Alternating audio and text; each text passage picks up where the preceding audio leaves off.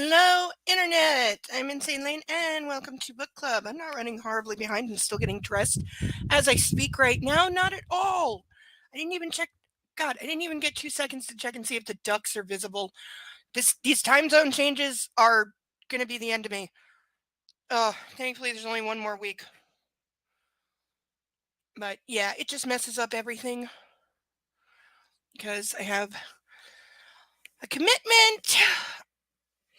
Oh, in the evenings. It is normally at 6:45, except for 3 weeks, well, 6 weeks of the year when it gets bumped to 7:45 and greatly shortened on Saturdays. Oh, I forgot my tie. Damn it, I always forget something.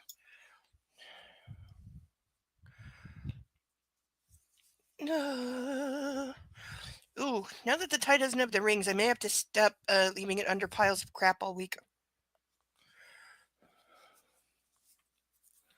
It's looking a little flat, but we'll fluff.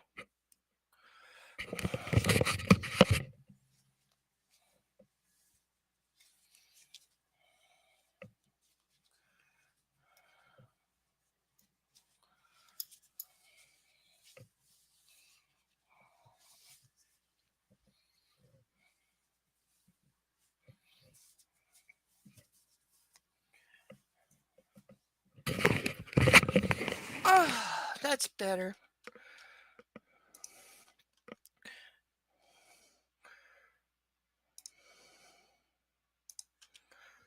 Oh, give everyone a chance to grab a seat. We had a duck escape earlier. Actually, we had two because I was setting them up. And one of them tried to escape under my desk. That was Sansu. And then I couldn't find Paddington. He was still in the bag. That's my fault. Because I thought I had grabbed them all. There's a burn on my tie. How did that happen? Does anyone remember me setting the tie on fire or something on fire falling on me? Because seriously, it's got a fucking burn on it. This is gonna piss me off royal. I worked hard on this. Damn it.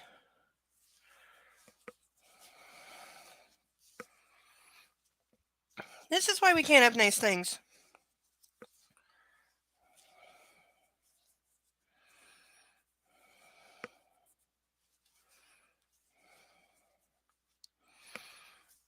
Okay, just about got my face on.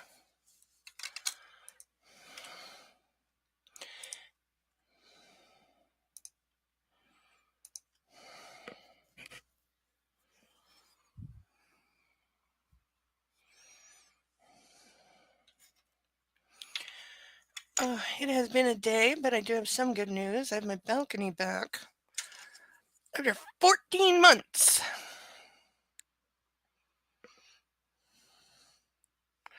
Hello, Nightwolf. Very good to see you.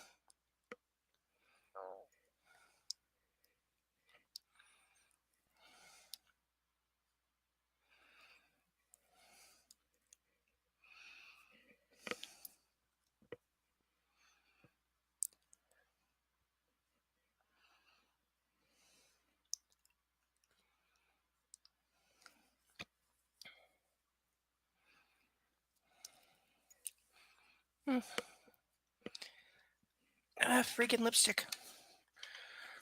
Because everything has to get on my nerves today. It's one of those days. Okay, all right, for the national anthem.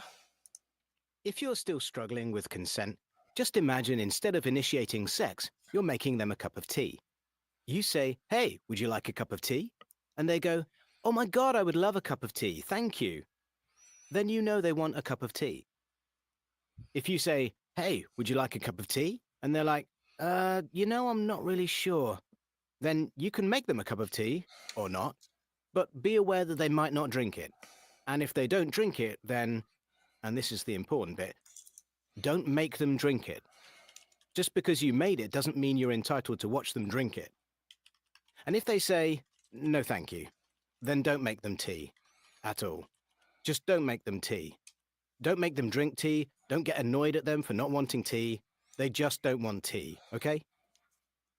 They might say, yes, please, that's kind of you. And then when the tea arrives, they actually don't want the tea at all. Sure, that's kind of annoying as you've gone to all the effort of making the tea, but they remain under no obligation to drink the tea. They did want tea, now they don't. Some people change their mind in the time it takes to boil the kettle, brew the tea, and add the milk. And it's okay for people to change their mind, and you are still not entitled to watch them drink it. And if they are unconscious, don't make them tea. Unconscious people don't want tea, and they can't answer the question, do you want tea? Because they're unconscious. Okay, maybe they were conscious when you asked them if they wanted tea, and they said yes, but in the time it took you to boil the kettle or brew the tea and add the milk, they are now unconscious. You should just put the tea down, make sure the unconscious person is safe, and this is the important part again, don't make them drink the tea. They said yes then, sure, but unconscious people don't want tea. If someone said yes to tea, started drinking it, and then passed out before they'd finished it, don't keep on pouring it down their throat. Take the tea away. Make sure they are safe, because unconscious people don't want tea. Trust me on this. If someone said yes to tea around your house last Saturday, that doesn't mean they want you to make them tea all the time. They don't want you to come around to their place unexpectedly and make them tea and force them to drink it, going, but you wanted tea last week, or to wake up to find you pouring tea down their throat, going, but you wanted tea last night. If you can understand how completely ludicrous it is to force people to have tea when they don't want tea, and you are able to understand when people don't want tea, then how hard is it to understand when it comes to sex? Whether it's tea or sex, consent is everything. And on that note, I'm going to make myself a cup of tea.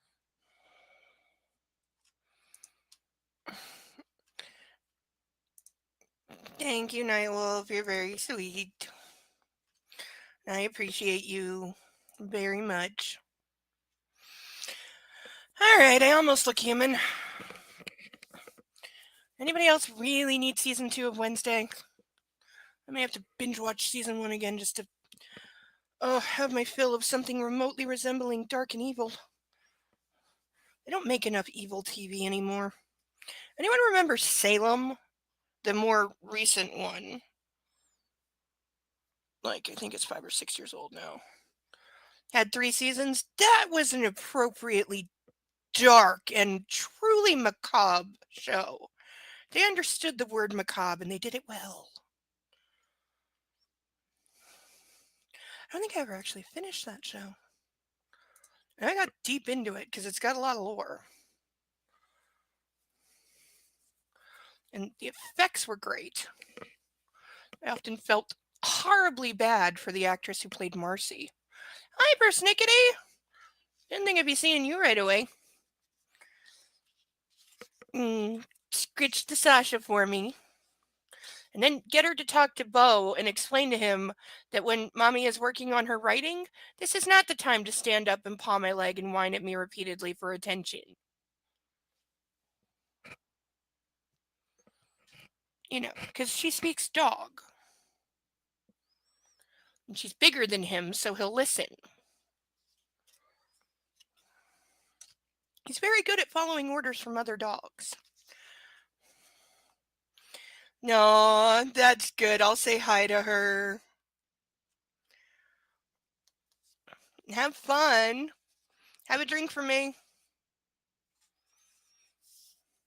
Oh.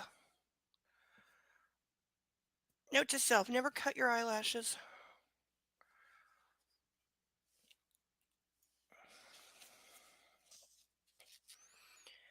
Oh, I still have my background up. I'm like, where are the ducks? Doy. I told I'm off today. Everything is off today. Okay, let's quickly introduce the ducks, of course. They should be closer, but I'm not going to move them because it'll fall apart. These are all like individual. There's nothing holding this together except gravity. So we have, let's see how good my memory is. We have Ralph, Charlotte, Steve, Paddington, Caspian, Inspector Clouseau, Dumbo, Bill, Sally, Xavier, Eloise, Pongo, Mitch, Sansu, and Bob with two B's. That is our current panel of ducks. We also have 10 additional ducks who have never been out of this bag. Their whole life they've been in this bag and they want to come out. So for $10, you may sponsor a duck. I will draw one at random and you get to name it. The link should be in the top of the chat. If it's not, somebody let me know, please, because I can't remember if I actually did that. For $25, I will put on these actual police issue handcuffs for 20 pages. May go a little over the usual page count today, depending how fast we go, because one chapter is about 52 pages here. And I'm slightly miffed because a friend of mine promised to show up tonight and put these on me, and I haven't heard from them all day. So they're in the doghouse. And if anyone is insane and wants to donate $50, I will chug this glass of wine at any point, excluding the last hour of the evening. Kitty has attacked the ducks. Though I think he goes for the bag just because it's got a string, and he's mesmerized by anything that is string or string-like. Like, you dangle or jiggle anything in front of him, he immediately gets super huge. Kitten, watch the thing, watch the thing, watch the thing, watch the thing. He turns into a little baby who is hyper-focused. You could get him to follow you anywhere by jiggling a piece of string. It's kind of scary. Especially now my balcony is finally open. 14 freaking months. Finally it's open again. And I gotta say, it's ugly. Okay, they've got these giant, I'll post some pictures tomorrow. Also, they made my side smaller because it's a double balcony with the apartment next door. And there's a kind of a divider. It's got huge gaps around it, which means I can't let the cat out because he'll run over the other side and I'll never get him back. But they made my side like way smaller than it was, which is kind of some bullshit. But yeah, the feet where it's like on the concrete and it's bolted, they're massive. And they've got all these edges, like they've got bolts sticking up through them that are like sheared off and sharp as fuck. Like, people are going to break their feet on these things for sure.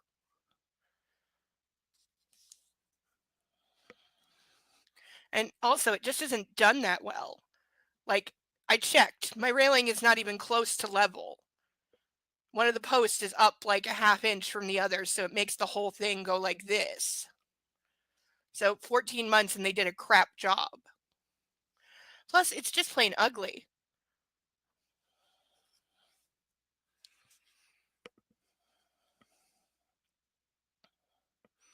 Oh, and there's now like this much of a gap between the concrete and the panels at the front, which there's supposed to be a little bit of a gap to let like rainwater and snow out, but it's literally like 3 inches. Imagine how many people are going to drop their fucking keys or their cell phone or their cigarettes down that.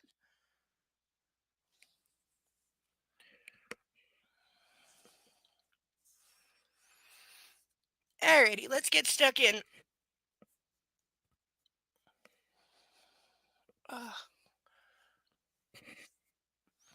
Chapter 11. Oh, to quickly recap, last week he thought she turned him down, went over to her place, did sex to her, continued manipulating her, and then they read through the contract for the rest of the night. In all its messed up glory. Thursday, May 26, 2011. Oh, it's so annoying that everything is marked with dates now because it keeps making me want to like go back and see where we were before. But the fact is, he never leaves her alone for longer than like 6 to maximum 12 hours. So that's all you need to know. Instead of counting the days, this should really be counted in like hours and minutes since he saw her last. That would have been clever. Oh, joy, we get more baby talk. Mommy is gone. Sometimes she goes outside, and it's only me. Me and my cars and my blankie. When she comes home, she sleeps on the couch. The couch is brown and sticky. She is tired. Sometimes I cover her with my blankie. Or she comes home with something to eat. I like those days. We have bread and butter. And sometimes we have macrame and cheese. That's my favorite because it's not enough. Sorry you heard my neck crack.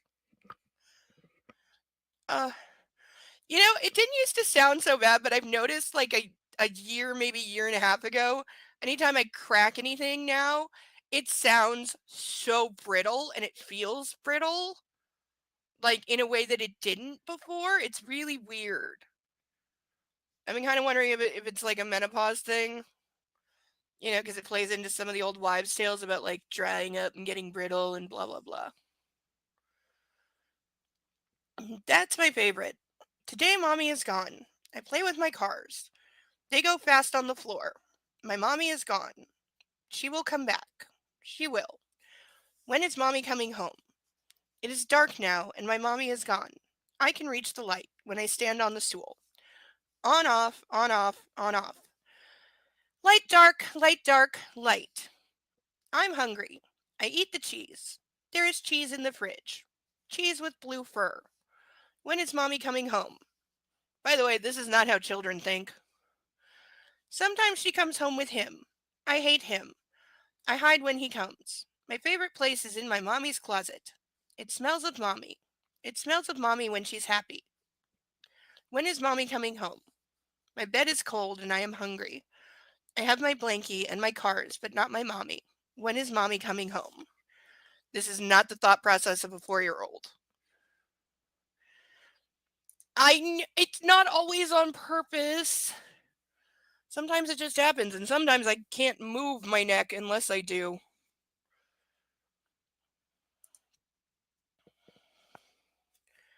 Okay, seriously, eyelashes, you need to stop. Because you're on my last nerve tonight. Oy. I will never understand how people wear false lashes. It drive me crazy. Ugh. There's still something in my freaking eye. I wake with a start. Fuck, fuck, fuck. I hate my dreams. They're riddled with harrowing memories, distorted reminders of a time I want to forget. My heart is pounding and I'm drenched with sweat. But the worst consequence of these nightmares is dealing with the overwhelming anxiety when I wake. They make medication for that, and you have a shrink who will do anything for money, so. Yeah, no. My nightmares have recently become more frequent and more vivid. I have no idea why. Damned Flynn, he's not back until sometime next week. I run both my hands through my hair and check the time. It's 5:38, and the dawn light is seeping through the curtains. It's nearly time to get up. Go for a run, Gray. There is still no text or email from Anna. As my feet pound the sidewalk, my anxiety grows. Leave it, Gray. Just fucking leave it. I know I'll see her at the graduation ceremony, but I can't leave it because he's a stalker. Before my shower, I send her another text. Call me. I just need to know she's safe. Like, I'm kind of amazed by now he doesn't have somebody secretly following her and like reporting on her every move already, because he does in future. He just hasn't gotten there yet. After breakfast, there's still no word from Anna. To get her out of my head, I work for a couple of hours on my commencement speech. You needed 2 hours to write that? Really? It's like a minute and a half long speech to a bunch of grads who are not listening anyway. At the graduation ceremony later this morning, I'll be honoring the extraordinary work of the Environmental Sciences Department and the progress they've made in partnership with GEH in arable technology for developing countries.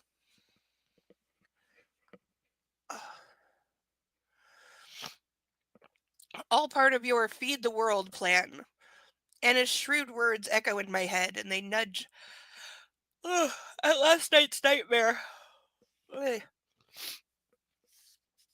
I shrug it off as I rewrite. Sam, my VP for publicity, has sent a draft which is way too pretentious for me. It takes me an hour to rework his media speak bullshit into something more human. So you pay him to do the thing, and then you wind up doing the thing anyway. Yeah, that makes good nonsense. 9:30 and still no word from Anna. Yeah, her life doesn't revolve around you. And she's graduating today. She's kind of fucking busy. Her radio silence is worrying and frankly rude. No, your stalkeriness is fucking rude. I call, but her phone goes straight to a generic voicemail message. I hang up.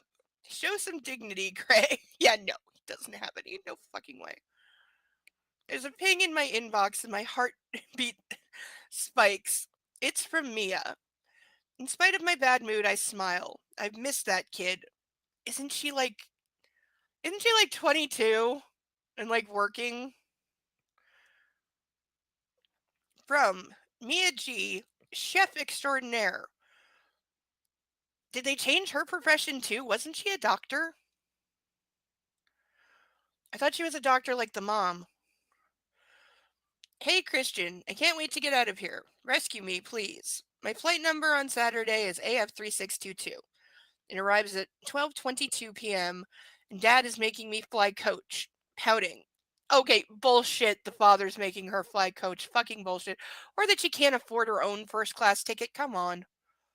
I will have lots of luggage. Love, love, love Paris fashion. Mom says you have a girlfriend. Is that true? What is she like? I need to know. All caps. See you Saturday. Missed you so much. Et Benoit mon frère.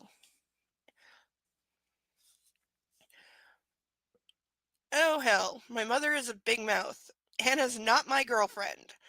And come Saturday, I'll have to fend off my sister's equally big mouth and her inherent optimism and her prying questions. She can be exhausting. Making a mental note of the flight number and time, I send Mia a quick email to let her know I'll be there. At 9:45, I get ready for the ceremony. Gray suit, white shirt, and of course, that tie. Let's hope he washed the tie. It will be my subtle message to Anna that I haven't given up and a reminder of good times. Why would you think you've given up? You literally have a date to discuss all your bullshit later. Yes, real good times. Images of her bound and wanting come to mind. Damn it. Why hasn't she called? I press redial. Because she's busy, you epic jerk! Shit. Still no fucking answer. At 10 precisely, there's a knock on my door. It's Taylor. Good morning, I say as he comes in. Mr. Gray, how was yesterday? Good, sir. Taylor's demeanor shifts and his expression warms. He must be thinking of his daughter. Sophie? She is a doll, sir, and doing very well at school. That's great to hear. The A3 will be in Portland later this afternoon. Oh, yeah, he bought her a car, too. Excellent. Let's go. And though I'm loath to admit it, I'm anxious to see Miss Steele. You really didn't need to tell us that after he's been blowing up her phone all morning. A chancellor's secretary ushers me into a small room adjacent to the WSU auditorium. She blushes almost as much as a certain young woman I know intimately. There in the green room, academics, administrative stuff, and a few students are having a pre-graduation coffee. Among them, to my surprise, is Catherine Kavanaugh. Hi, Christian, she says, strutting towards me with the confidence of the well-heeled. What? She's in her graduation gown and appears cheerful enough. Surely she's seen Anna. Hi, Catherine, how are you? You seem baffled to see me here, she says, ignoring my greeting and sounding a little affronted. I'm valedictorian, didn't Elliot tell you? How is ditzy, flirty, slutty Kate the fucking valedictorian? There's not one scene where she is shown to have a single brain cell in her head.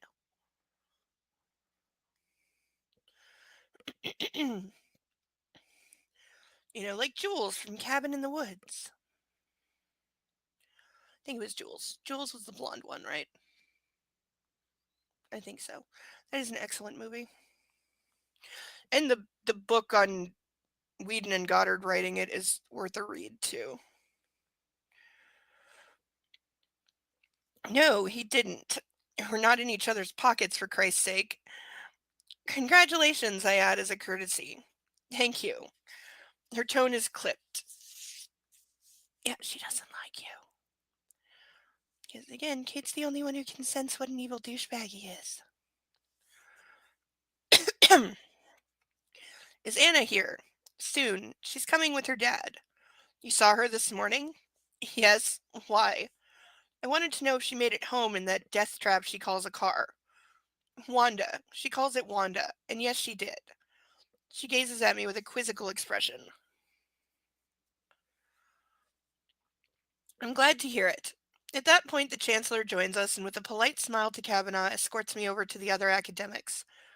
I'm relieved that Anna's in one piece, but pissed that she hasn't responded to any of my messages. It's not a good sign. Who thinks like this on this day of all days? But I don't have long to dwell on this discouraging state of affairs.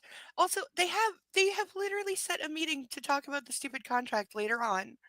He has like an appointment, so like stop freaking. One of the faculty members announces it's time to begin and herds us out into the corridor. In a moment of weakness, I try Anna's phone once more. No! She's like fucking backstage in a long line of students waiting to walk across the stage right now. She's not gonna pick up her damn phone if she even has it on her. Like, in case you haven't noticed, graduation gowns have no pockets. I really would like, someday I gotta Google where they come from because I remember wearing one and I hated it. Because not only are they hot, oh my god, they're fucking hot. They have no like slits in them so you can get to your pockets or anything. And they don't have pockets. And they're very much like a one size fits all situation. So if you're like short or tall or something, you're gonna have to deal with it.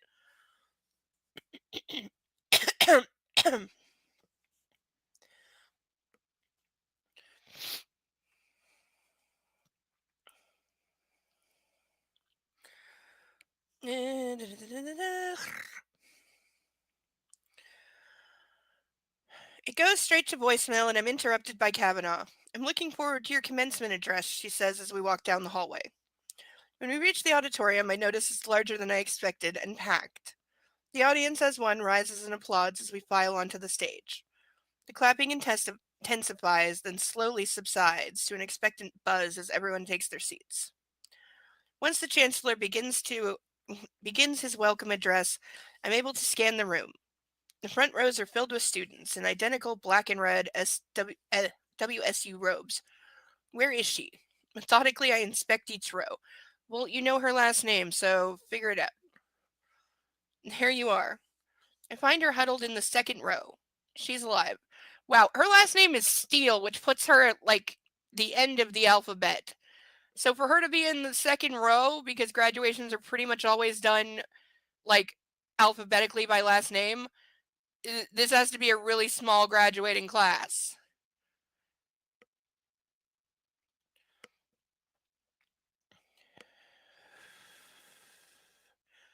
I feel foolish for expending so much anxiety and energy on her whereabouts last night and this morning. Also, if he was really that worried, why didn't he just track her cell phone again? Her brilliant blue eyes are wide as they lock with mine, and she shifts in her seat, a slow flush coloring her cheeks. Yes, I've found you, and you haven't replied to my messages. That's not fucking creepy. That's not an incredibly creepy statement.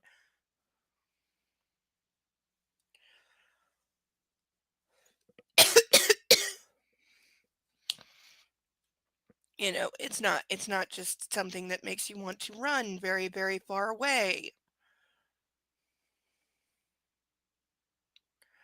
Damn it, email trolling me.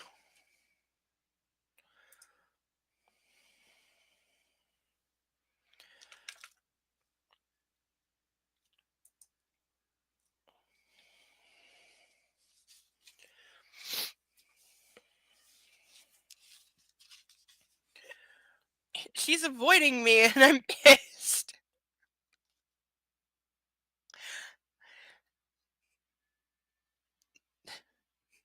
Okay, I'm remembering that he was a dick. Well, he's always a dick to her, but she got mad at him because he came over, banged her, and then was immediately going to leave. And she was pissed off, rightly so, at being treated like that. Wham bam, thank you, ma'am. And then he was like bitching about the car, and yeah. Oh no, he saw her after that. So I think they were on like good terms. So why I don't know why he's thinking she's avoiding him other than he's insane. Closing my eyes, I imagine dripping hot wax onto her breasts and her squirming beneath me. This has a radical effect on my body. Yeah, because you really want to be standing up to give the speech with a major boner. Yep. Shit. Get it together, Gray. Dismissing her from my mind, I marshal my lascivious thoughts and concentrate on the speeches. He's not capable. Kavanaugh gives an inspiring address about embracing opportunities. Yes, carpe diem, Kate. And it gets a rousing reception when she's finished. Oh. She's obviously smart and popular and confident. Oh, she's very popular. Not the shy, retiring wallflower that is the lovely Miss Steele. It really amazes me that these two are friends. They got stuck in the same dorm at college. That's what happens. I hear my name announced. The Chancellor has introduced me. I rise and approach the lectern. Showtime, Gray. He talks to himself in his head way too much. I'm profoundly grateful and touched by the great compliment accorded to me. He wrote this himself. By the authorities of WSU today. It offers me a rare opportunity to talk about the impressive work of the Environmental Sciences Department here at the university. Our aim is to develop viable and ecologically sustainable methods of farming for the third world countries. Our ultimate goal is to help eradicate hunger and poverty across the globe. Over 1 billion people, mainly in sub-Saharan Africa, South Asia, and Latin America, live in abject poverty. That is a longer list than those three places. Architectural dysfunction is rife. Agricultural dysfunction is rife within these parts of the world, and the result is ecological and social destruction. I have known what it is like to be profoundly hungry. This is a very personal journey for me. You would never say this at a fucking graduation ceremony. As partners, WSU and GEH have made tremendous progress in soil fertility and arable technologies. We are pioneering low input systems in developing countries, and our test sites have increased crop yields up to 30% per hectare. That's not so great, actually. And again, why would you be talking about this at a graduation ceremony? Like, if it was a fundraising benefit, I get it, but WSU has been instrumental in this fantastic achievement, and GEH is proud of those students who join us through internships to work at our test sites in Africa. The work they do there benefits the local communities and the students themselves. Together, we can fight hunger and the abject poverty that blights those regions. But in this age of technological evolution, as the first world races ahead, widening the gap between the haves and the have-nots. Wow, this is like 14 years ago. That phrase today, it is vital to remember that we must not squander the world's finite resources. Those resources are for all humanity, and we need to harness them, find ways of renewing them, and develop new solutions to feed our overpopulated planet. This sounds like a political speech. As I've said, the work that GEH and WSU are doing together will provide solutions, and it's our job to get the message out there. It's through GEH's telecommunications division. Remember when that was what his company actually did, and not just a division? That we intend to supply information and education to the developing world. Well, they really do everything. I'm proud to say that we're making impressive progress in solar technology, battery life, and wireless distribution that will bring the internet to the remotest parts of the world. And our goal is to make it free to users at the point of delivery. Access to education and information, which we take for granted here, is the crucial component for ending poverty in these developing regions. We're lucky. We're all privileged here, some more than others, and I include myself in that category. We have a moral obligation to offer those less fortunate a decent life that's healthy, secure, and well nourished, with access to more of the resources that we all enjoy here. I'll leave you with a quote that's always resonated with me, and I'm paraphrasing a Native American saying, oh boy, brace for impact. Only when the last leaf has fallen, the last tree has died, and the last fish has been caught will we realize that we cannot eat money. I'm not sure what he's paraphrasing there, but I don't want to know because it's probably made up garbage. As I sit down to rousing applause, I resist looking at Anna and examine the SWU banner hanging at the back of the auditorium. If she wants to ignore me, fine. Two can play at that game. She's not ignoring you. She's fucking busy, you fucking incel stalker loser. The Vice Chancellor rises to commence handing out the degrees, and so begins the agonizing wait until we reach the S's and I can see her again. Was he always this much of a simp? Like, seriously. After an eternity, I hear her name called. Anastasia Steele. A ripple of applause, and she's walking towards me looking pensive and worried. Shit, what is she thinking? Is he handing out the diplomas? Like, why? The dean would be doing that, not him.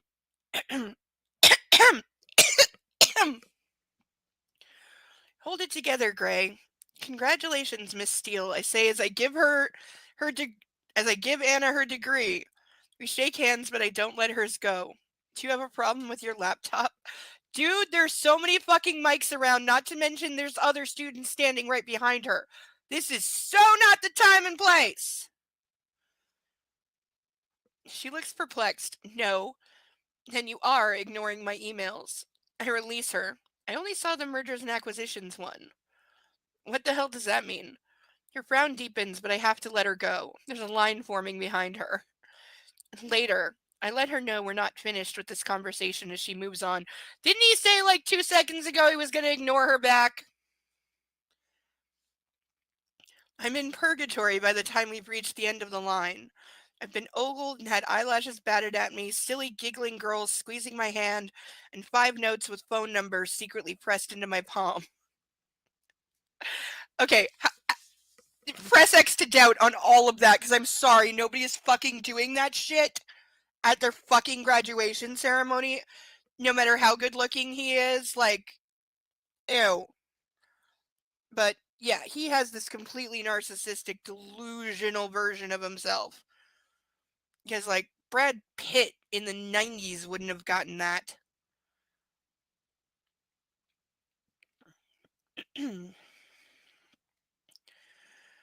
I'm relieved as I exit the stage along with the faculty, to the strains of some dreamy processional music and applause.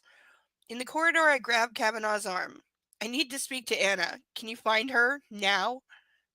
Kate is taken aback. I'd be swinging my fist.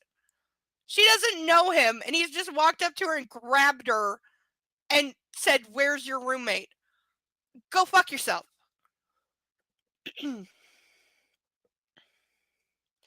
But before she can say anything, I add in as polite a tone as I can manage, "Please, this doesn't make it better." Her lips thin with disapproval, but she waits with me as the academics file past, and then she returns to the auditorium. The chancellor stops to congratulate me on my speech. "It was an honor to be asked," I respond, shaking his hand once again. Out of the corner of my eye, I spy Kate in the corridor, with Anna at her side. Excusing myself, I stride towards Anna. Yeah, Kate should be telling Anastasia to run from you with what you just did. Thank you, I say to Kate, who gives Anna a worried glance. Ignoring her, I take Anna's elbow and lead her through the first door I can find. Okay, so now he's just straight up kidnapping her at her own graduation ceremony. It's the men's locker room, and from the fresh smell, I can tell it's empty. Locking the door, I turn to face Miss Steele. You do not know this is empty. Locker rooms look huge. Why haven't you emailed me or texted me back? I demand. So he literally just grabbed her and forced her into a room that he has now locked to demand why you haven't responded to my text on the day that you're graduating and your parents are here and it's very busy. Like, oh, wait, okay. Should have done this sooner, but all of this, several, like, billion layers of this. Plus, he's coming, like, dangerously close to, like, legally kidnapping at this point.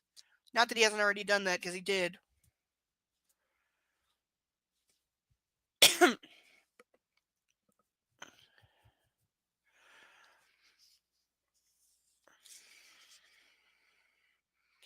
But, yeah, like, the level of incel vibes he's giving off is way higher in this than in the other ones.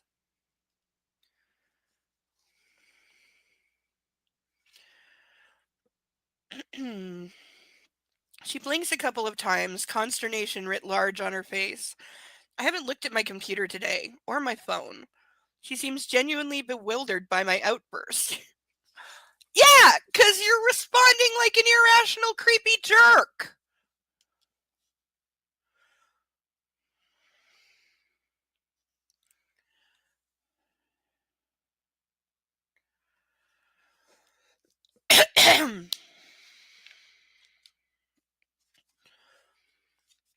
That was a great speech, she adds. Thank you, I muttered, derailed. How can she not have checked her phone or her email? Explains your food issues to me, she says, her tone gentle and, if I'm not mistaken, pitying too. Anastasia, I don't want to go there at the moment. I don't need your pity. I close my eyes. All this time I thought she didn't want to talk to me. All this time being like 8 hours. I've been worried about you. Worried? Why?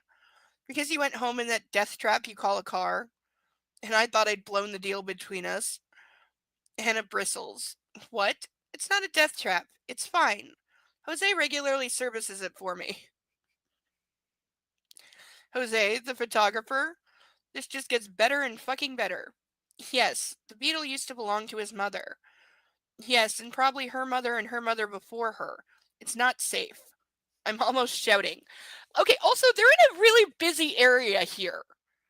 Because he said he took her to the first store he found, so that means there's, like, students and staff and parents, like, really close by. Is nobody hearing him shout at her in a large, empty, echoey room?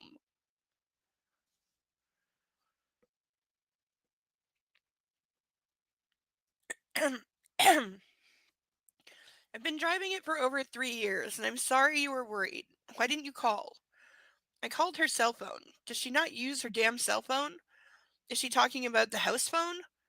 Oh, so you know that there is also a house phone and you didn't try that. Running my hand through my hair in exasperation, I take a deep breath. This is not addressing the fucking elephant in the room. Anastasia, I need an answer from you. This waiting around is driving me crazy. You've been waiting one night. One. Her face falls. Shit. Christian, Look, I've left my stepdad on my own. Tomorrow. I want an answer by tomorrow. Somebody does that to me, this is your answer. This is your fucking answer. Whatever you want from me, fuck you. Don't give me a fucking deadline unless it's like a job or something. Okay, tomorrow. I'll tell you then, she says with an anxious look. Well, it's still not a no, and once more I'm surprised by my relief. What the hell is it about this woman? Yeah, nothing. It's nothing. She stares up at me with sincere blue eyes, her face etched in concern. I resist the urge to touch her. Are you staying for drinks? I ask. I don't know what Ray wants to do. She looks uncertain. Your stepfather? I'd like to meet him. Uh, no. Absolutely not. How would you even introduce him? You're like, hi, Dad, this is the guy who deflowered me. I mean, what? Her uncertainty magnifies. I'm not sure that's a good idea, she says darkly as I unlock the door. What? Why? Is this because she knows I was dirt poor as a kid? Why in the fuck would that be your thought? Because he knows she doesn't come from money, so why would she look down her nose on somebody who grew up without money? And also, he didn't grow up without money. When he says as a kid, he means till he was 4, which, by the way, just to remind everyone, people don't start developing permanent memory until around 4 or 5. Again, trauma can change that. But the fact is, he shouldn't remember pretty much anything about his life before he was adopted. So, for his mindset, he would always have been a rich kid. I forgot to get more coffee.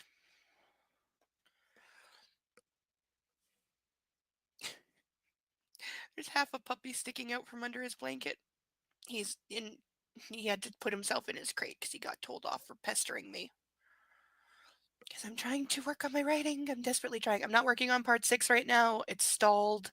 I hate that, but it's stalled right now. I need to cleanse my brain and refresh and then put it together because I have pieces all over the place and then continue. So to give myself a mental break, I'm doing the final edit on part 1 and then I intend to post it a few places and see what kind of response that I get. And then go back to part 6 because I do want to finish writing. I'm going to finish the rest of the story. Just wasn't coming, and whenever you try to force like creative writing, it's not good. You wind up writing garbage. I gotta let my brain work back around because it'll do it.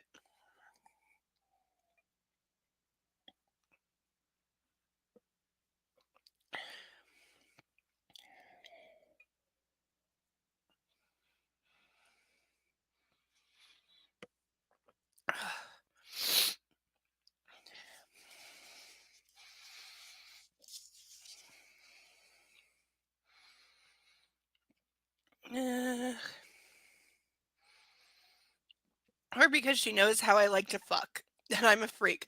I'd be much more likely to go with the second one. Are you ashamed of me? No, she exclaims and rolls her eyes in frustration. Introduce you to my dad as what? See, that was my question too. Yeah. What the hell do I call you? She raises her hands in exasperation. Ah! This is the man who deflowered me and wants us to start a BDSM relationship? You're not wearing running shoes. Running shoes? Her dad's going to come after me? And just like that, she's injected a little humor between us. Yes. That's what she's telling you. And see, she said exactly what I said. Yeah, hi dad, this is the guy who deflowered me, and she's telling him, yeah, my dad owns guns. You better run.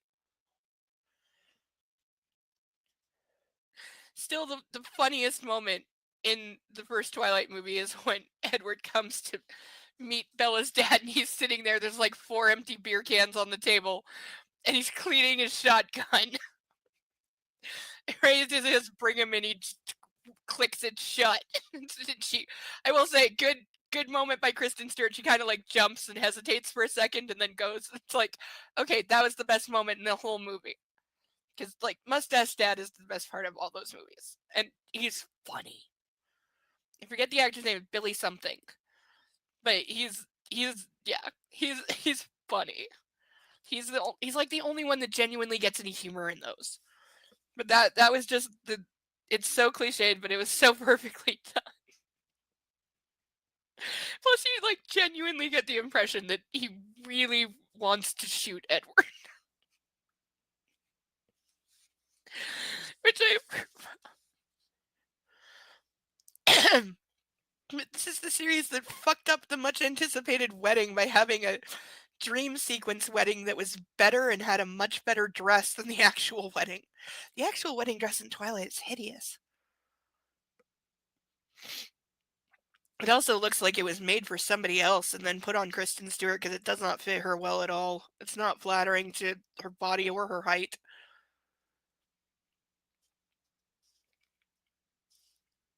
My mouth twitches in response and she returns my smile, her face lighting up like a summer's dawn. Just so you know, I can run quite fast, I respond playfully. Just tell him I'm your friend, Anastasia.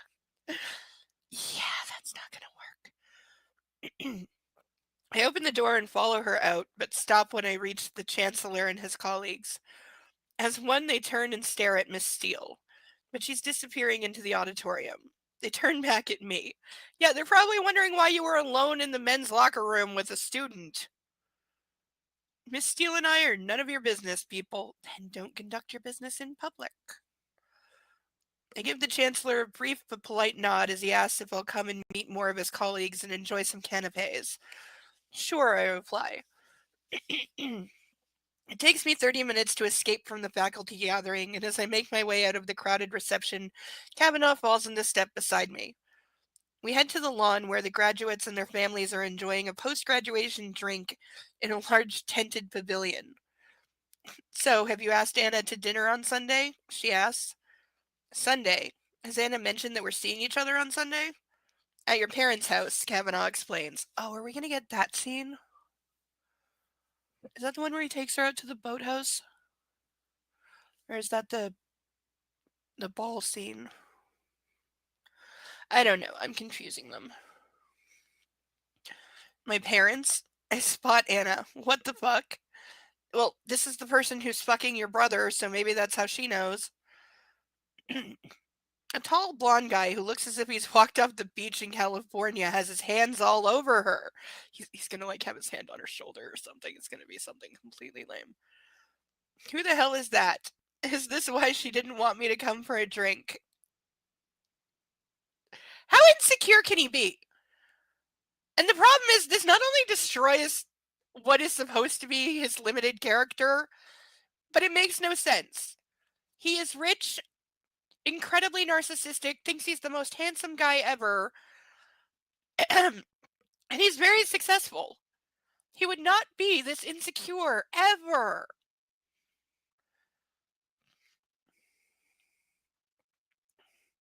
Anna looks up, catches my expression, and pales as her roommate stands beside that guy. Hello, Ray, Kavanaugh says, and she kisses the middle-aged man in an ill-fitting suit standing beside Anna. This must be Raymond Steele. Have you met Anna's boyfriend? Kavanaugh asks him. Christian Grey. Yeah, your roommate's got a big mouth, but I don't blame her. Boyfriend. Mr. Steele, it's a pleasure to meet you. Mr. Grey, he says, quietly surprised. We shake hands. His grip is firm and his fingers and palm are rough to the touch. This man works with his hands. Then I remember, he's a carpenter. His brown eyes give nothing away. There's a puppy on my leg. I didn't even hear you get up. Yes, this whole book does not make sense. Hi. Okay, I'm trying not to tangle you. Because you have feet that you can't keep track of. Yes. Did we have a good nap? Huh? Did we? Did we have a good nap? Was it a good nap? Yeah, see, he had to have an emergency nap because he got told off for being annoying and he doesn't like that. So if he curls up and has a nap, he's no longer in trouble. Right? Because now you don't even remember that because you were sleeping. Kitty's still on your pillow, I'm afraid. That is the wrong spelling of bow, but I'll forgive you.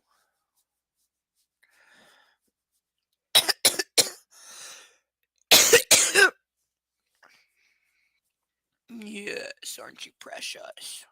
You want to face the camera? I know you don't. He hates this.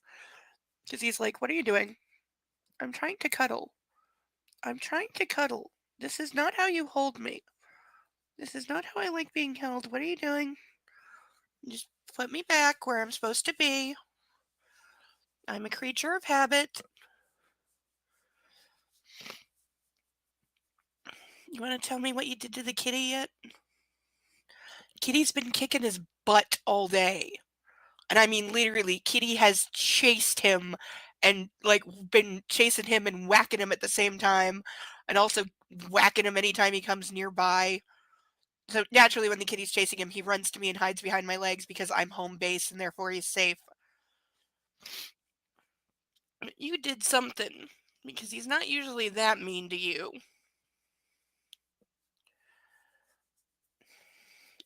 Sasha, maybe you can get it out of him. Hmm? Sasha, good girl? Hmm?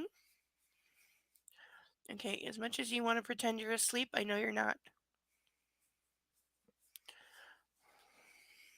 See? Not asleep. So I need to put you down. Yes, I know that's a four-letter word and you're pretending you didn't hear it. Oh, you're warm. You're so warm. I love you. I love you. Here. Belly. Belly, belly, belly. Belly, belly, belly. Wait, bye-bye. Bye-bye. Bye-bye. Oh, you're so cute. With your little ears. Look how cute you are with your floppy little ears, huh? Look at the floppy ears on him. Look at the floppiness of the ears. You're so cute. Yes, you're so cute and can't stop looking at mommy. Yes, because you're just a little sucky. Little sucky. Okay, come on, go. You got lots of love. And I'm turning my fan.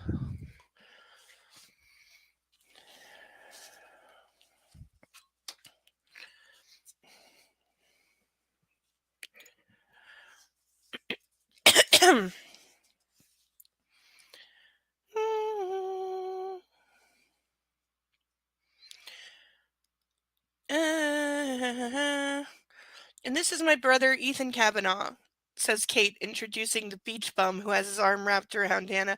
I forgot she even had a brother. Ah, the Kavanaugh offspring together. If he knows who Kate is, wouldn't he also know that she has a brother? Because he clearly knows who Kate is. He was planning to sleep with her in some kind of corporate espionage kind of way.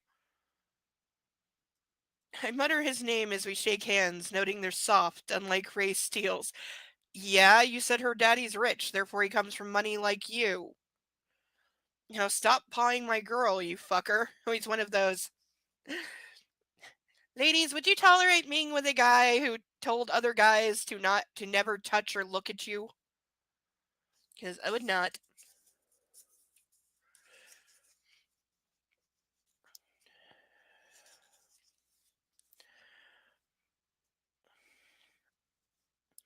Hannah, baby, I whisper, holding out my hand.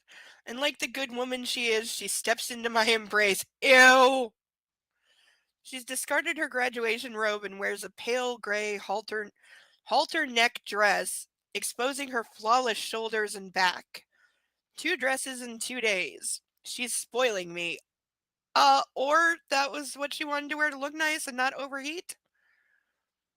Ethan, Mom and Dad wanted a word. Kavanaugh hauls her brother away, leaving me with Anna and her father. So how long have you kids known each other? Mr. Steele asks. As I reach across to grasp Anna's shoulder, I gently trace my thumb across her naked back, and she trembles in response. I tell him we've known each other for a couple of weeks. We met when Anastasia came to interview me for the student paper. Didn't know you worked at the student paper, Anna, Mr. Steele says. Kate was ill, she says. Ray Steele eyes his daughter and frowns. Fine speech you gave, Mr. Gray, he says. Thank you, sir. I understand you were a keen fisherman. I am indeed. Annie tell you that? She did. You fish? There's a spark of curiosity in his brown eyes. Not as much as I'd like to. My dad used to take my brother and me when we were kids. For him, it was all about the steelheads. I guess I caught the bug from him. Hannah listens for a moment, then excuses herself and moves off through the crowd to join the Kavanaugh clan. Okay, no woman is leaving Christian Grey alone with her father. No woman is leaving the oh oops, I forgot to tell you I have a boyfriend alone with the father. No way. No way in hell.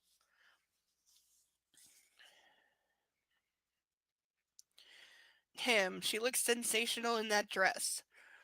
Oh, where'd you fish? Wow, somebody screwed up editing. Yeah, where'd. Come on, focus. Yeah, it should be where with an apostrophe D. Instead, it's D apostrophe U. So, really, nobody caught that?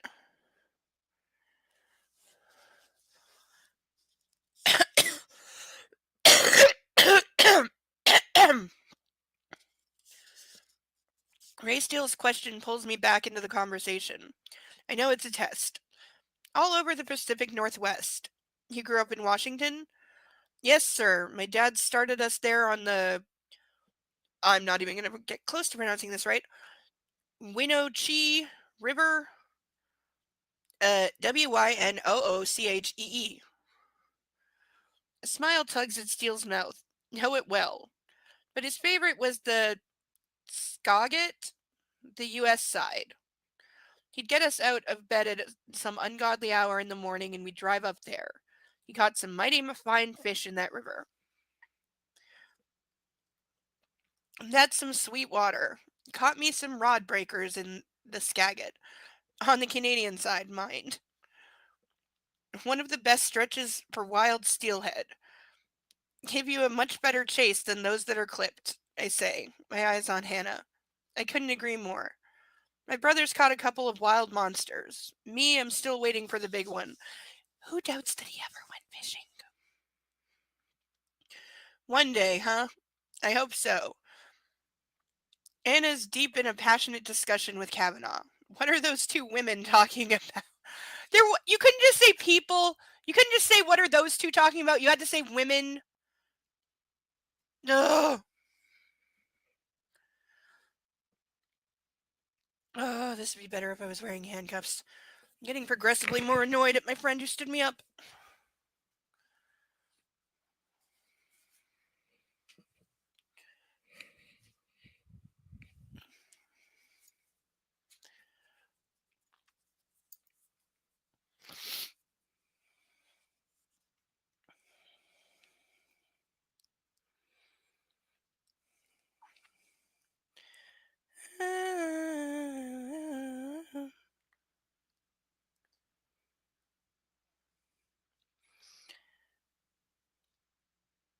Do you still get out much to fish?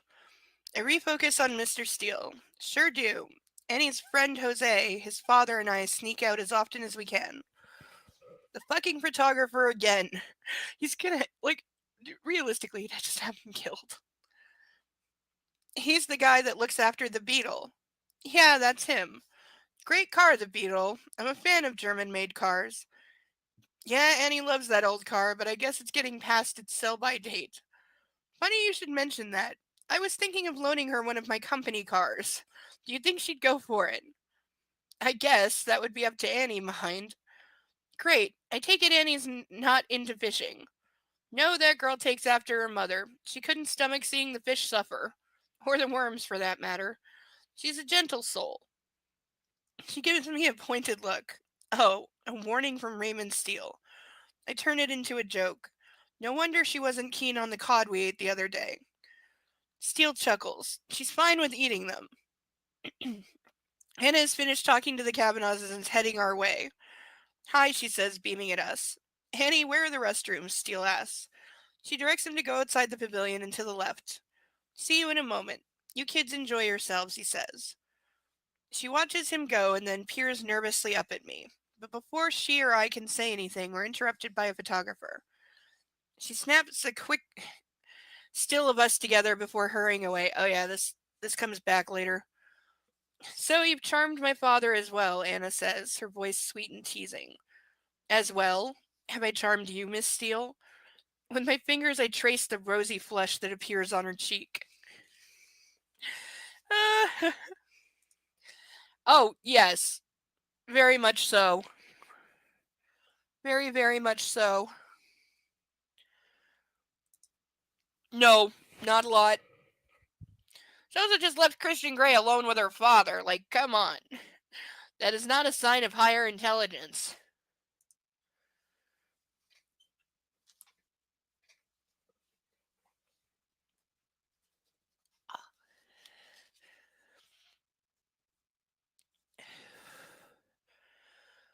Oh, I wish I knew what you were thinking, Anastasia. When my fingers reach her chin, I tilt her head back so I can scrutinize her expression. She stills and stares back at me, her pupils darkening. Right now, she whispers, I'm thinking nice tie. I was expecting some kind of declaration. Her response makes me laugh.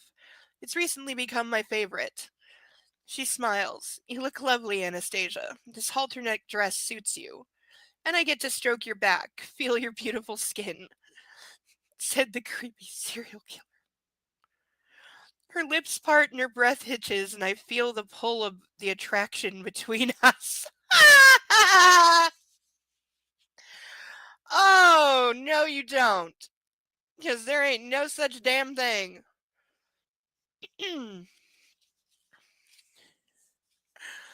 Oh. You know it's going to be good, don't you, baby? My voice is low, betraying my longing. She closes her eyes, swallows, and takes a deep breath. When she opens them again, she's radiating anxiety. But I want more, she says. More? Fuck, what is this? She nods. More? I whisper again. Her lip is pliant beneath my thumb. You want hearts and flowers. Fuck, it will never work with her. How can it? I don't do romance. My hopes and dreams begin to crumble between us. Your hopes and dreams that involve having her as your fuck doll for 3 months. Okay, let's keep perspective here. He's only offering her a 3-month stint as his brain dead subby. He's not like wanting to be with her forever, but only like that. And like, dude, you have a billion assistants. You can get them to send the flowers and candy and make up love notes from you for 3 months.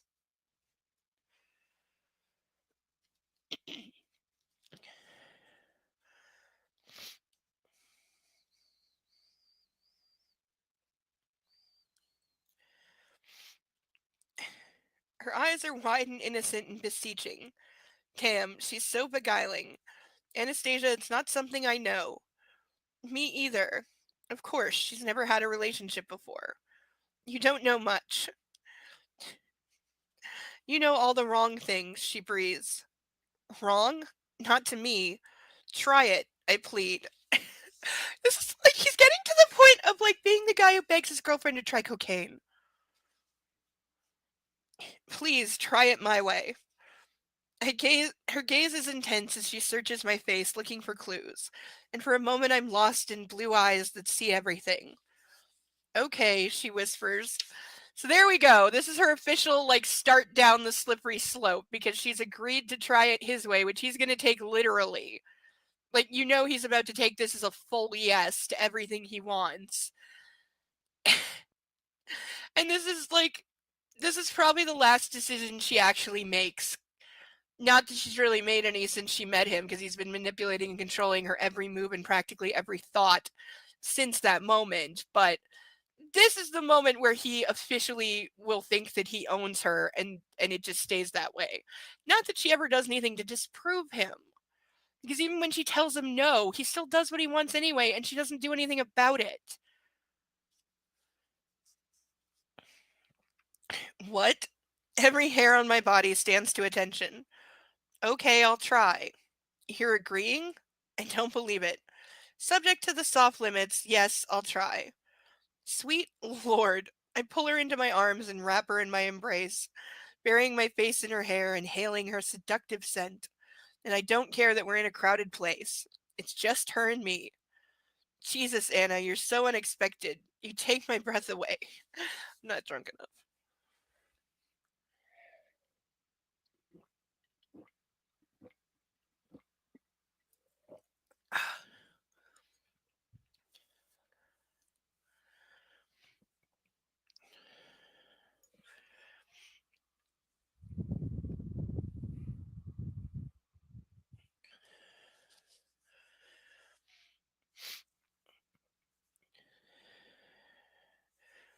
A moment later, I'm aware that Raymond Steele has returned and is examining his watch to cover his embarrassment. Reluctantly, I release her. I'm on top of the world. Deal done, great. See? Of course, he's just going to take it as carte blanche.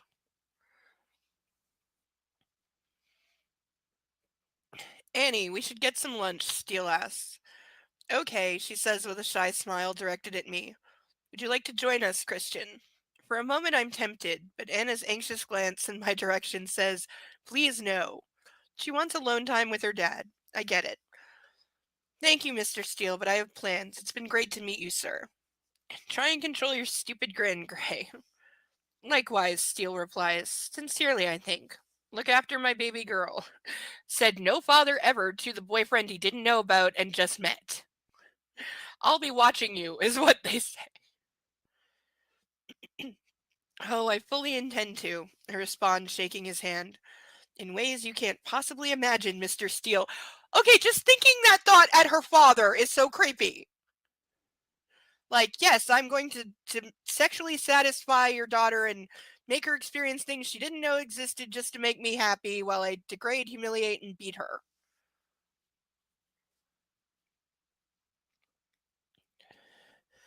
I take Anna's hands and bring her knuckles to my lips. Later, Miss Steele, I murmur. You've made me a happy, happy man. Steele gives me a brief nod and, taking his daughter's elbow, leads her out of the reception. I stand dazed but brimming with hope. She's agreed. He didn't even hear the part about limits. Christian Grey? My joy is interrupted by Emon Kavanaugh? Catherine's father. Oh, we get a new character. Emon, how are you? It's spelled Eamon, if you know how to say it to help a girl out. We shake hands. Taylor collects me at 3:30. Good afternoon, sir, he says, opening my car door. En route, he informs me the Audi A3 has been delivered to the Heathman. Now I just have to give it to Anna. No doubt this will involve a discussion, and deep down I know it will be more than just a discussion. Then again, she's agreed to be my submissive, so maybe she'll accept my gift without any fuss. Who are you kidding, Greg? A man can dream. I hope we can meet this evening. I'll give it to her as a graduation present.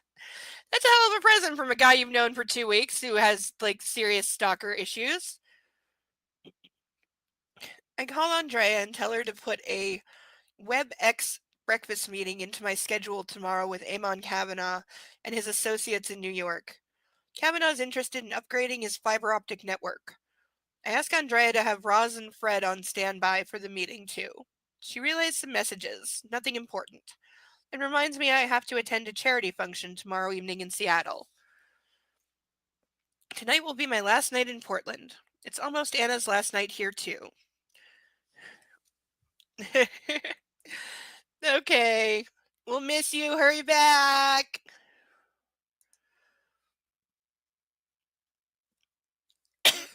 I'll save your seat.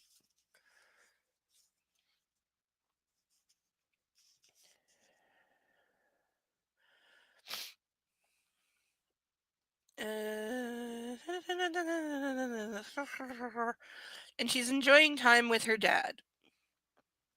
Staring out the car window, we drive towards the Heathman. I watch the good people of Portland go about their afternoon.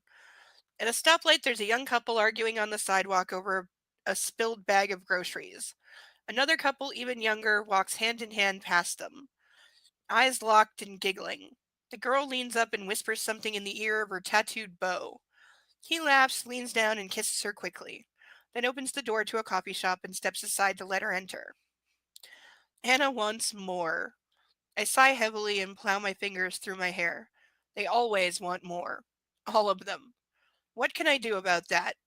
Well, you could be less of a jackass, to start with. The hand-in-hand couple strolling to the coffee shop. Anna and I did that. We've eaten together at 2 restaurants, and it was fun. Perhaps I could try. After all, she's giving me so much. I loosen my tie. Could I do more? Yes, you could. You're being a selfish, self-centered jagoff in all of your interactions with pretty much everybody. So yes, you could do a lot more.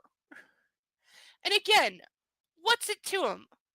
So he shows up for like a dinner date once a week.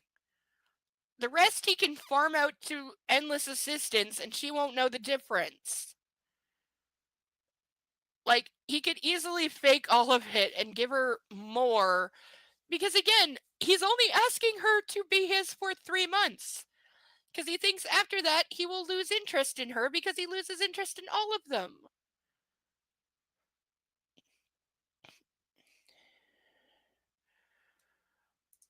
because they are all just toys.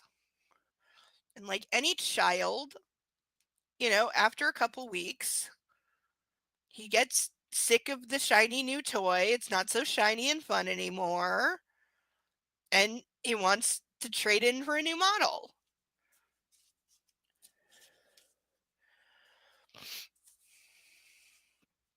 Back in my room, I strip down, pull on my sweats, and head downstairs for a quick circuit in the gym. Enforced socializing has stretched the limits of my patience, and I need to work off some excess energy. I need to think about more.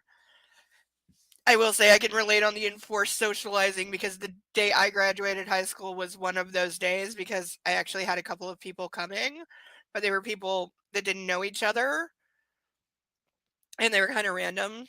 Like I didn't have family there or anything, but I had a couple people from the church that I was attending at the time and my therapist came. So I kind of had to like awkwardly introduce people from like two very different. You ever have that where you have your different groups of friends, but then for like one event, usually because of you have groups that never meet suddenly meeting and it's weird. Plus, I actually had to be social in a very large social setting, which I'm not good at. I will say for me, I did pretty well.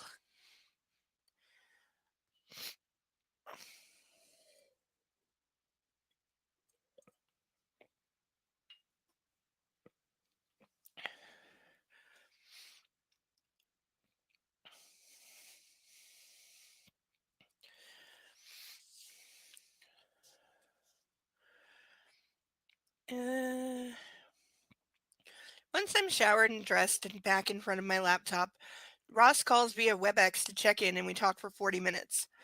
We cover all of the items on her agenda, including the Taiwan proposal and Darfur. The cost of the airdrop is staggering, but it's safer for all involved. I give her the go ahead. Now we have to wait for the shipment to arrive in Rotterdam. I'm up to date on Kavanaugh Media. I think Barney should be in on the meeting too, Roz says. If you think so, let Andrea know. Will do. How was the graduation ceremony? She asks. Good. Unexpected. Hannah agreed to be mine. Unexpected good? Yes. From the screen, Roz peers at me, intrigued, but I say nothing more. Andrea tells me you're back in Seattle tomorrow. Yes, I have a function to attend in the evening. Well, I hope your merger has been successful. I would say affirmative at this point, Roz. She smirks. Glad to hear it. I have another meeting, so if there's nothing else, I'll say goodbye for now. Goodbye. I log out of WebEx and into email, turning my attention to this evening. Was WebEx ever a real thing? Or is a real thing? If it is, I've never heard of it. Oh, if anybody's got any good suggestions to replace Skype, yes, I still use Skype, but as of May, it's officially going defunct because they didn't take advantage of the pandemic and keep up, so they're bankrupt. And I'm looking for a good replacement.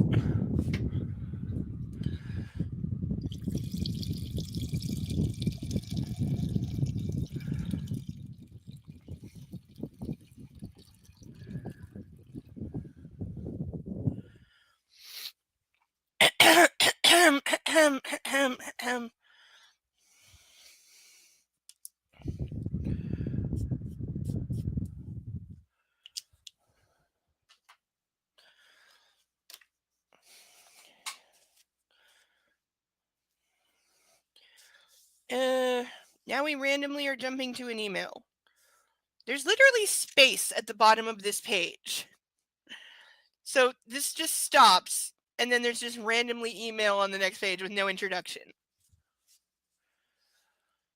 From Christian Gray, subject soft limits. What can I say that I haven't already? Happy to talk these through any time. You look beautiful today. And to think this morning I was convinced it was all over between us because you're delusional. She hadn't actually done anything to make you think that. Jesus, Gray, you need to get a grip. Flynn would have a field day. Of course, part of the reason was she didn't have her phone. Perhaps she needs to find a more reliable form of communication. What, a better phone? Christian Grey, BlackBerry. They couldn't have upgraded it because even by like the year this came out in like 2014. BlackBerry was so beyond obsolete by then. They couldn't have changed it. Like, come on. Oh, this time he's emailing Taylor. Taylor, please secure a new BlackBerry for Anastasia Steele with her email pre-installed.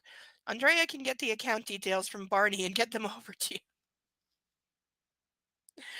Please deliver it tomorrow, either to her home or to Clayton's.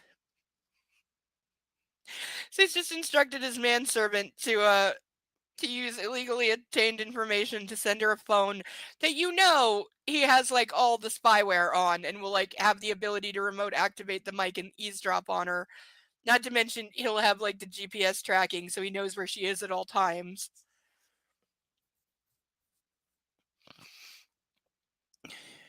Once that's sent, I pick up the latest Forbes and start to read. By 6:30, there's no response from Anna, so I assume she's still entertaining the quiet, unassuming Ray Steele. Given that they aren't related, they look remarkably similar.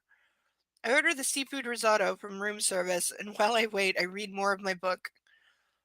Okay, he just said he was reading Forbes magazine. Okay, Forbes is a magazine, not a book. There's literally one line separating that. Nobody caught that? Grace calls me while I'm reading. Christian darling. Hello, Mother. Did Mia get in touch? Yes, I have her flight details. I'll pick her up. Great. Now I hope you'll stay for dinner on Saturday. Sure. And then on Sunday, Elliot is bringing his friend Kate to dinner. Would you like to come? You could bring Anastasia. That's what Kavanaugh was talking about today. I play for time. I'll have to see if she's free. Let me know. It'll be lovely to have all the family together again. I roll my eyes. If you say so, Mother. I do, darling. See you Saturday. He makes out like these people all hate each other when nothing is further from the truth. It's just that he doesn't want to be around any of them. It's like, dude, just say I can't make it. Say I have business. Or actually have business, okay? Arrange a meeting about the Darfur thing and oh, sorry, Mom, I gotta go to like Pennsylvania or something. You can make up an actual reason to be away. She hangs up. Take Anna to meet my parents. How the hell do I get out of that? As I contemplate this predicament, an email arrives. Okay, I will say he kind of deserves this because he just insisted on meeting her father, like, at random when he could tell she really didn't want him to. So, turnabout's kind of fair play.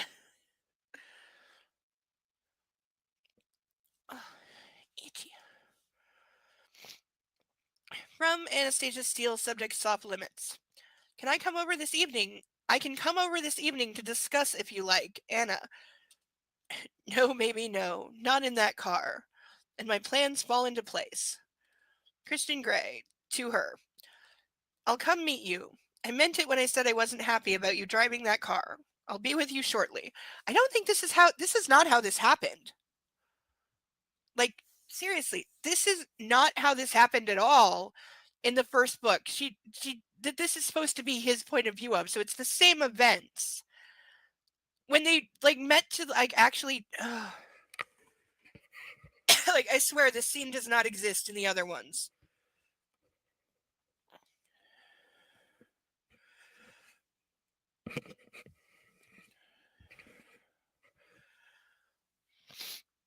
Because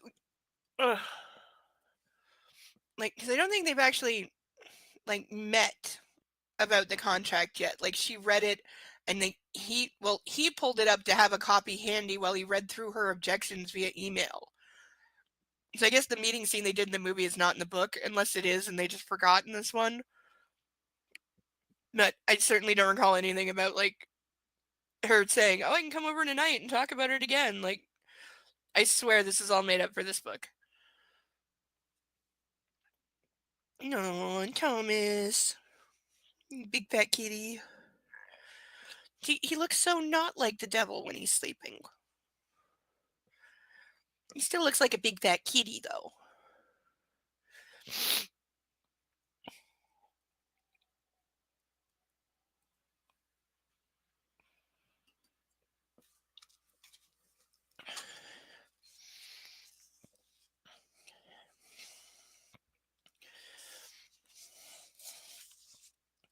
I print out another copy of the soft limits from the contract and her issues email because I've left my first copy in my jacket, which she still has in her possession. Then I call Taylor in his room. I'm going to deliver the card to Anastasia. Can you pick me up from her place, say 9:30? Certainly, sir. Before I leave, I stuffed 2 condoms in the back of my jeans. I might get lucky. Okay, there's no way in hell Christian Grey refers to it as getting lucky ever because he's too entitled for that. But just the fact that just he's going to see her and so he just taking the condoms and like if he thinks that he owns her at this point because she's agreed, what is with the I might get lucky? Just order her to lay down and spread because you entirely think that you have the right to do that now. Like, consent is no longer an issue in his head because she has given him the ultimate blanket, I can do anything I want consent, according to him.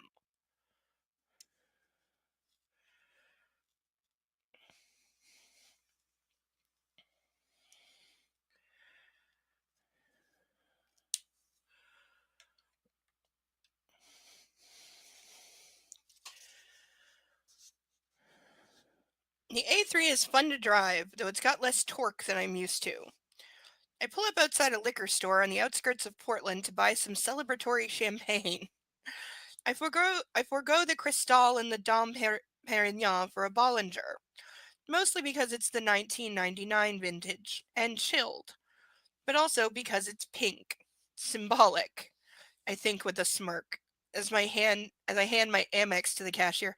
Why is it being pink symbolic? What am I missing? No, it was like my mom told me once she had pink champagne at a party and it was the best she ever had. But I asked her like what kind and she didn't know. So maybe it was this. 1999 would fit.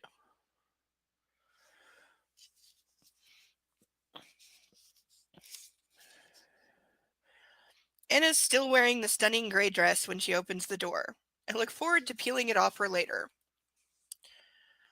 Hi, she says, her eyes large and luminous in her pale face. Hi. Come in. She seems shy and awkward. Why? What's happened? For all you know, her father's still there. No, probably not if she's willing to have this conversation. If I may, I hold up the bottle of champagne. I thought we'd celebrate your graduation. Nothing beats a good volunteer. Interesting choice of words. Her voice is sardonic. Oh, I like your ready wit, Anastasia.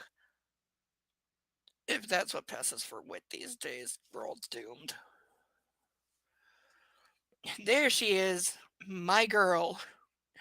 We only have teacups. We packed all the glasses. Teacups, sounds good to me. I watch her wander into the kitchen. She's nervous and skittish. Perhaps because she's had a big day, or because she's agreed to my terms, or because she's here alone. I know Kavanaugh is with her own family this evening. Her father told me. I hope the champagne will help Anna relax and talk. I'm sure whatever he's going to put in the champagne will get her very relaxed. The room is empty except for packing crates and the sofa and the table. There's a brown parcel on the table with a handwritten note attached to it. Quote, I agree to the conditions, Angel, because you know best what my punishment ought to be. Only, only don't make it more than I can bear. That's got to be a quote from something that he's going to like take out of context. Do you want saucers as well? She calls. Teacups will be fine, Anastasia. I respond, distracted. She's wrapped up the books, the first editions I sent her. She's giving them back to me. She doesn't want them. This is why she's nervous. How the hell will she react to the car? And I don't get what is with her giving back the books. Like, yes, it's an incredibly, like, ludicrous gift, but it is from somebody who can easily afford it. So I wouldn't have a problem taking it. The car I would probably have a problem with. But the books, no.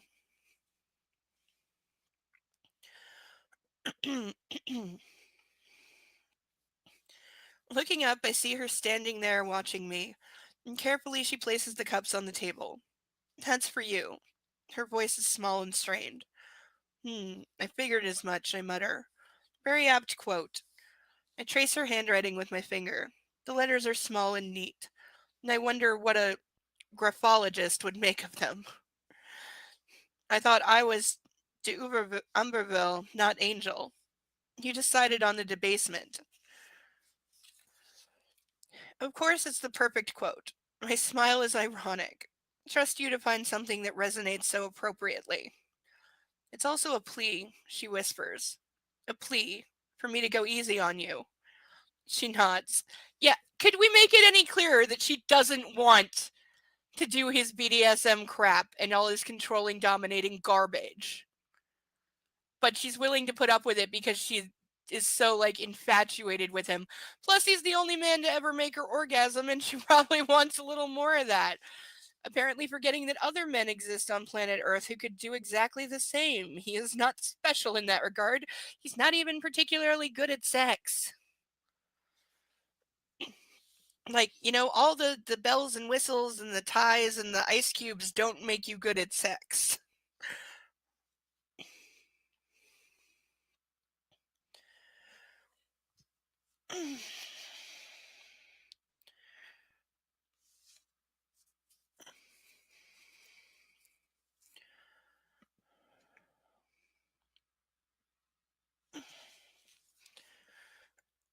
Stretch.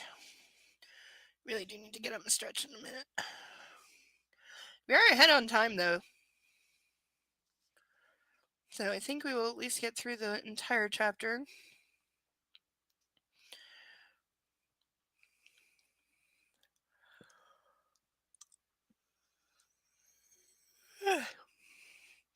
To me, these books were an investment, but for her, I thought they'd mean something. I bought these for you. It's a small white lie as I've replaced them. I'll go easier on you if you accept them. I keep my voice calm and quiet, masking my disappointment. Christian, I can't accept them. They're just too much. Here we go. Another battle of wills.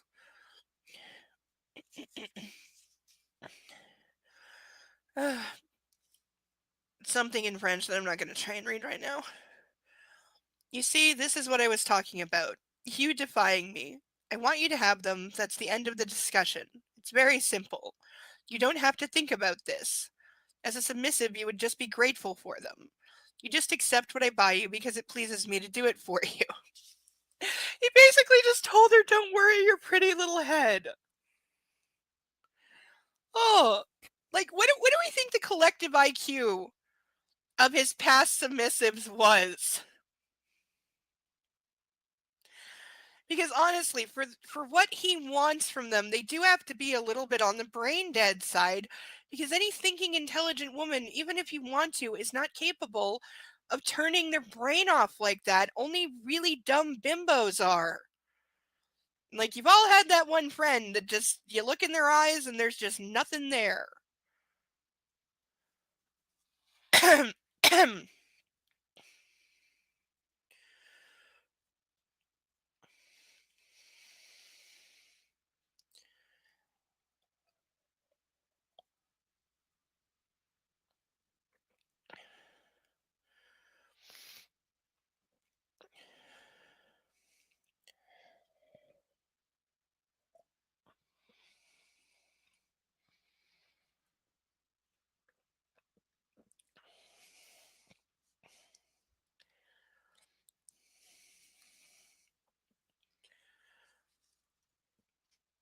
No, little baby kitty.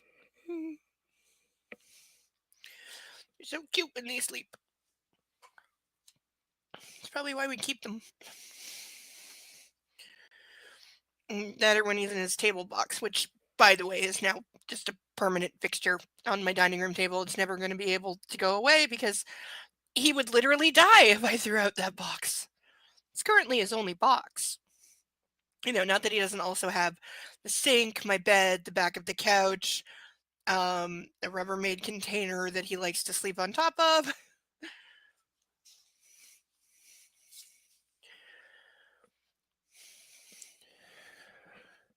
So he's not lacking for good places to be a kitty.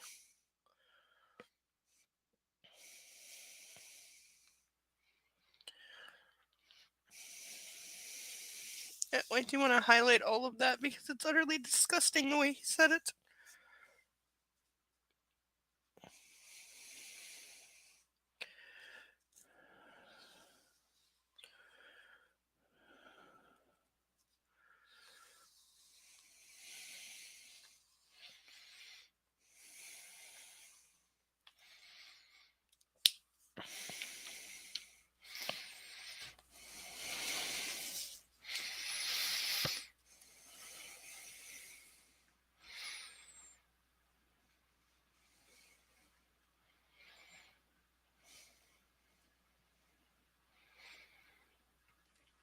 I wasn't as submissive when you bought them for me, she says quietly. As ever, she has an answer for everything. No, but you've agreed, Anastasia. Is she reneging on our deal? God, this girl has me on a roller coaster. So they're mine to do with as I wish. Yes. I thought you loved Hardy. In that case, I'd like to give them to charity. One working in Darfur, since they seem to be close to your heart. They can auction them. If that's what you want to do, I'm not going to stop you. You can burn them for all I care. Her, her pale face colors. I'll think about it, she murmurs. Don't think, Anastasia. Not about this. Keep them, please. They're for you. Because your passion is books. You've told me more than once. Enjoy them.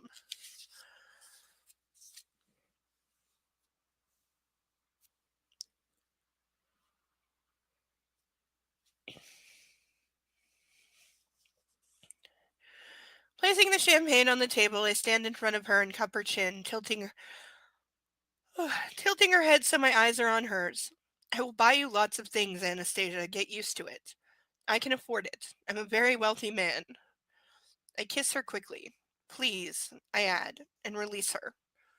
It makes me feel cheap, she says. It shouldn't. You're overthinking it.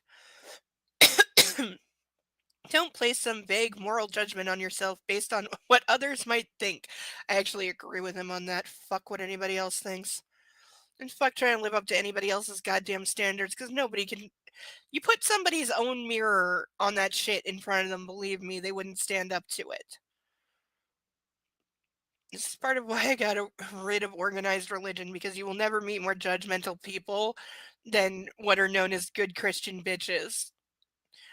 Even though that show only lasted one season, it's worth watching because it was funny. And seriously, how do you have Kristen Chenoweth on your show and you only get one season? Plus, they had like a bunch of other like huge stars in that too. Like, what is wrong with you?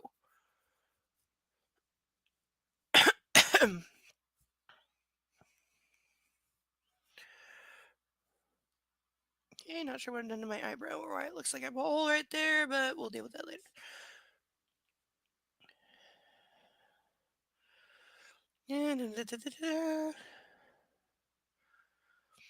Anxiety is etched all over her lovely face. Oh, wait, what? Based on what others think, don't waste your energy. It's only because you have reservations about our arrangement. That's perfectly natural. You don't know what you're getting yourself into. That's that's the truth. That's the problem here. Anxiety is etched all over her lovely face. Hey, stop this. There's nothing about you that's cheap, Anastasia. I won't have you thinking that. I just sent you some old books that I thought might mean something to you. That's all. She blinks a couple of times and stares at the package, obviously conflicted. Keep them, Anna. They're for you. Have some champagne, I whisper, and she rewards me with a small smile. That's better. I open the champagne and fill the dainty teacups she's placed in front of me. It's pink. She's surprised, and I haven't the heart to tell her why I chose pink. Yeah, I'm wondering too, and if it's some weird sex thing.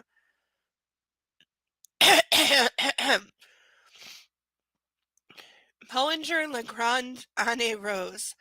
Oh, it's the name. 1999, an excellent vintage. In teacups, she grins. It's infectious. In teacups. Congratulations on your degree, Anastasia. We touch cups and they drink. It tastes good, as I knew it would. Thank you. She raises the cup to her lips and takes a quick sip. Shall we go through the soft limits? Always so eager. Taking her hand, I lead her to the sofa, one of the only remaining pieces of furniture in the living room, and we sit, surrounded by boxes. Your stepfather's a very taciturn man. You managed to get him eating out of your hand. Not exactly. I still say you should have said the I'll be watching you. I chuckle, only because I know how to fish. How did you know he liked fishing? You told me when we went for coffee. Oh, did I? She takes another sip and closes her eyes, savoring the taste. Opening them again, she asks, "Did you try the wine at the reception?" Yes, it was foul. I grimace. I thought of you when I tasted it. How did you get to be so knowledgeable about wine? I'm not knowledgeable, Anastasia. I just know what I like. And I like you. Some more? I nod towards the bottle on the table. So she's already had like one like, well, I guess cup, literally, already in like 2 seconds. And what do we think was in it? I fetch the champagne and refill her cup. She rewards me. She regards me suspiciously. She knows I'm plying her with alcohol, which is because he does it every. They have not yet once, with the exception of the coffee. That's the only time the coffee and the interview are the only time where they have met that he has not been pouring alcohol down her throat in some form or another. And this is a girl that he knows damn well is new to drinking. So downing a whole like cup of champagne, then followed by another, that's gonna hit her pretty quick and pretty hard. Also, she's a very petite person who never eats. So there's that to be considered as well. Right, kitty? Yeah, he says snore. He does actually snore sometimes. It's kind of cute.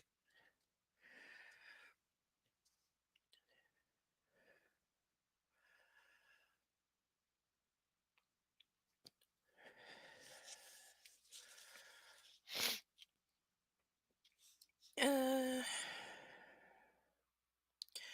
this place looks pretty bare. Are you ready for the move? I asked to distract her.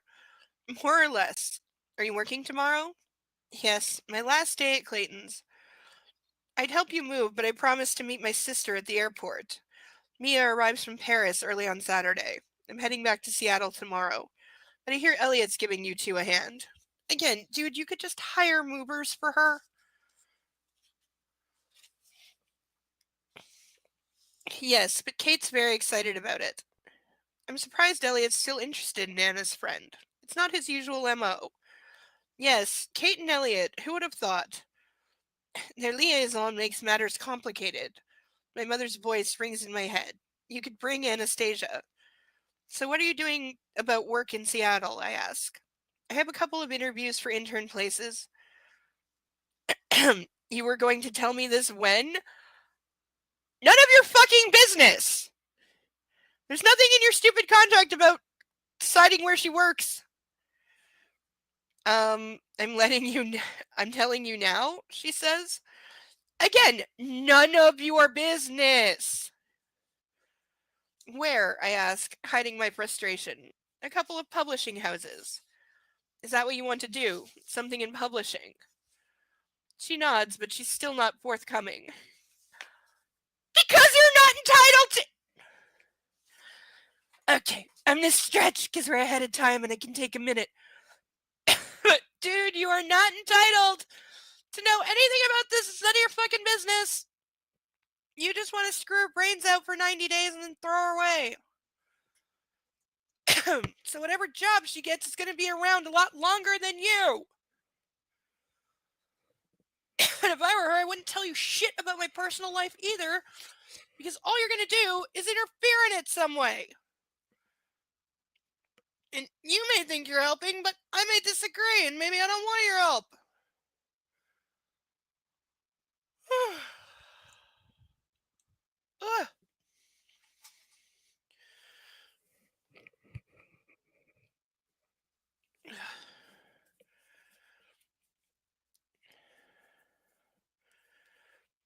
Also, you have a habit of kind of taking over.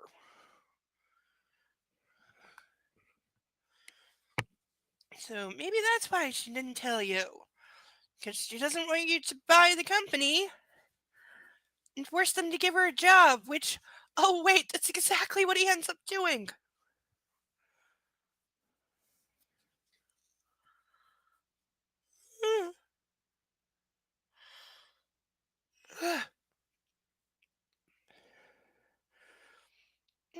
Hey, Mr. Kitty. Nope, still sleeping. Can't tell if Bo went back under his blanket or if he's on the couch. Can't see the couch.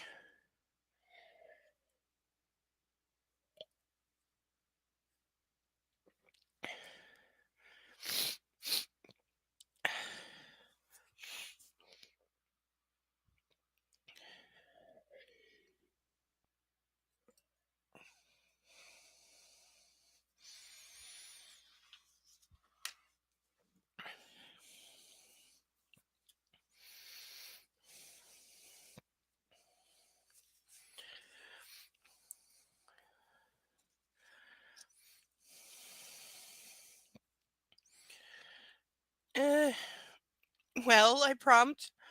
Well, what? Don't be obtuse, Anastasia. Which publishing houses? I mentally run through all the publishing houses I know of in Seattle. There are 4, I think. Just small ones, she says evasively. Why don't you want me to know? Undue influence, she says. Yeah, see? She doesn't want you to interfere! What does that mean? I frown. Oh, now you're being obtuse, she says, her eyes twinkling with mirth. Obtuse? I laugh. Me? God, you're challenging. Drink up. Let's talk about these limits. Yeah, keep with the alcohol, person who can't handle it. Her eyelashes flutter and she takes a shaky breath, then drains her cup, so she's now had 2 glasses of champagne in about 5 minutes. She's really nervous about this. I offer her more liquid courage. Please, she responds. She's gonna be like passing out on him in an hour. Bottle in hand, I pause. Have you eaten anything?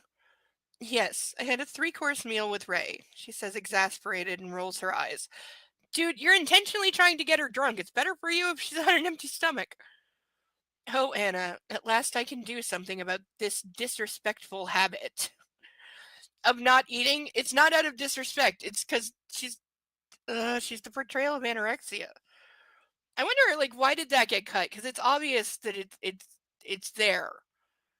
So what? She's not allowed to be damaged in some way, and they mutually heal each other's damage. Again, watch Secretary. You'll see what I mean.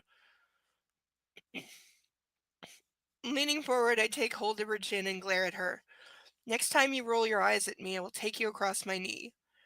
Oh, she looks a little shocked, but a little intrigued too. Oh, so it begins, Anastasia. With a wolfish grin, I fill her teacup and she takes a long sip. Have I got your attention now, haven't I? She nods. Answer me. Yes, you've got my attention, she says with a contrite smile. Good. I fish out her email and Appendix 3 of my contract from my jacket. So, sexual acts. We've done most of this. She shuffles closer to me and we read down the list. More contract shit. Appendix 3 soft limits to be discussed and agreed between both parties. Does the submissive consent to?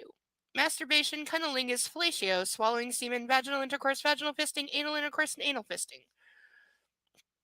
No fisting, you say. Anything else you object to, I ask? She swallows. Anal intercourse doesn't exactly float my boat.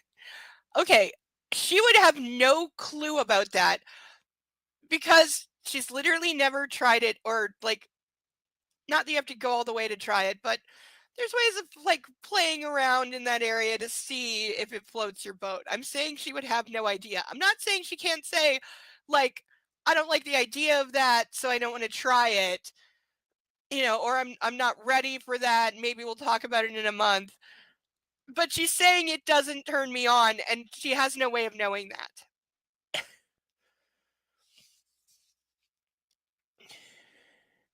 I'll agree to the fisting, but I'd really like to claim your ass, Anastasia. Like he's gonna fucking... Okay, more of this. Lots and lots... Ah! Oh no, kitty! Oh, Thomas, I'm sorry, baby! Oh, baby kitty! Oh, Thomas, I'm so sorry! I'm so sorry, kitty! I just dropped a jug of water on him while he was sleeping and got him wet! Oh, kitty cat, I'm so sorry, baby. He's like half asleep and confused. He's not gonna come here. Thomas! Alright, I gotta get up and see if he'll let me pet him for a sec. I'll be right back. Thomas, baby kitty, don't run. Please don't run. Thomas? Hey, baby. Hey. No, don't run. Come on. Thomas, come on, baby, please. Baby kitty. He says no, go away. You got me wet. He's not happy. Oh, stupid box. Why does recycling have to be in the basement?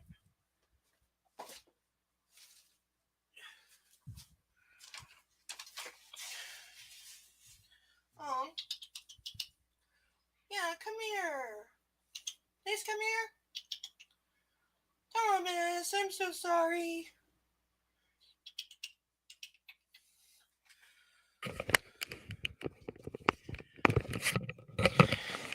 Nope. He's having none of it. Oh, I'm so sorry, little kitty. I wasn't trying to bath you. Yes. Can I pet your head? Come on. There we go. Yeah. Yes, pet the good kitty. I feel so bad. Oh, Thomas, I'm so sorry. He was sleeping so peacefully, too. And how would you like it if you were asleep and somebody just dropped something on top of you and got you all wet? Especially when you're a kitty and getting him wet is equal to poisoning him.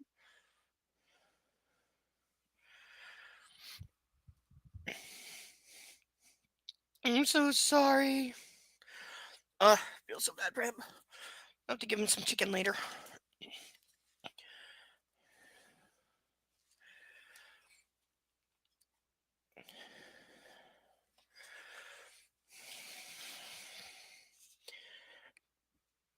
I always feel so bad when I do anything to the pets.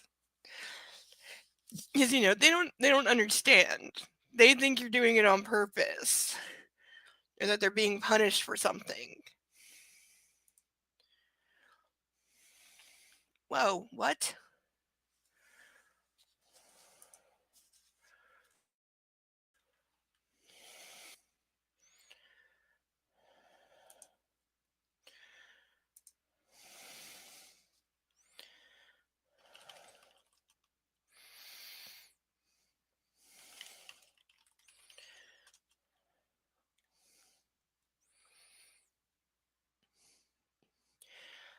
It appears I have not been stood up after all, and I have something to put on. Maybe somebody forgot time zones. That occurs to me recently with like two of my friends because they're in the States, and I completely forgot that I think currently, because it's changed so much, like I think some states do daylight savings time and some don't. And I don't know if the states that they're in do. So I don't know if they're an hour off from me right now and don't know it.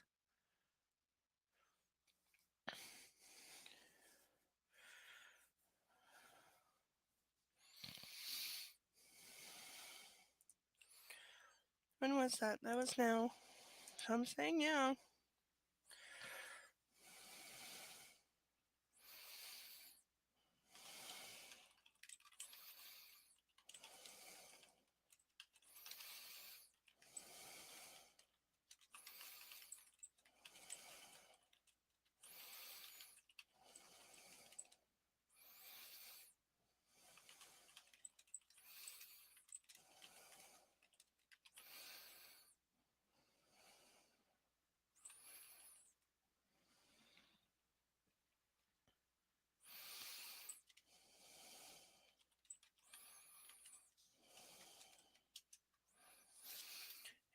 But I get my wish.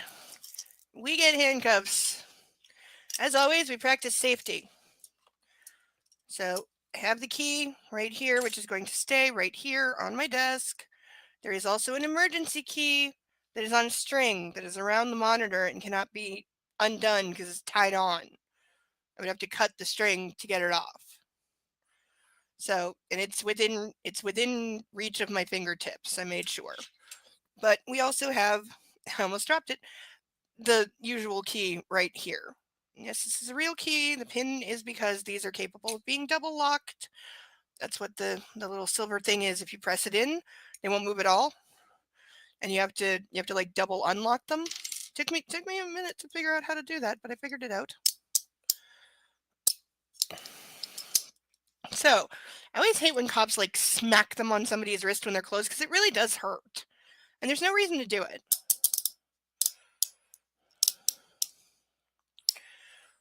That's possibly a little tight. I literally went to do the button because I still forget these don't have a button.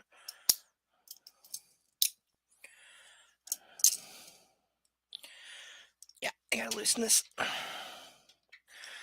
Yes, I can't turn.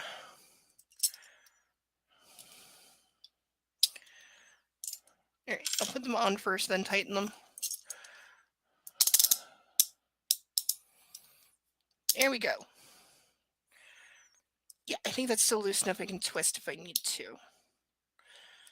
Yeah. Nope. There we go. All right. So we're good. See, real deal. No buttons. I do wish they had like one more link in them though. That would be much better.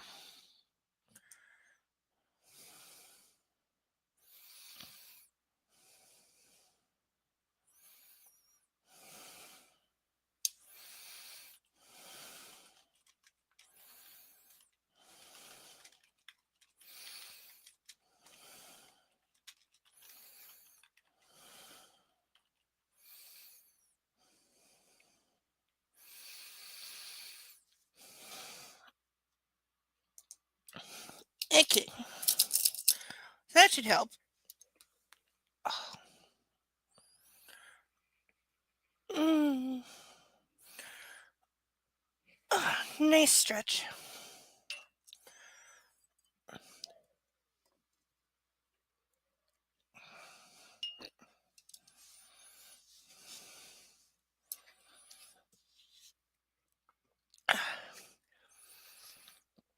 Okay, where were we? Oh, yes, he's getting her drunk and they're discussing what she won't do, which he's not going to listen to anyway. Oh, yes, I cracked up at the I'd really like to claim your ass, Anastasia. Because it gives me this image of him literally planting a flag on her ass. Like, I know to some guys that's a thing. They want to be the only one. They want to be the first at something because it's some kind of like it ties back to like Vini Vidi Vici. I came, I saw, I conquered. It's the conquering warrior thing, very much so. She inhales sharply, gazing at me. But we'll wait for that. Besides, it's not something we can dive into. I can't help my smirk. Your ass will need training.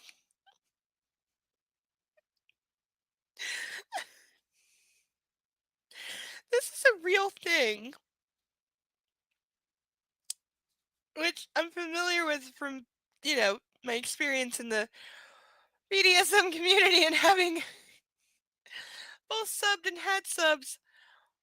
And that is what it is called, even. Like, that is what is most confusing and sad about this book, is that it does use the real terminology for the most part. Some of it is made up, some of it is embellished, but for the most part, it uses the same terms that anybody who actually knows what the hell they're talking about in BDSM or knows what they're doing would use. The problem is it just sounds so utterly ridiculous, the way that it's being said and who it's being said by.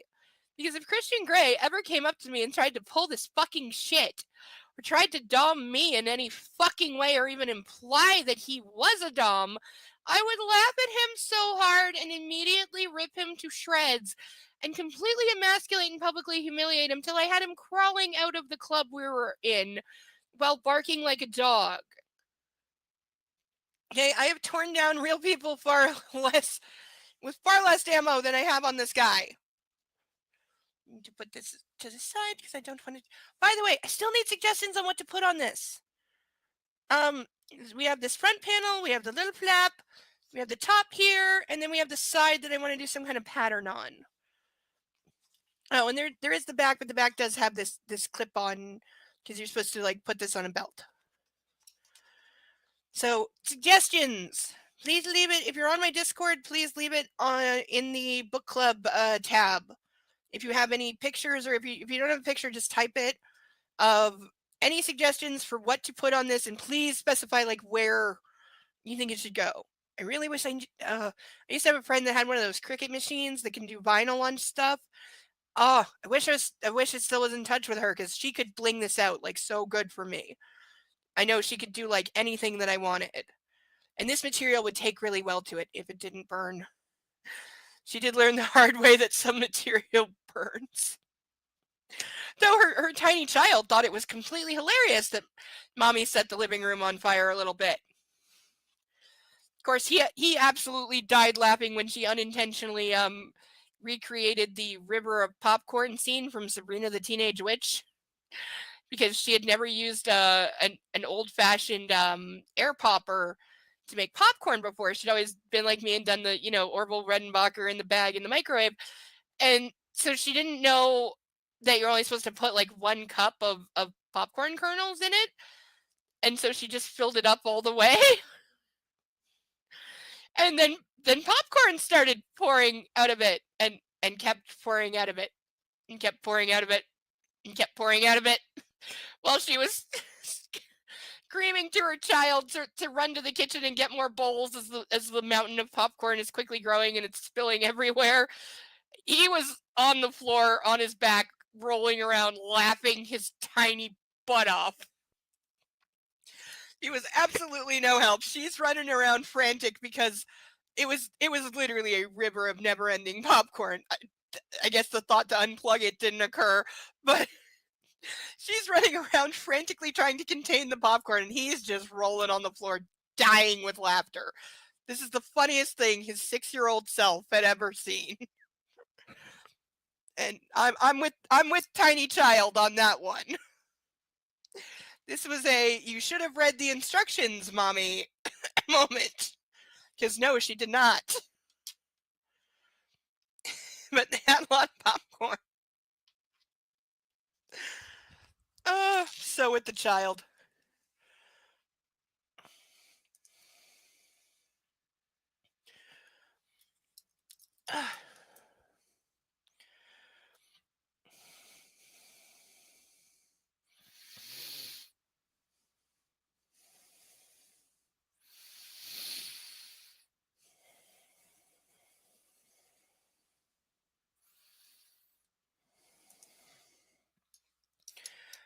This is helping. This is helping my mood.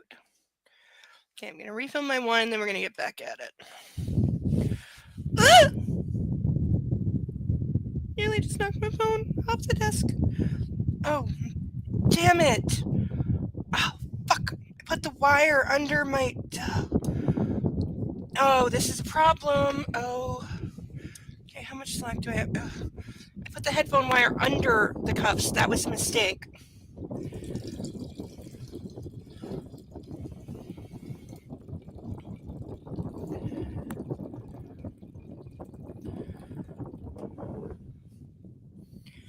May have to fix that, but for now I'm going to try and deal with it.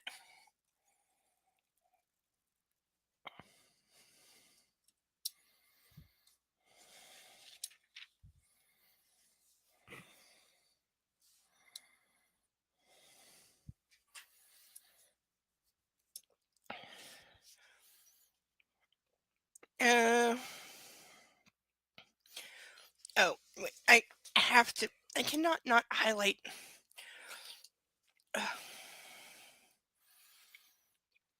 Your ass will need training line.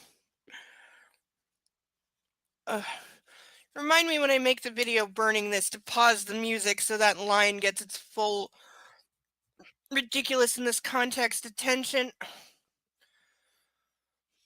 Training. Her eyes widen. Oh yes, it'll need careful preparation. Anal intercourse can be very pleasurable. Trust me. But if we try it and you don't like it, we don't have to do it again. That's probably the most reasonable thing he will ever say. I delight in her shocked expression. There it is. Have you done that? She asks. Yes. With a man? No. I've never had sex with a man. Not my scene. Mrs. Robinson. Yes. In her rather large rubber strap on. Okay, I need a flashback to this scene, but I want her to be very evil. Anna frowns and I move on quickly before she can ask me any more questions about that. Yeah, because really, she's never gonna, like, I would need to know everything. And swallowing semen, well, you get an A in that. God, if I'd eaten today, I'd be vomiting right now. I expect a smile from her, but she's studying me intently, as if seeing me in a new light. I think she's still reeling over Mrs. Robinson and anal intercourse. Yeah, that might take a minute for most people. You know? Like, seriously. Oh, baby. Elena had my submission. She could do with me as she pleased, and I enjoyed it. Because this makes child abuse better. So swallowing semen is okay. Can we lose this phrase? I'm going to start burning. I think I'm going to burn it. I ask, trying to bring her back to the now. She nods and finishes her champagne. I already read the other page. I can burn this. Okay, a little tricky with the cuffs on. Let's not set the book on fire. Wish me luck. Yep. Don't catch on fire. Don't catch on fire. I can't tell where I'm aiming. Okay, yep. Yep, I can still see one of the words. Come on. Nope, I said don't burn.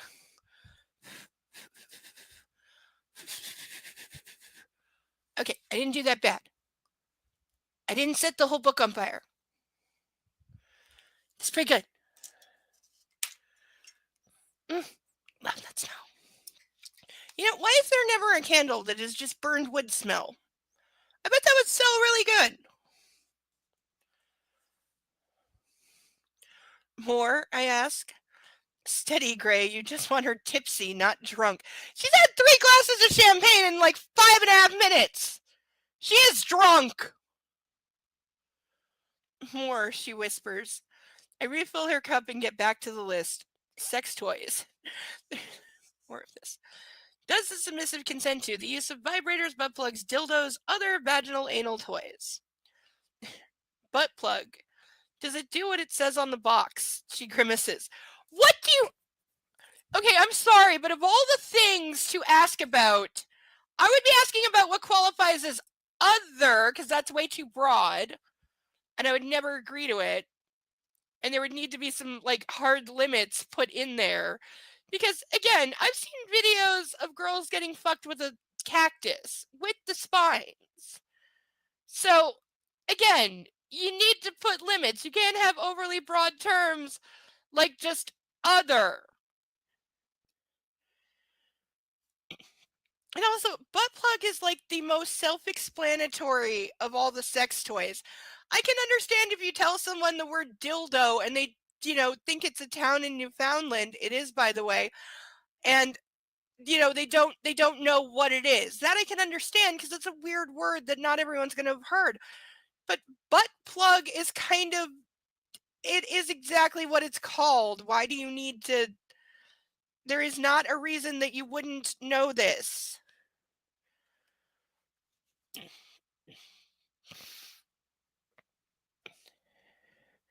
Yes, and I refer to anal intercourse above. Training. Oh, and what's in other? See, this is a reasonable question. Beads, eggs, that sort of stuff. Eggs? Her hands shoot to her mouth in shock. No, not real eggs, I laugh. I'm glad you find me funny. The hurt in her voice is sobering. I apologize, I'm sorry. For fuck's sakes, Gray, go easy on her. He wasn't going hard on her. He should have been clearer, but still. Any problem with toys? No, she snaps. Okay, seriously, I would not be limiting him on. I would be putting limits on the other. Because she doesn't know what anal beads are. She has no clue. Shit, she's sulking. Anastasia, I'm sorry. Believe me, I don't mean to laugh. I've never had this conversation in so much detail. You're just so inexperienced. I'm sorry. Again, there's your huge clue that you shouldn't be doing this with her. Because she is that inexperienced. I mean, I vaguely recall having a few conversations like this when I was really young. Like, too young to be doing what I was doing, but yeah, I was playing with people that were older, that were way more experienced than me, and there were like early days. This is very early days. I was still getting into it and getting into the community and deciding what I wanted and whether I was sub or dom, and ultimately I went sub early on, which both regret and don't regret. But there were a couple times where I had to ask a couple questions because there were things that I had never heard of before. Because they tend to have either other uses that are non-sexual, and I'd still never heard of them, or there were things that I knew what they were like in the real world, but I didn't know how they applied in a sexual context. And so, yeah, occasionally I had to ask questions. I do remember one guy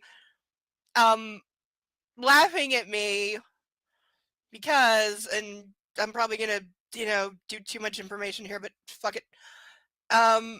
We were talking about I made a stupid comment without thinking. Well, no, I kind of was right. Actually, in hindsight, I probably was right, and I should have said that, even though I didn't know why at the time. I was discussing enemas with somebody, and they said that they like to mix their custom solution with vodka, and I was not old enough to drink at the time, and reminded them of that, and they laughed and said, "Well, it's not going in your mouth." Thing is, though, and they should have known this, whether they did know this or not, I don't know, but taking in booze rectally is actually a thing. So is, and this was a thing in my high school, I knew people who did this, so is, I swear to God this is true, soaking tampons in vodka and then putting them where they usually go and getting drunk that way, because your body will absorb alcohol in a number of ways. Intake is intake. So however it's done, you can get there. That's why, like, there's a way. I used to know how to do this. I don't anymore. And I think they actually modified it so you can't. But the asthma inhalers, like I have, when they're empty, there's a way to modify them into being like a kind of cheap alcohol vaporizer. Because that's another thing that was a thing when I was like in high school, vaping alcohol. This is way before vapes exist. This was the light it on fire and breathe the fumes kind of vape. Or, as I said, you can if you can crack it and figure it out. Oh dear. Okay, we're uncuffing for 1 second because I have to type something very quickly. That's the wrong way. Nope, not the wrong way. Why isn't it working? Okay, there we go.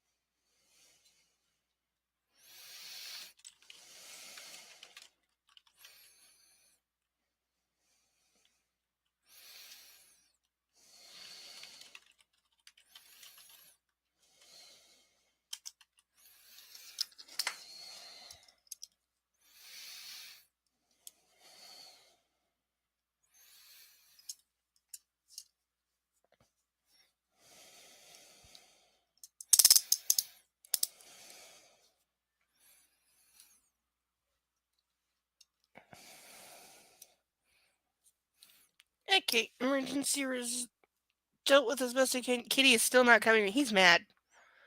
Kitty is mad at me. I mean, in fairness, I did pour water on him, which is like, you remember that scene in The Wizard of Oz with the Wicked Witch going, "I'm melting, I'm melting." That's every cat ever. That's what they think is going to happen to them.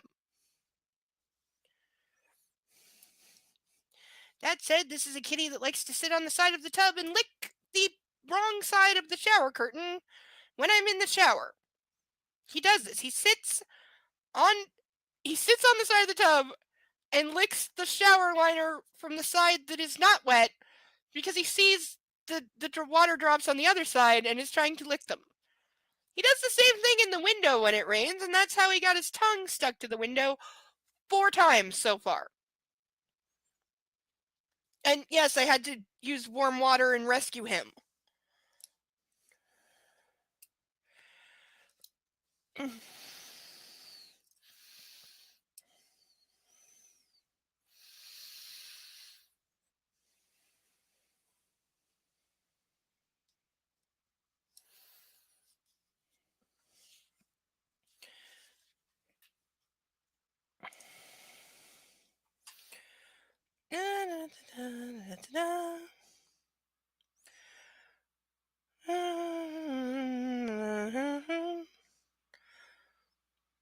Anastasia, don't make me laugh. She pouts and takes another sip of champagne. Right, bondage, I say, and we return to the list. Does the submissive consent to bondage with rope, with leather cuffs, with handcuffs, shackles, and manacles? Oh, my personal favorite. I've never had shackles. I found this really great set that I want like a couple years ago. The problem is it's made in China, so the dimensions are super, super, super small. It wouldn't fit me, but they're amazing to look at, and I want them so bad. But in a version that fits, which I've yet to find. But they're so fucking sleekly designed. They're so pretty.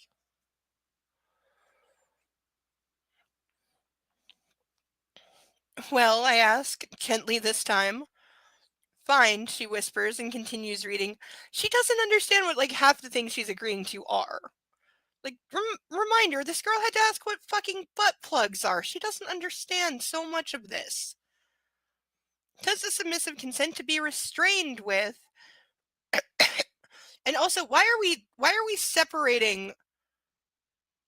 Why are we separating like bondage and then we're saying restrained with? Those are the same things. Restraining someone, even if it's in the psych ward, is a form of bondage, whether we like it or not. Those leather cuffs with the U-shaped metal clips in them. I would love to own a set of those.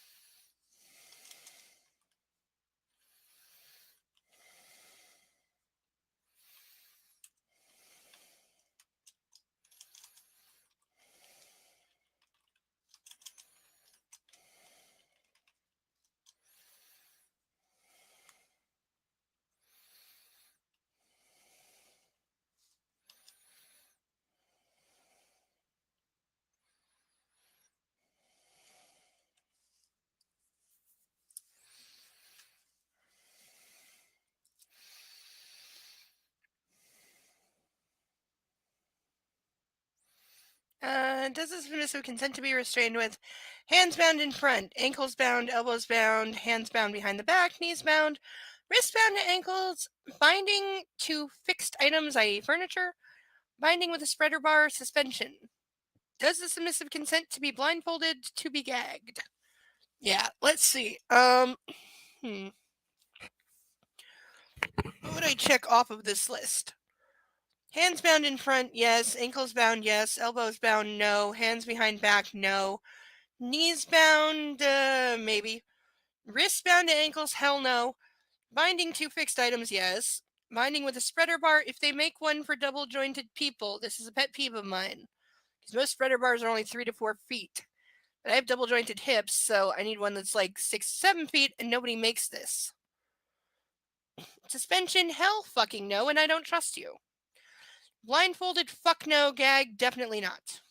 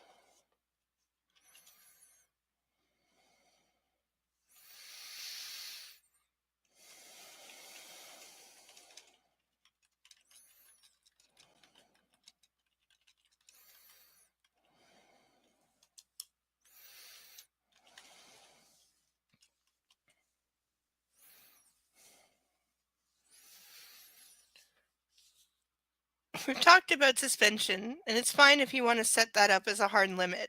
It takes a great deal of time, and I only have you for short periods anyway. Anything else? Yeah, but like if you watch any of the Japanese bondage videos that are around, some of which are on YouTube even, it does take quite a lot of time.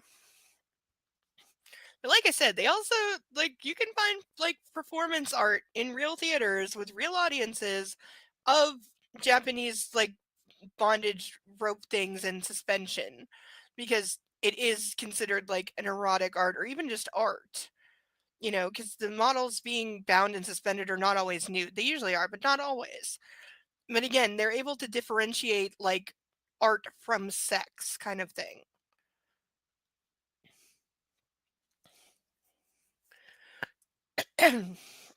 Like all the art books that feature all the, like how many naked statues that are famous, like David famously has a penis and some people freak out about it, like when it comes to their city, like, oh my god, it's showing off nudity. You know what? The rest of the world's not as freaking repressed and puritanical as you are. They can take something as art. Venus de Milo has boobs, oh, there is a puppy under the blanket and it's barking at something in his sleep. Probably the cat. Can we hear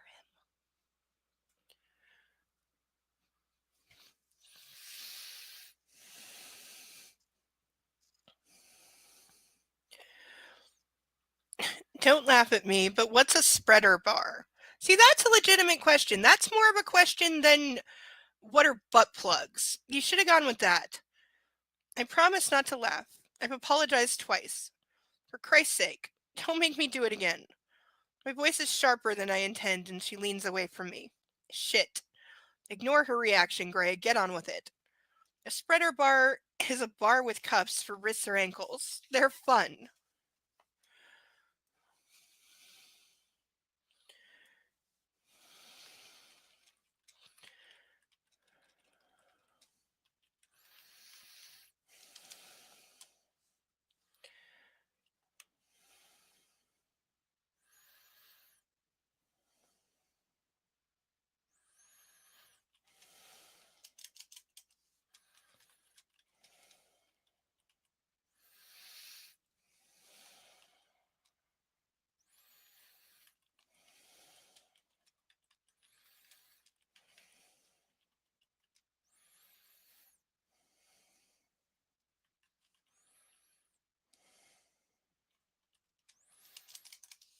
When am I going to learn how to type?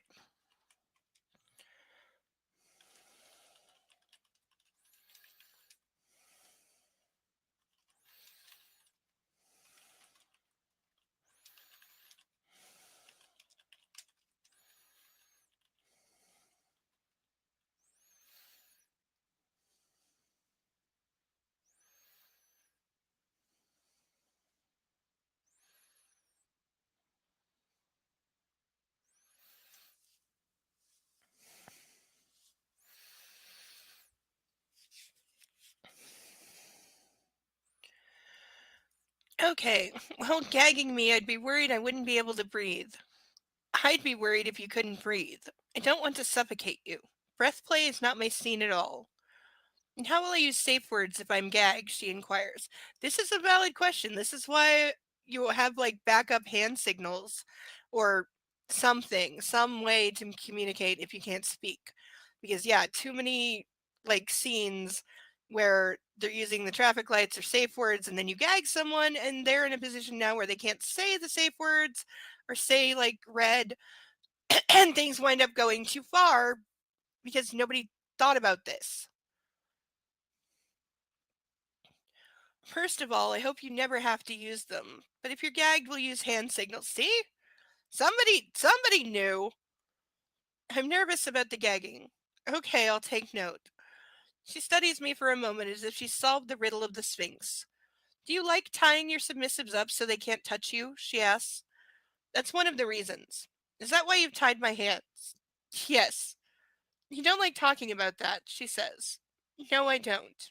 I'm not going there with you, Anna. Give it up. Would you like another drink? I asked. That is her fifth drink in like, I'm going to be generous and say 15 minutes. So, yeah, if you had 5 glasses of champagne in about 15 minutes, would you be able to stand up? Cuz I don't think I could. And like I can fucking drink, but not like that.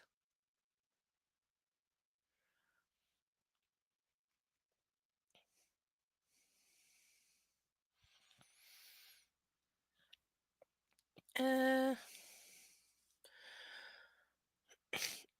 I ask, it's making you brave and I need to know how you feel about pain. I refill her cup and she takes a sip, wide-eyed and anxious. So what's your general attitude to receiving pain? Can you imagine? Pick any friend, pick any lover you've ever had your whole life, and imagine asking them, what's your attitude to receiving pain? She remains mute. I suppress a sigh. You're biting your lip. Fortunately, she stops, and now she's pensive and staring down at her hands. Were you physically punished as a child? I prompt her gently. No. So you have no sphere of reference at all? No. It's not as bad as you think. Your imagination is your worst enemy in this. Trust me on this, Anna, please. Do you have to do it? Yes. Why? You really don't want to know. That's true. Because the answer is creepy. Goes with the territory, Anastasia. It's what I do. I can see you're nervous. Let's go through methods. Yeah, because going through how you're going to beat her and cause her pain, that's going to make her less nervous about the fact that you intend to cause her pain for your own sexual pleasure, which is a concept she clearly does not understand and doesn't want to understand. Spanking, whipping, biting, genital clamps, hot wax, paddling, caning, nipple clamps, ice, and other types or methods of pain. Again, when you say other like that, that could include amputating her fingers one by one, or burning her with a brand iron, or injecting capsaicin under her skin. Like, never allow for things that say like other in a contract. Ever. Well, you said no to genital clamps. That's fine. It's caning that hurts the most. Not true. Not true. And it also depends on the person because some people, like, things that hurt most other people will not hurt them. People are weird. They have their own things and their own tolerances.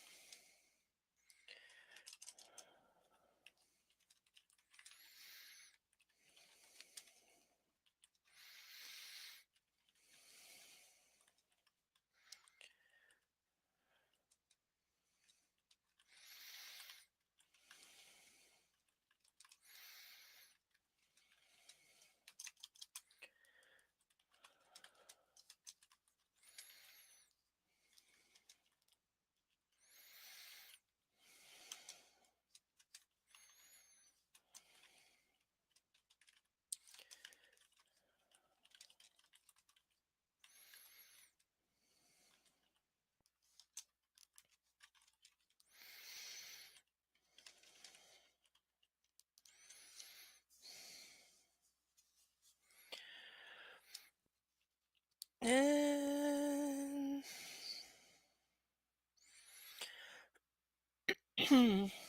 Hannah pales. We can work up to that, I state quickly.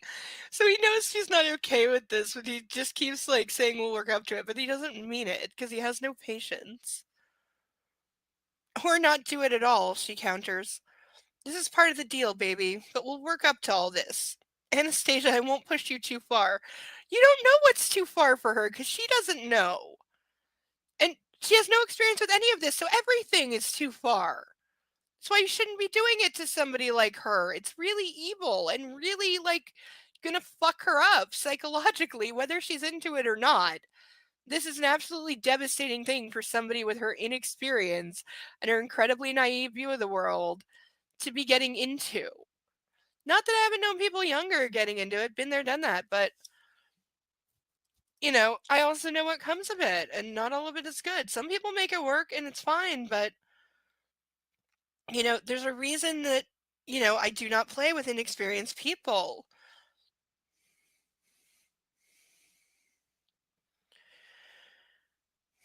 The punishment thing, it worries me the most. Yeah, because it basically says he can beat the fucking shit out of you whenever he fucking pleases for no reason or any reason. Well, I'm glad you've told me. We'll keep caning off the list for now.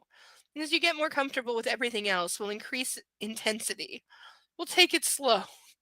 He doesn't know what slow is. Because, like, his limits are way higher than hers. Like, on a different planet than hers, and he's used to submissives that can take it.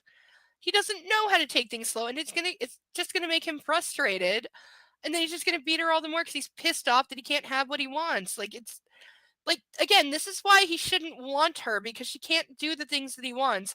But that's part of why. Because he's getting off on making her do things she doesn't want to do. And that's what's so fucking twisted.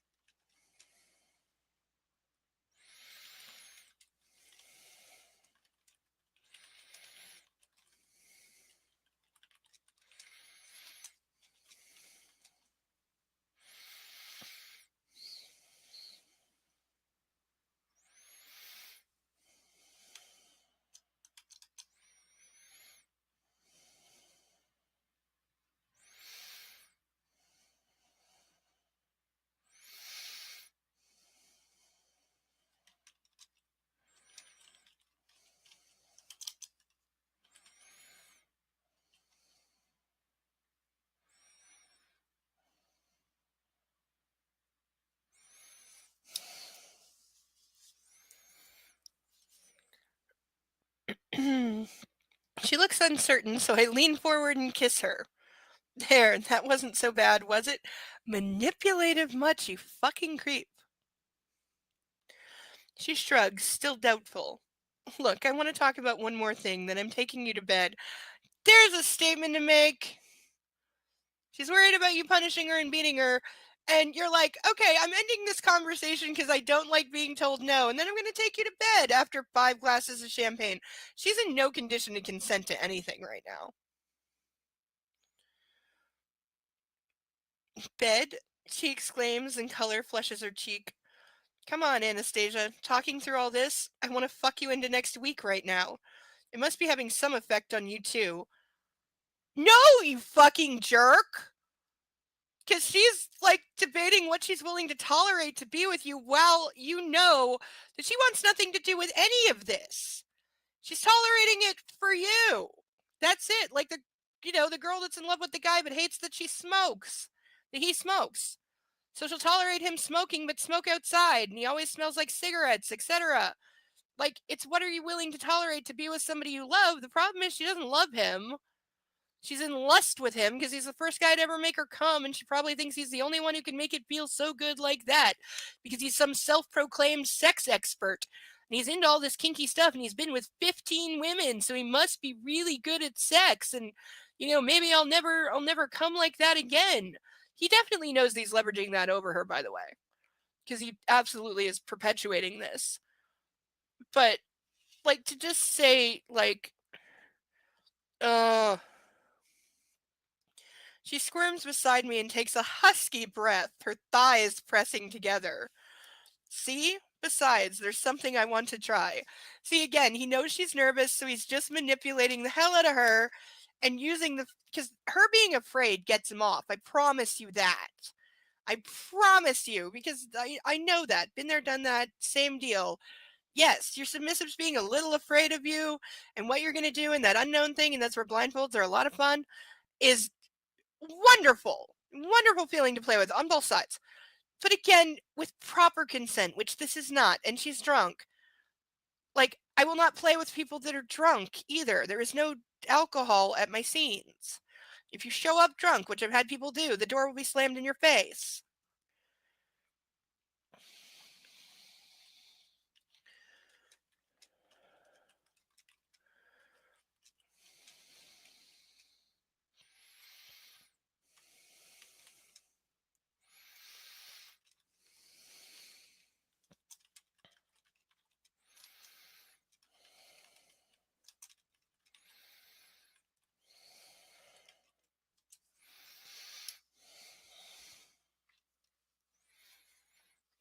Ew, I'm losing my bookmarks. Damn it.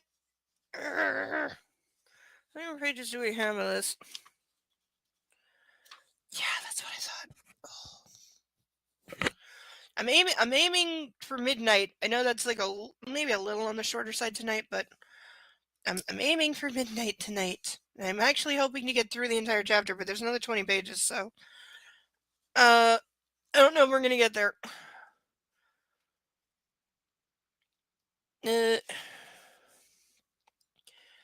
Something painful? No. Stop seeing pain everywhere.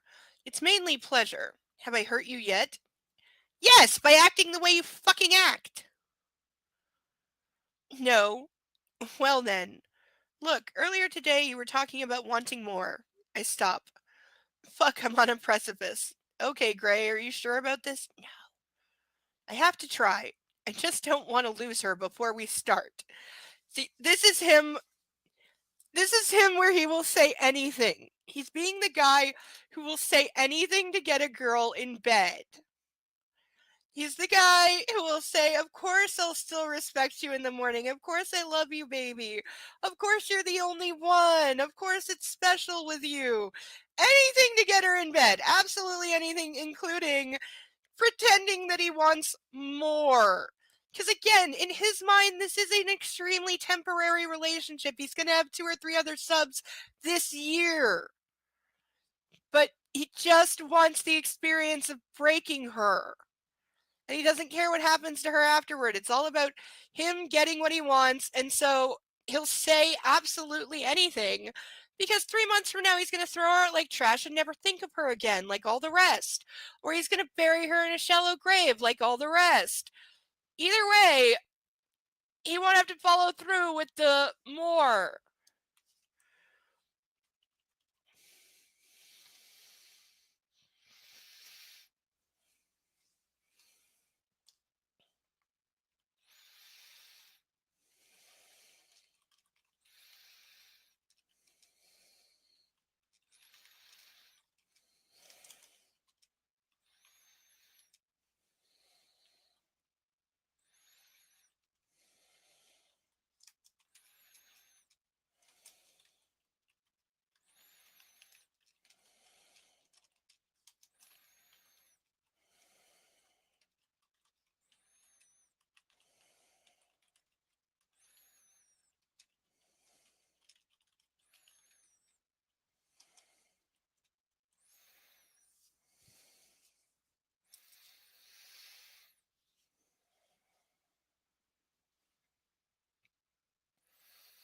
I take her hand. Outside of the time you're my sub, perhaps we could try. I don't know if it'll work. I don't know about separating everything. It may not work, but I'm willing to try. Maybe one night a week, I don't know. Yeah, seriously. You're asking for her complete supplication like 3 nights a week. You can't give her the respect of one dinner? Like, come on. Her mouth drops open. I have one condition. What? She asks, her breathing hitching. You graciously accept my graduation present to you. Oh, she says, her eyes widening with uncertainty. Come. I pull her to her feet, slip off my leather jacket, and drape it over her shoulders. Taking a deep breath, I open the front door and reveal the Audi A3 parked at the curb. It's for you. Happy graduation. I wrap my arms around her and kiss her hair. Are they going to do it in the car? Are they going to like christen the car? When I release her, she stares dumbfounded at the car. Okay, this could go either way. Taking her hand, I lead her down the steps, and she follows as if in a trance. She's had 5 glasses of champagne in 15 minutes. She is in a trance, and standing up, probably she's realizing, oh shit, I'm very wobbly and my head is spinning.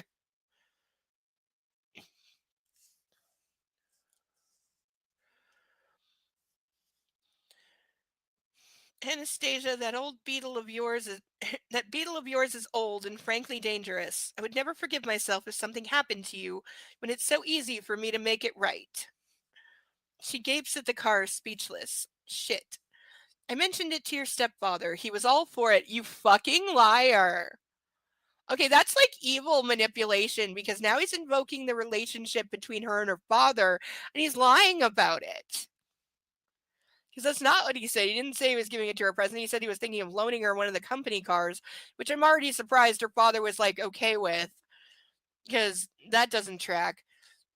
But to then say, oh, well, your dad said it was okay when you know that like that's her only real parent. It's the only person like she really cares about or has in her corner at all.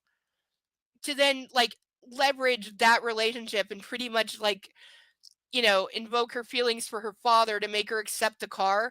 That is some heavy fucking manipulate. That's where like you are evil level of manipulation. This is crossing several. He's already over all the lines, but this is crossing other lines. This is evil. Perhaps I'm overstating this. Perhaps you're lying your ass off. Her mouth is still open in dismay when she turns to glare at me.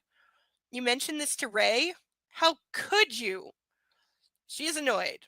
Really annoyed. Then there's the risk of that, you idiot. It's a gift, Anastasia. Can't you just say thank you? But you know it's too much. Not for me, it's not. Not for my peace of mind. Come on, Anna. You want more? This is the price. Oh, gee. Like, this is where the fantasy delusion of, like, the fact that this is supposed to be some female goddamn fantasy comes in. Of, oh, don't you want a guy who loves you so much, except he doesn't. He doesn't love her. He just wants to possess and own her. But who is so obsessed and infatuated with you, which you can self delude into believing is love, that he'll be like, yes, I want to have this kinky sexual relationship with you, but only if you let me shower you with expensive and lavish gifts all the time. Ugh. Like I know that's supposed to be some kind of wish fulfillment fantasy, and I'm not materialistic, but I am a person whose love language is gifts because of certain things. But again, it doesn't have to be materialistic. Like I probably would not accept a car from somebody, but I will accept like a bus pass or or a new toaster because I'm gonna have to throw mine out once I work up the nerve because it got set on fire a lot again, and kind of the handles broke off because it's really really old. So I need to get a new toaster, but I don't want to get a new toaster because I bought the one I have when I was 16 and had nothing, and I was impressed with myself for having a kitchen with a toaster, and I've had it ever since. So yes, it's like 22 years old, and it's a piece of garbage that's a fire hazard, but it's my toaster. I know, I need to get rid. I know. Also, when did toasters get so expensive? Because I distinctly remember spending like $9.99 on this, and that was a lot of money for me back then. That was a significant portion of money. And I was actually looking on Amazon of all places, and like the cheapest fucking toaster's like $40. Like, no. Yes, see? Yes, it is. This is where you look a gift horse in the mouth and say, fuck you and your gift, you damn psychopath. Yes. Yes, as he's explaining that him inflicting pain on her is just part of the deal, even though she's pretty much telling him that she doesn't want him to physically hurt her. He's like, hey, that's just part of the deal. I'm going to do it no matter what you say. You can't say no to my beating you and causing you pain because that's what I need. That's all he needs. He can hand wave the rest of this. He doesn't need the sex toys or the suspension or any of that crap. He just wants, like, in his own words, he said he likes to whip and beat little brown-haired girls. That's all he wants. You know, because the pain is what he gets off on. The pain, the manipulation, and making them do things they don't want to do.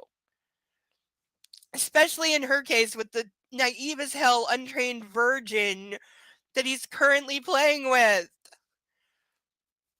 Okay, but I need to take a 2-second break because the ladies' room is calling. And so these are coming off for 2 seconds.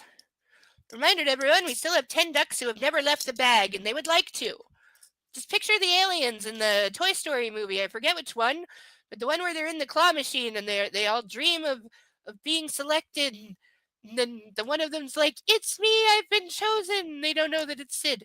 That's what the ducks are like. These 10 ducks that have never been out of this bag, and I don't know what all of them are. But they would like to come out of the bag. So I will be back in 2 shakes of a lamb's tail. So they'll line up your dragons. Let me pet them.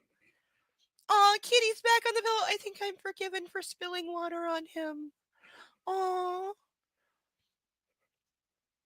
I'm not going to try and pet him because I'm afraid that he will run. I'll be right back in 2 seconds. Oh, and did anybody notice I'm showing my Canadian pride with my Canadiana mug. I know it's hard to see, but these say Canadiana on them because that's what we call our kitsch stuff. The Made in Canada thing is still completely out of control, by the way.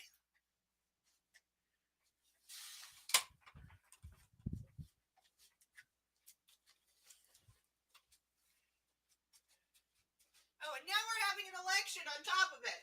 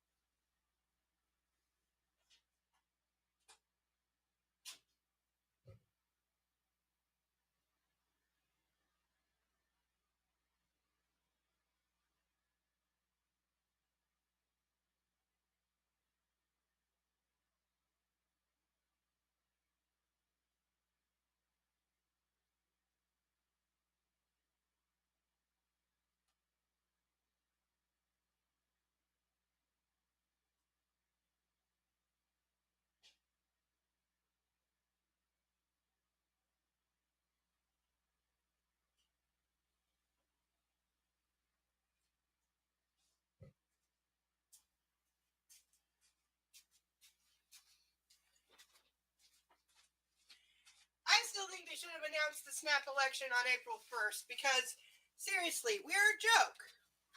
We are politically a joke right now.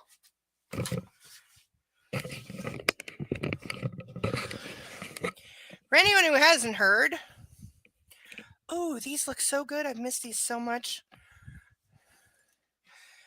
For anyone who hasn't heard, we're having a snap federal election. Why is it called snap? Because we were supposed to have one in November, because that's in the Charter of Rights and Freedoms, and we didn't make it. Because we've had basically a minority government, but they had a coalition that gave them a majority. Then they lost it, which made it a matter of time until an election was called out of order, which is fine. You're allowed to do that here. We have elections at random times. It's happened before. And this was not unexpected. I expected this to happen a month ago, but then idiot Ford, who just got reelected where I live, decided to call a snap Ontario election that lasted 3 weeks. And so that basically delayed the federal election for 3 weeks. But yeah, Carney called it sometime last night. And so now on April 28th, my country goes to the polls in the federal election yet again. And 6 weeks? Come on. That is so long. And yes, I know everyone in America is laughing. But for us, 6 weeks is long. That's a lot of bullshit. And this one's going to get nasty. I can feel it. Like the mudslinging, though keep in mind, there's so much difference between us and American politics. Because one thing that's always been weird to me, in American politics, the attacks often get personal. Like they'll attack a candidate, like their family, like they'll bring in the wife or even the kids recently, but they'll attack them on a personal level. Like, oh, did you know this person got a speeding ticket in 1985? Or they're an adulterer, or they're I don't know, they're mean to small children. Something along those lines, but it has nothing to do with like policy or capability. They just attack them personally. Excuse me. We don't do that here. Now you'd be fined, and your own party would eviscerate you if you did that here. We don't do personal attacks in politics. An attack ad here is almost never even targeted at one person. It's not targeted at the person who is running. It's targeted at the party that they represent. And it'll mention their values and their economic plan and their history of what they did or did not do when they were in power before. But it's about the things that are relevant to an election. So I'm worried that somebody is going to surrender the high ground and make a stupid personal attack ad, and then all hell's going to break loose. Though I will say the conservatives have got to be scared, because one thing that Ford calling the idiot election that he only did because he wanted to show the party that he was a viable candidate for the federal election everyone knew was coming, and by the way, he's not, and they'll never back him in a million fucking years because he's a walking goddamn landmine and also an incompetent moronic fuck. Like, like I don't know who they're going to run, but I really don't know who the conservatives are going to run, but it's not going to be him. But the thing is, before Ford did that, the conservatives actually had a commanding lead. They were up like 30 points because the liberals were imploding. They just lost their leader. They were having a leader re-election fight. They basically just lost the government, and everybody knew it. So they were down for a couple of weeks. That's going to happen. But Ford, being a jackass and calling the election, managed to swing like a 35-point lead for the conservatives into a 42-point lead for the liberals in a matter of 3 weeks. So now the liberals have like a 12-point lead. So the conservatives are coming into this in the underdog position. Like, they're polling almost on par with NDP and not that much ahead of the Green Party. I mean, hell, Bloc Québécois usually beats the Green Party. Not always, though. But it's basically Bloc Québécois never wins seats outside of Quebec. That's just a known thing. But for the Conservatives to be that low on the polling, they've got to be afraid.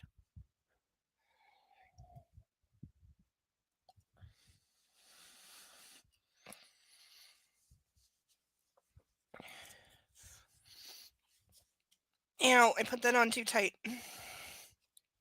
See, this is too tight and it's hurting me badly, but I can still get a finger into it. So according to American police, it's fine, even though if I move the wrong way, this is going to snap my wrist.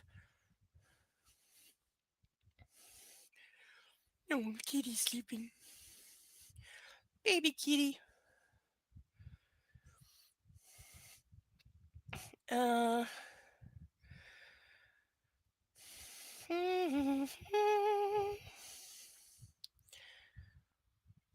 All right, leveraging the relationship with her father because he's an evil bastard. Her shoulders sag and she turns to me resigned, I think. Not quite the reaction I was hoping for. The rosy glow from the champagne has disappeared and her face is pale once more. That's an accomplishment after 5 glasses. I'm happy for you to loan this to me, like the laptop. I shake my head. Why is she so difficult? I've never had this reaction to a car from any of my submissives. They're usually delighted. Okay, on loan.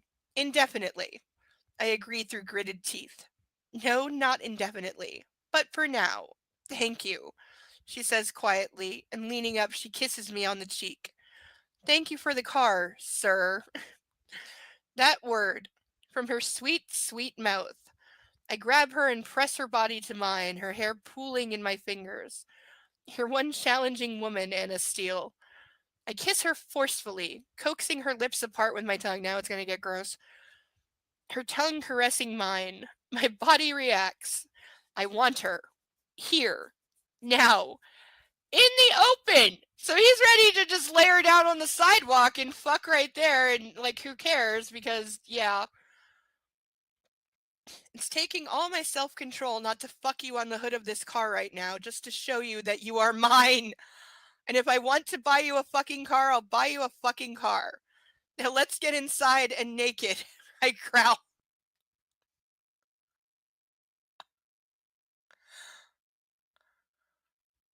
I would throw the keys in his face and go back inside and lock the door.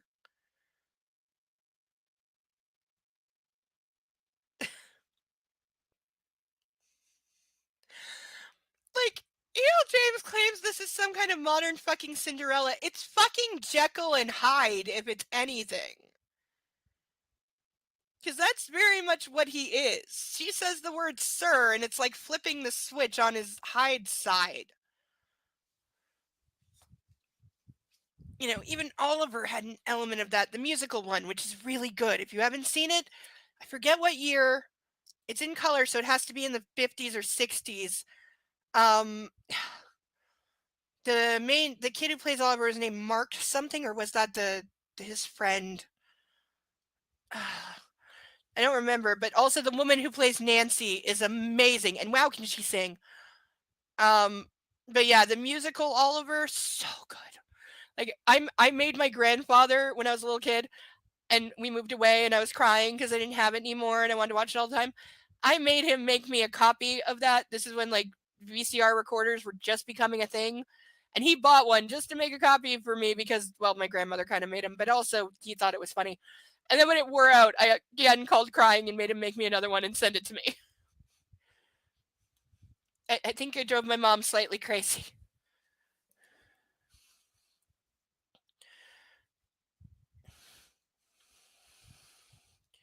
But I also once watched The Little Mermaid on repeat for 3 straight days, and by that I mean actually 72 hours because I didn't sleep. Which made some people concerned.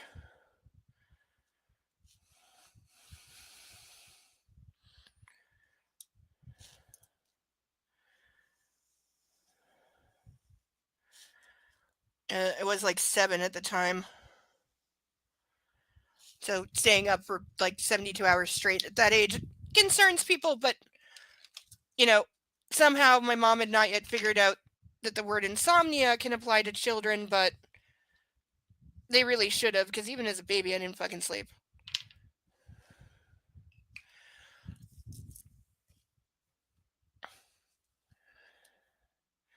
And that is according to every single adult member of my family.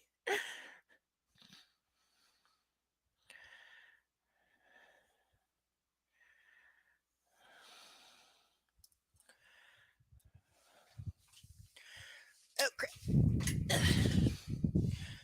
Okay. Adjusting the chair without hands. We're learning. Also, ow, it just hurt the back of my arm really bad. Ow.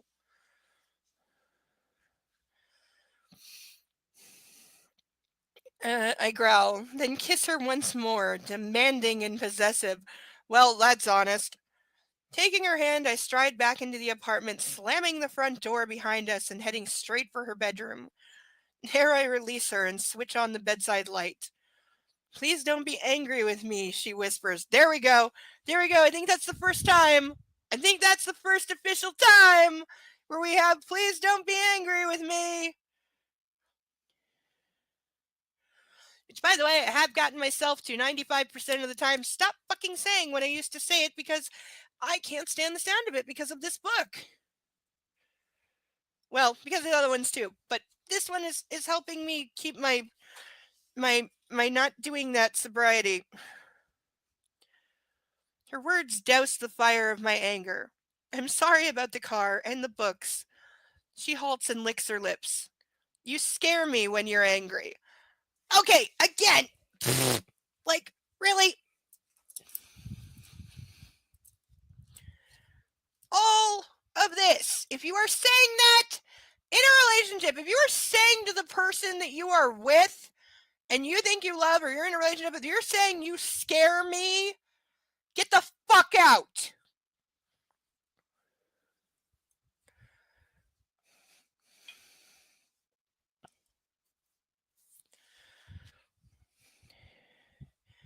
You know, like, this is why Kim Kardashian should have filed for full custody many, many, many years ago when she abruptly left Kanye, sending the kids away ahead of her in case he came back.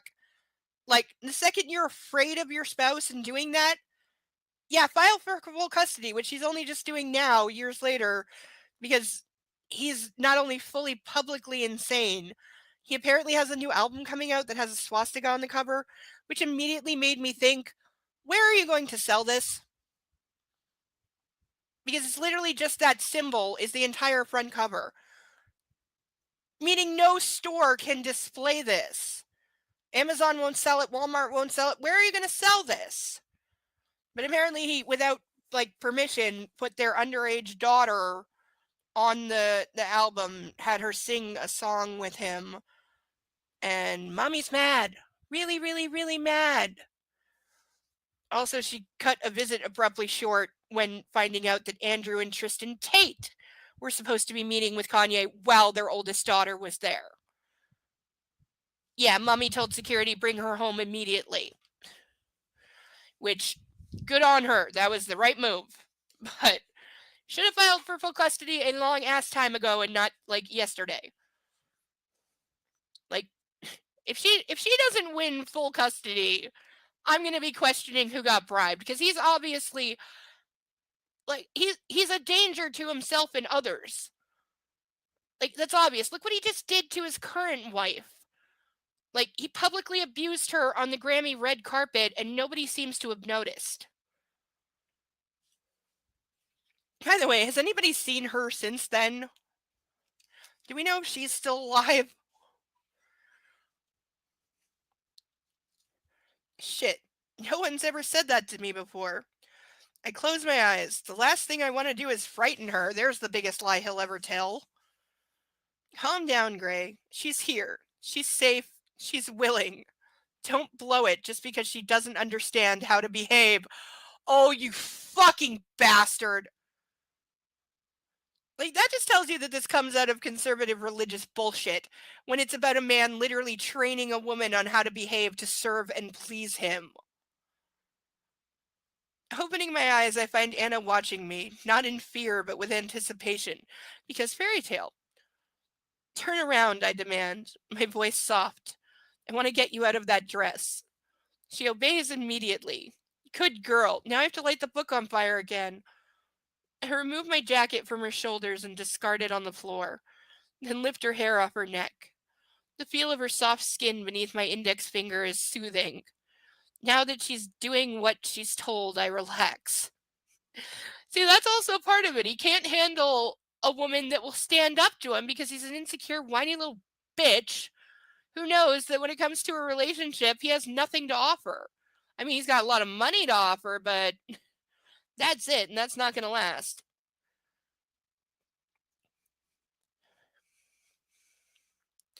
With the tip of my finger, I follow the line of her spine down her back to the start of the zipper, bound in gray chiffon. That would make me like swing out of like startleness.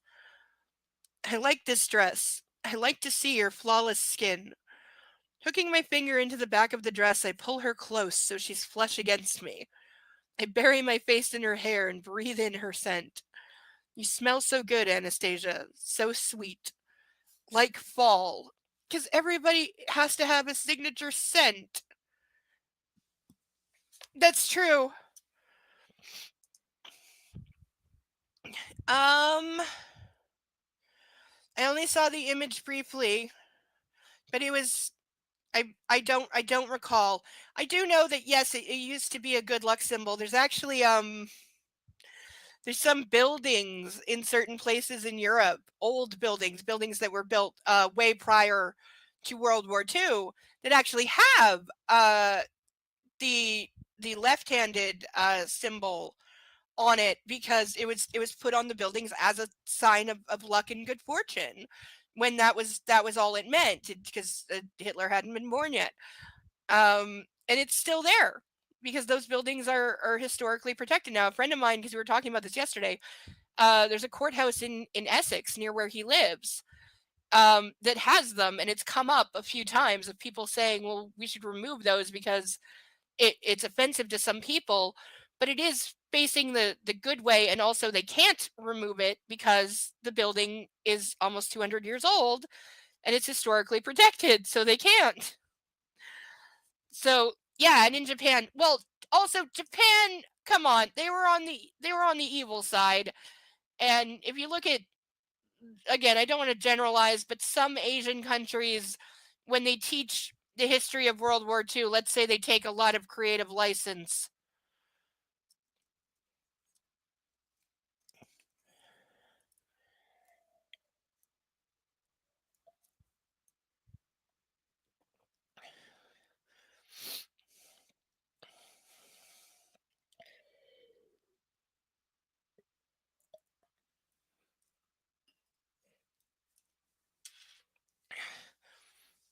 Japan really doesn't surprise me though, because they do their own thing no matter what. They are probably one of the best countries in the world, but they've got some some issues with the rewriting history, shall we say.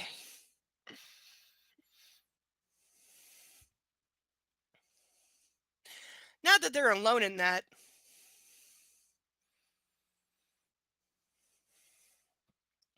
Her fragrance is comforting, reminding me of a time of plenty and happiness. Still inhaling her delicious scent, I skim my nose from her ear down her neck to her shoulder, kissing her as I go. Slowly I unzip her dress and kiss and lick and suck my way across her skin to her other shoulder. She shivers beneath my touch. Oh, baby, you're going to have to learn to keep still, I whisper between kisses, and unfasten her halter neck. The dress falls to her feet. No bra. Miss Steele, I like that. By the way, in this one, she apparently had a boob job between books and is now said to be a C cup. As somebody who has been that size and is way bigger than that now, I can attest, you don't wear braless shit when you have boobs that big, because you will be in massive pain by midday, and also your boobs will be hanging halfway down your waist, which you don't want, especially when you're in a cute dress. Like, there's a reason halter dresses usually only come in very small sizes, because you have to be very small to wear one.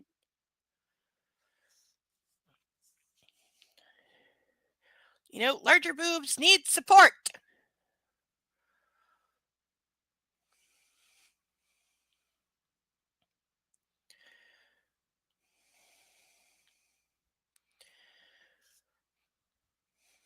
Uh, Reaching forward, I cup her breasts and feel her nipples pebble against my palm. Interesting choice of word. Lift your arms and put them around my head, I order, my lips brushing her neck. Doing as she's told, she does as she's told, and her breasts lift farther into my palms. She twists her fingers into my hair the way I like, and she tugs. Okay, guess that's his thing. Ah, that feels so good. Her head lolls to one side, and I take advantage, kissing her where her pulse hammers beneath my skin. Hmm, I murmur in appreciation, my fingers teasing and tugging at her nipples. Stop doing that forever. She groans, arching her back, pushing her perfect tits even further into my hands. Shall I make you come this way? You're still spelling it wrong. Her body bows a little more. You like this, don't you, Miss Steele? Hmm.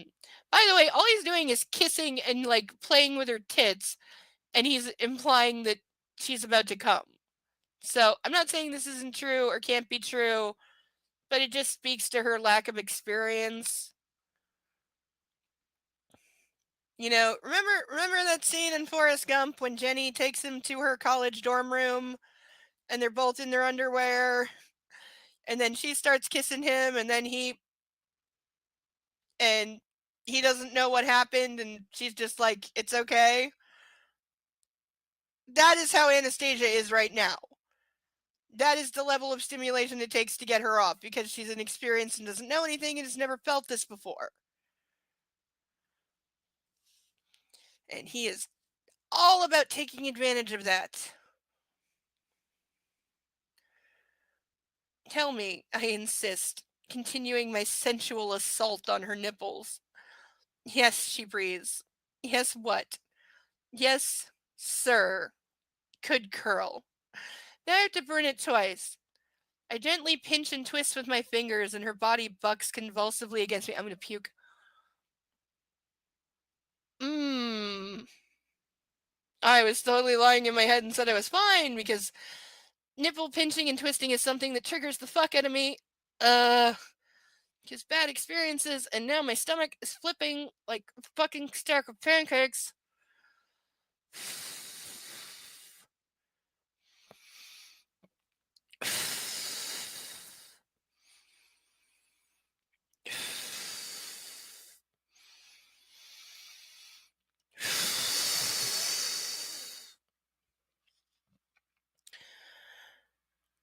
I don't think you're ready to come yet, and I still my hands just holding her breasts while my teeth tug at her earlobe. Besides, you've displeased me, so perhaps I won't let you come at all. I knead her breasts with my fingers and return my attention to her nipples twisting and tugging. Ugh! If I ever end up vomiting wine all over this book.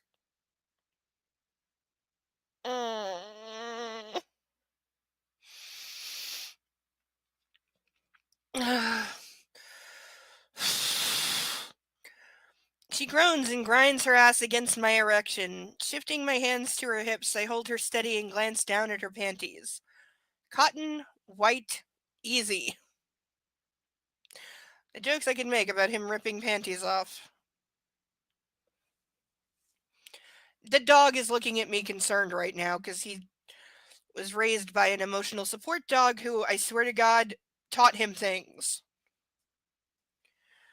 Because, my older dog who passed away a couple of years ago definitely raised and instructed the puppy as his little protege. He told him everything to do every waking moment and what not to do. Which is why when he died, Bo didn't eat for like 3 weeks because he was used to literally sitting to the side and waiting for older dog to eat first. And then only when older dog was completely finished, he would signal the little one that, like, okay, you can have whatever food is left.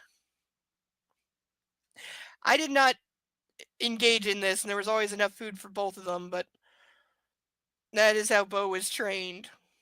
I really thought he was going to starve himself to death for a while. And still has a lot of those, like, second dog, I need someone to order me tendencies. Like, that's why for, like, only recently has he learned to, on his own, without being commanded by other dog, to bark at things that most dogs bark at.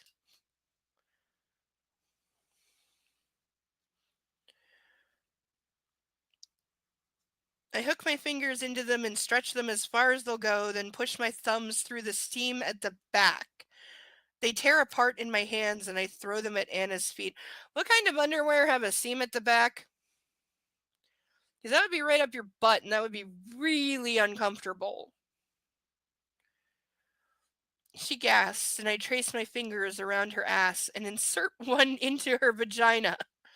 She's wet, very wet. Oh yes, my sweet girl is ready. I spin her around and slip my finger into my mouth. Ew. Salty. You taste so fine, Miss Steele. Okay, I'm gonna burn one of them now. Then I have to read the other page before I can burn the other one. But it's gonna make me feel better. This is gonna make me feel better and hopefully settle my nausea.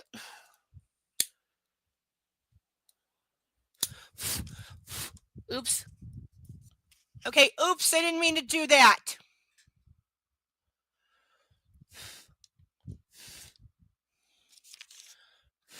I was really trying to toast it like a marshmallow. I swear this thing is written on flash paper.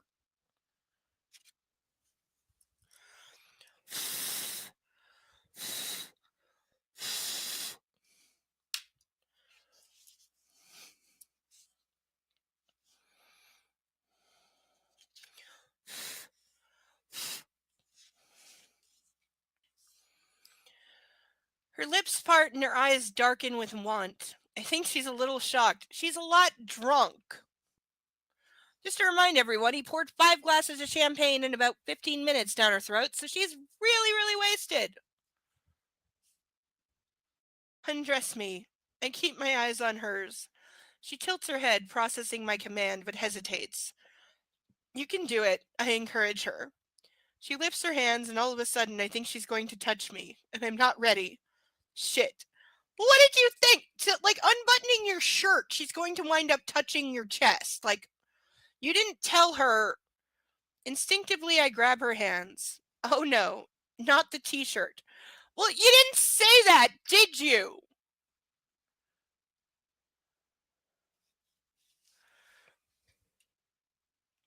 I know, right? Like, theoretically, I should be ripping out the pages one by one as I finish and tossing them into a brazier. Yeah, but I think the whole block will. I still haven't, keep in mind, I haven't burned 50 Shades Free yet because I was sick. And so I'm probably going to do that this week. And it's written on the same paper. It also has the flash paper thing. And I've got more pages than ever with lines highlighted that are generally the ones I burn. So hopefully I don't set my bathroom on fire, but that's why I do it in the bathtub in a steel bowl with water underneath in a place that's tiled, and I literally fold up the shower curtain and wrap it around the pole so it doesn't catch fire. I just have to remember to bring a fan into the room so I don't die of smoke inhalation. Oh, that reminds me, I gotta find a good song. Oh, I haven't done that yet. Yeah, tomorrow. Like, yeah, I gotta look for a good song. I'm not sure what kind of mood I'm in. Maybe something with like a rock beat. I haven't recorded the lines either, so I do that. Yeah, maybe something with like a rock beat this time. Because last time I went like very like Indian, like sitar flute kind of thing, which was very nice. But I feel like something a little more hardcore this time, maybe. I want her on top. We've not done this yet, so she may lose her balance. So I'll need the t-shirt for protection. You may need to touch me for what I have planned. I release one of her hands, but the other I place over my erection, which is fighting for space in my jeans.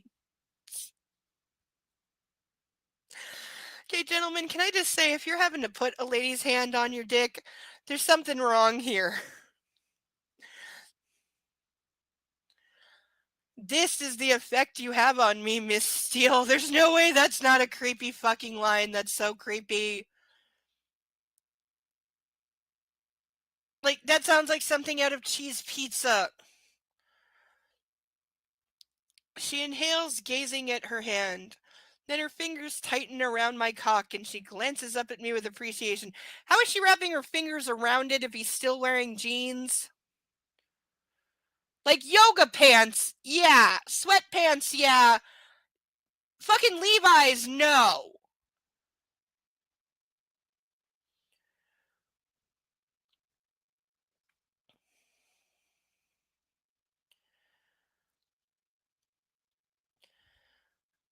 I grin. I want to be inside you. Take my jeans off. You're in charge. Right. Her mouth drops open. What are you going to do with me? My voice is husky. Her face transforms, bright with delight, and before I can react, she pushes me. I laugh as I fall onto the bed, mainly at her bravado, but also because she's touched me and I didn't panic. See, this is how he knows she's the magical cure to his trauma and PTSD. So all he has to do is possess her forever, and he'll never wake up with a nightmare ever again, and that's true love. Ugh.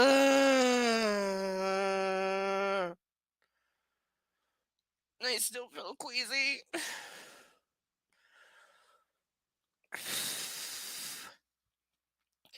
She removes my shoes and then my socks, but she's all fingers and thumbs, reminding me of the interview and her attempts to set up the recorder. I watch her, amused, aroused, wondering what she'll do next. Like watching a kitten attacking a plant. It's going to be a hell of a task for her to remove my jeans while I'm laying down.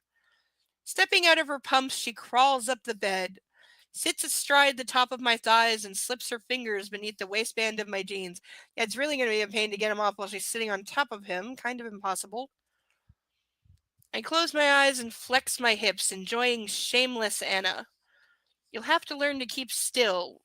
She castigates me and then tugs at my pubic hair. Ew! Also, he would so not be tolerating that. Ah, so bold, ma'am. Yes, Miss Steele, I tease through clenched teeth. In my pocket. Condom. So again, this is also already showing her in a dom position, because her pushing him down on the bed, getting on top, and then pulling the pubic hair, that's a dom move. So, in any kind of real storytelling, he would turn to be, he would go back to being a submissive because that's what he truly is. And he's found his perfect dominant now, unlike Mrs. Robinson, who for some reason wasn't. That would make way more sense than any of this shit. I'm now burning the other side because I've read past it.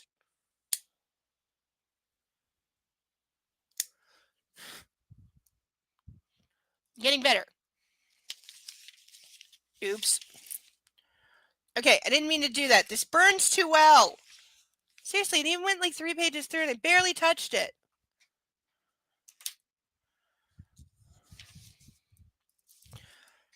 I can still make out the words. It's okay. I'm losing a bookmark. Damn it. Stop doing that. Now.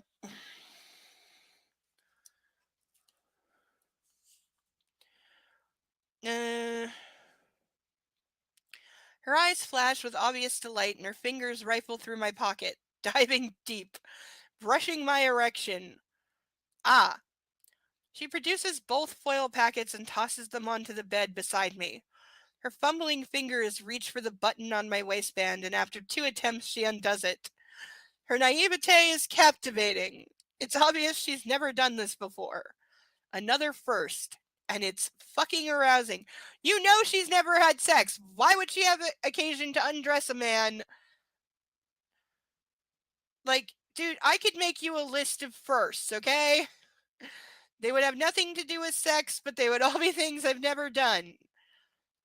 Eat cotton candy. Eat blackberries. I could do so much just with food that I've never tried or had. Oh, okra. I kind of worry the texture would make me gag, but I do want to try it one time. Asparagus. Now I'm stuck about food.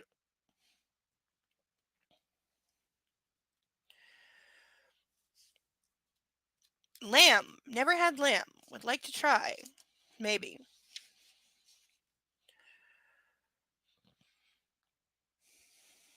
Mm. Oh.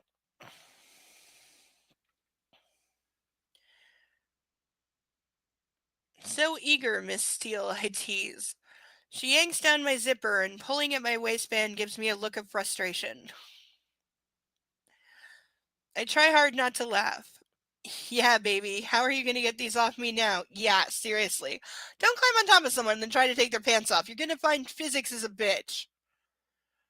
Shuffling down my leg, she tugs at my jeans, concentrating hard, looking adorable, and I decide to help her out.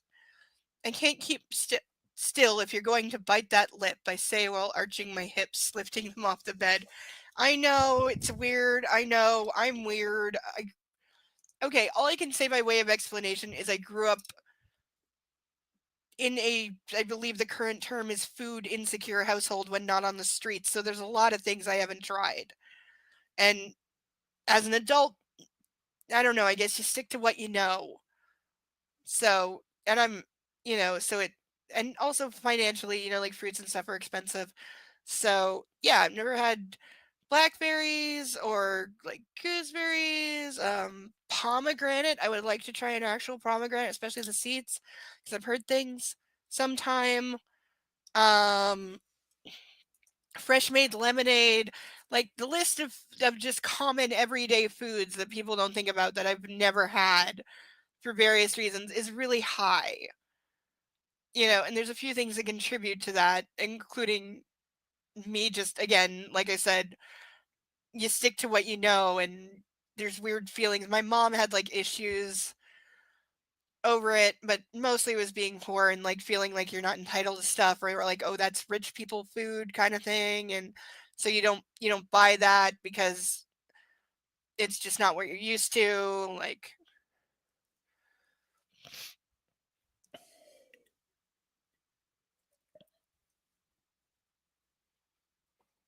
Greek yogurt.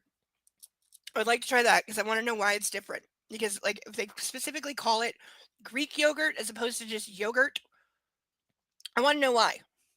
Because there's got to be something different about it other than, or it's just a marketing tactic for all I know. But someday I would like to try.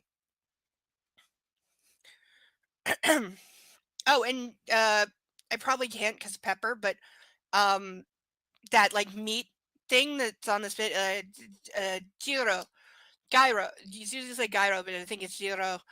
That thing. I would like to try just a piece of the meat once to see what it tastes like.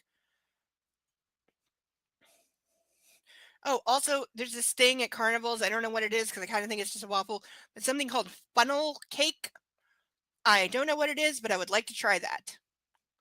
I'm sure, like at carnivals here, we have it. When was the last time I was at a carnival? Way too long. But yeah, there's a lot of stuff like that.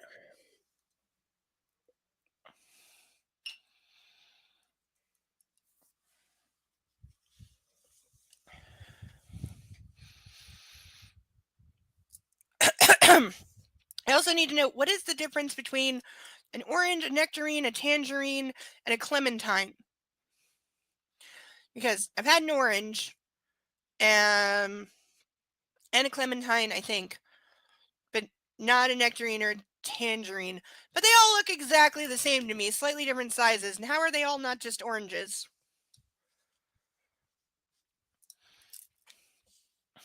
Oh, and grilled eggplant or eggplant parmesan, because I love chicken parmesan. So eggplant parmesan, I would like to try. Oh, and what's those things? They look like they're related to thistles, I think. The fuck are they called? Not Brussels sprouts. Artichokes.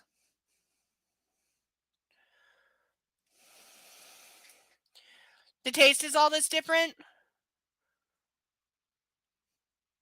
Okay. I get that cuz yeah, I like red delicious apples. The darker red the better cuz they're sweeter. Whereas like I really don't like the standard Macintosh apples. I do like green Granny Smith apples cut up with salt on them. That's good.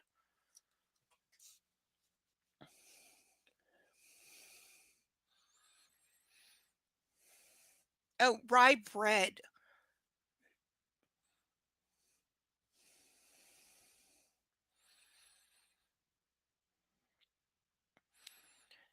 Uh Raising up on her knees, she pulls down my jeans and my boxers and I kick them off onto the floor. She sits across me, eyeing my cock and licking her lips. Whoa. She looks hot, her dark hair falling in soft waves around her breasts. You like Honey Crisp apples? I don't know that I've tried those, but they sound good. They sound like they'd make a very good pie.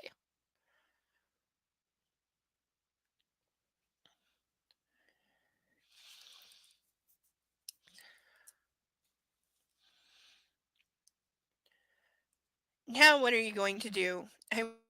Her eyes flick to my face and she reaches up and grasps me firmly, squeezing hard, her thumb. Okay, the way he said his face and then says reaches up and grasps me firmly, I thought she was grabbing his face, but no, she's grabbing his dick, of course. Squeezing hard, her thumb brushing over the tip. Jesus. Oh, here we go. She leans down and I'm in her mouth. Fuck. She sucks hard and my body flexes beneath her. Somehow the eternal virgin is the queen of blowjobs. Because that's realistic. Though, I gotta say, probably not a lot of technique involved in blowjobs, if I'm being honest, because, uh, yeah, I kind of think when it comes to that level of attention, pretty much anything will do.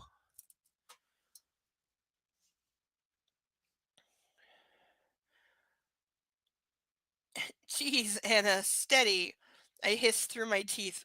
What does that mean? But she shows no mercy as she fillets me again and again. Fuck. Her enthusiasm is disarming. Is it enthusiasm or is it 5 glasses of champagne? Her tongue is up and down, and I'm in and out of her mouth to the back of her throat. She also, okay, apparently this is, I let it go the first 2 times. She has no gag reflex. She absolutely has no gag reflex. And I'm going to take this moment to say that in addition to being anorexic, she may also be bulimic or at least do purging because, again, she has no gag reflex. And it's not from sucking dick. So the other option is that it's from sticking her fingers down her throat.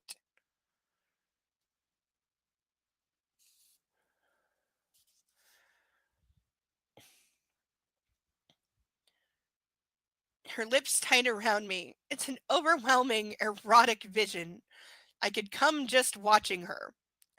Stop, Anna, stop. I don't want to come. She sits up, her mouth moist and her eyes 2 dark pools directed down at me. What did he put in the champagne? Because if her eyes are that dilated, he put something in the champagne. And he deliberately said that he was plying with alcohol so she would relax and let him do whatever he wanted, more or less.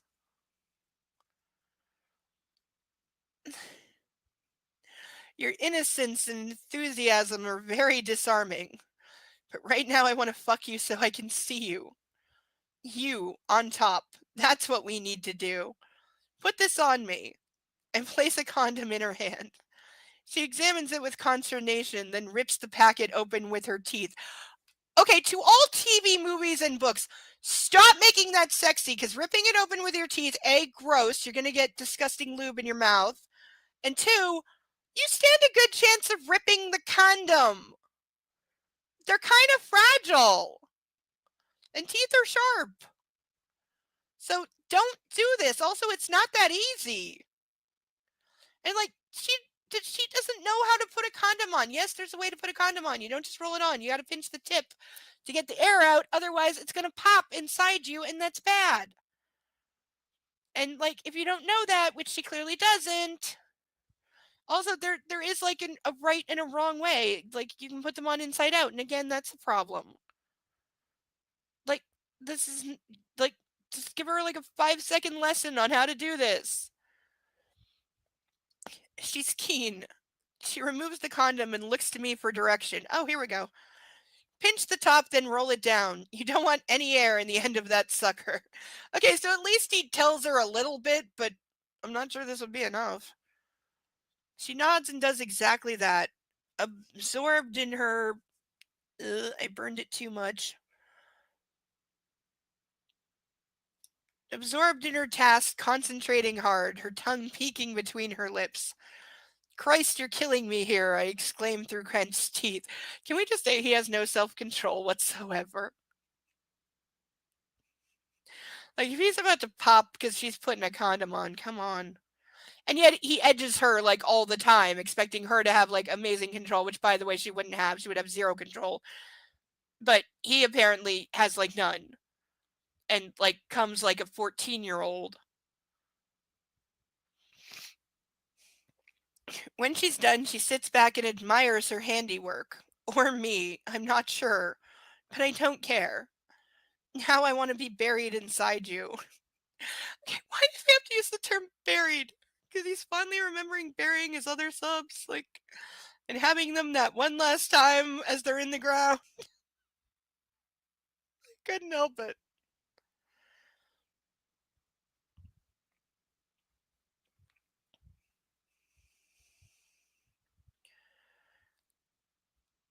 I sit up suddenly so we're face to face, surprising her. Like this, I whisper, and wrapping my arm around her, I lift her. And with my other hand, I position my cock and lower her slowly onto me. Ugh. My breath escapes from my body as her eyes close and pleasure thrums noisily in her throat. That's right, baby. Feel me. All of me. All right, because we have to be reminded he has like a 12-inch dick, apparently, which is not the flex he thinks it is. She feels so good. Yeah, this is a good reminder for me as I'm editing the first part of my fanfic into its final form. Never, ever, ever use period dotted one word sentences. You sound like a hack. Keep in mind, it's taken me like 4 days to get through like 7 pages out of 22. I am determined to finish. Puppy distracted me today. I'm totally blaming the dog. It's his fault that I spent 4 hours working on one 5-line paragraph because I just couldn't get it right and I'm OCD like that. And also I'm a creative writing bitch, okay? I have that artist writing thing that it has to be right and perfect, and even though it's flippin' fanfic that I do plan to submit to publishers, by the way. I'm going to change the names and mail it in just to see if anybody answers out of morbid curiosity. As I flex and tilt my pelvis, pushing deeper into her. Her head lolls as she moans. Again she breathes, and she opens her eyes and they blaze into mine. Wanton, willing. I love that she loves this. Does that imply that some of his former subs didn't love being fucked by him? Because I think it does. I do as I'm asked, and she moans again, so who's really in charge? Throwing her head back, her hair tumbling in a riot over her shoulders. Slowly I recline into the bed and watch the show.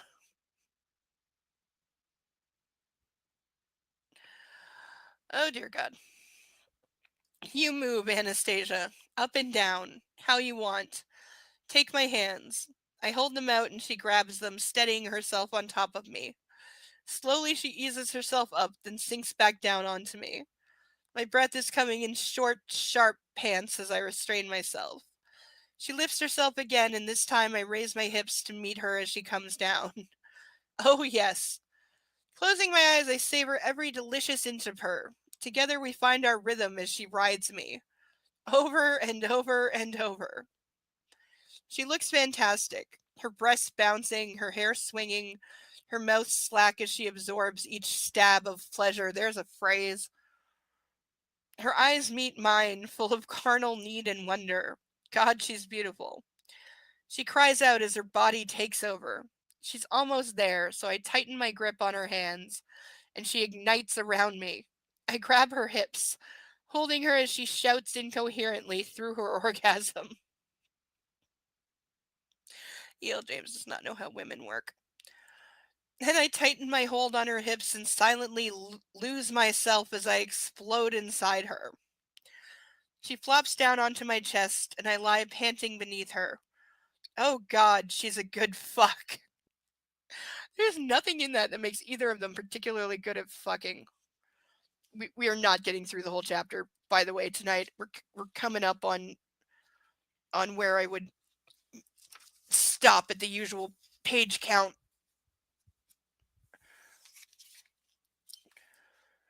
We've got a few more left, 6 or 7.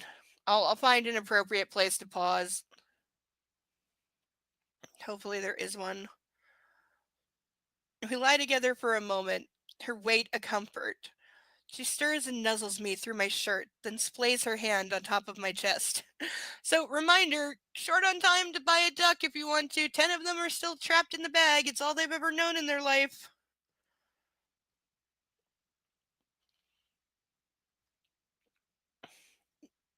You know, and I did make a whole new layer of stage just for them that has been empty for 2 weeks.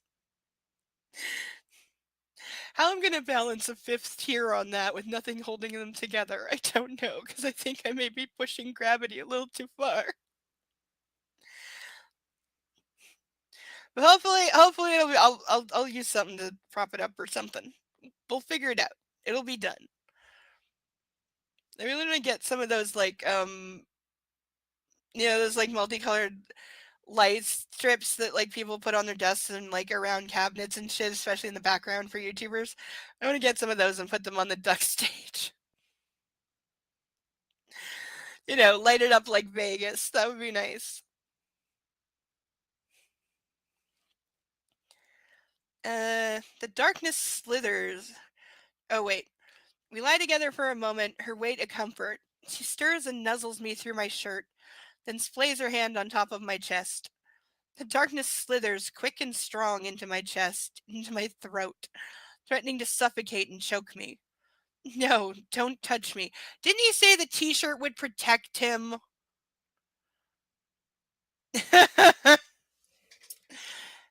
Oh, that's a good one. I'm going to be laughing about that for a while. Yeah, truly, that is so, yes.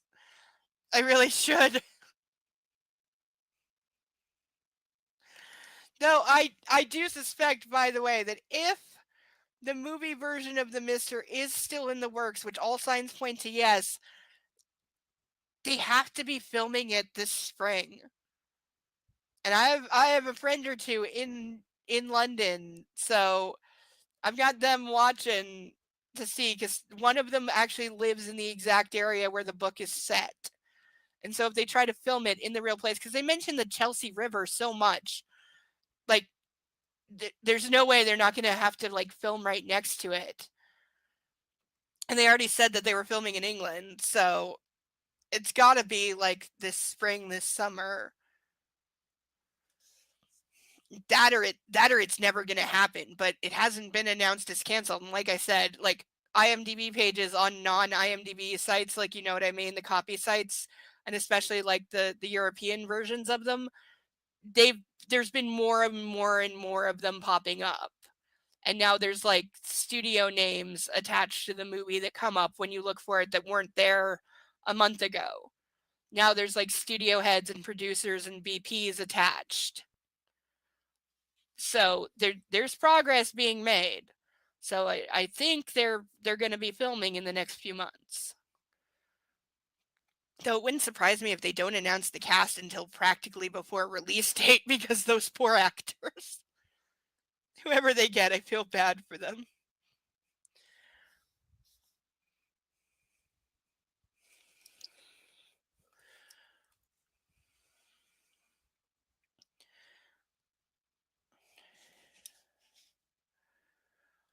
I grab her hand and bring her knuckles to my lips and roll over on top of her so she's no longer able to touch me. How big are they? Are they still on the couch? No, he took her to the bedroom, didn't they? How big is her bed though? Don't, I plead and kiss her lips as I dampen down my fear. Why don't you like to be touched? Because I'm 50 shades of fucked up, Anastasia. That's where that line is? Wasn't that? I don't think that's where that line is before. After years and years of therapy, it's the one thing I know to be true. Also, your therapy sucks if after years and years of it, you're still like that overset by somebody having their hand on your chest through a t-shirt, which he said was his protection. So no, it's not if you still freak the hell out. Like, try a bulletproof vest, maybe. Her eyes widen, inquisitive. I know she's thirsty for more information, but she doesn't need to know this shit. I had a very tough introduction to life. I don't want to burden you with the details. Just don't. I gently brush my nose against hers, and withdrawing from her, I sit up and remove the condom and drop it by the bed. Ew! Ew! Ew, ew, ew! Because he didn't say I dropped it in a trash can. He just said he dropped a used condom on the floor next to her bed that's going to spill. Ew! He'd be getting kicked out and never invited back for that, because that's beyond disgusting. And actually, before he leaves, I'm making him clean that the fuck up. You're not doing that in my bedroom, you fucking asshole. Also, ew. I think that's all the very basics covered. How is that? The basics of what? Positions? Because I got 5 more that are pretty basic that you haven't tried yet. Doggy Style being one. Could be the fanfic folks going nuts, hopefully as much as I would like something new to cringe or laugh at. No actors or film crew would ever be made enough to justify their term. That is my point, especially with the legacy of the 50 Shades movies and what it did to those actors' careers, to Dakota Johnson and Jamie Dornan, and how they've both like talked about it afterwards. Also, that E.L. James is apparently a nightmare to work with, and she's like lead producer and has like creative input on this. Like, yeah. Because also remember with 50 Shades, they by the way, Johnson and Dornan were the 6th or 7th pair that was actually not only cast but hired and paid something.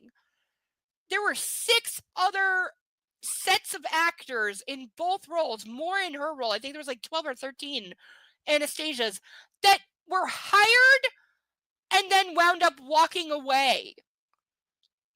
Like, it legitimately delayed the production by, I think, over a year because they kept losing actors, like, before they even got to day one of filming.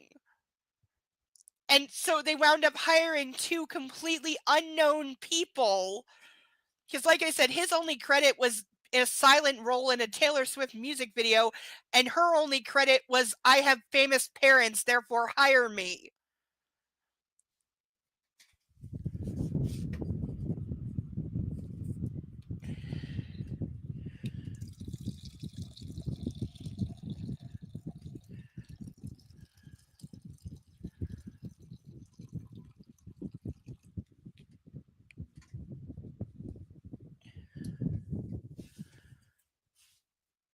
Plus, in the Mister, they have to be British, or at least fake a British accent pretty well.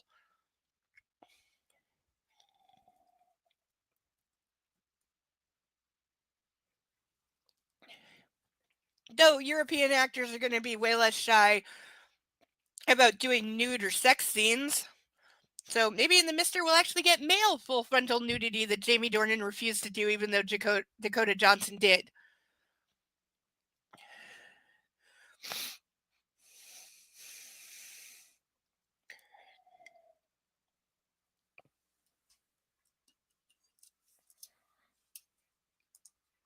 Absolutely.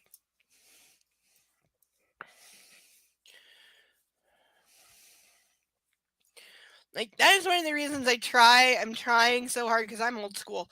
I like things on paper. I like to write things by hand and not on a tablet or on my phone, because I'm old school. But I've been trying, because of the trees, to go more paperless on everything I can, because I respect the trees. You know, I like the trees, so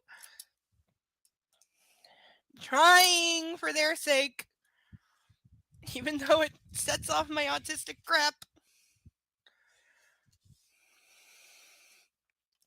Oh, and I'm still working on getting a like 99-cent deal for the last book in this series, because I refuse to spend anything more than that on it, even used. But I need a physical copy.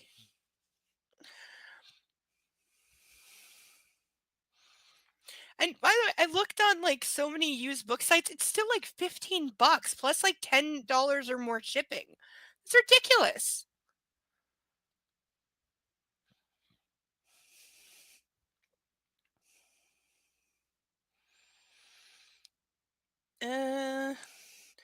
Okay, this is where he's gonna like get up and leave, because he never sleeps with anyone, even though he slept with her like twice already. For a moment she seems distracted, then she tilts her head to one side and smiles. If you imagine for 1 minute that I think you ceded control to me, well, you haven't taken into account my GPA, but thank you for the illusion. Okay, your GPA is -5, because you are a dumbass twit. Her eyes stray to the ceiling, and a fleeting guilty expression crosses her face. Oh wait. Miss Steele, you're not just a pretty face. You've had 6 orgasms so far, and all of them belong to me! Why does that mere fact make me so glad?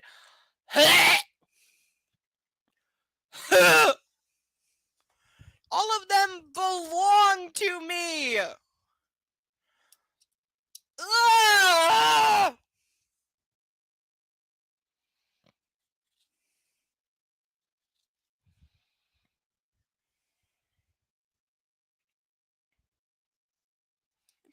Like, is this why he has the no masturbating rule for his subs? Because he's worried that if they figure out they can do that on their own, they'll have no use for him because on some level he knows that he sucks in bed.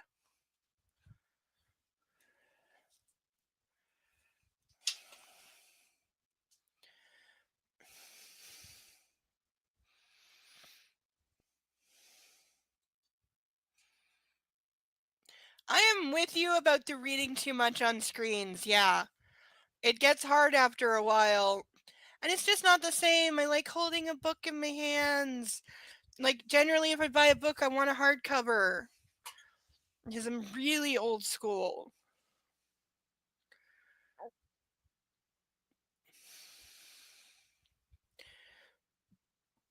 Excuse me.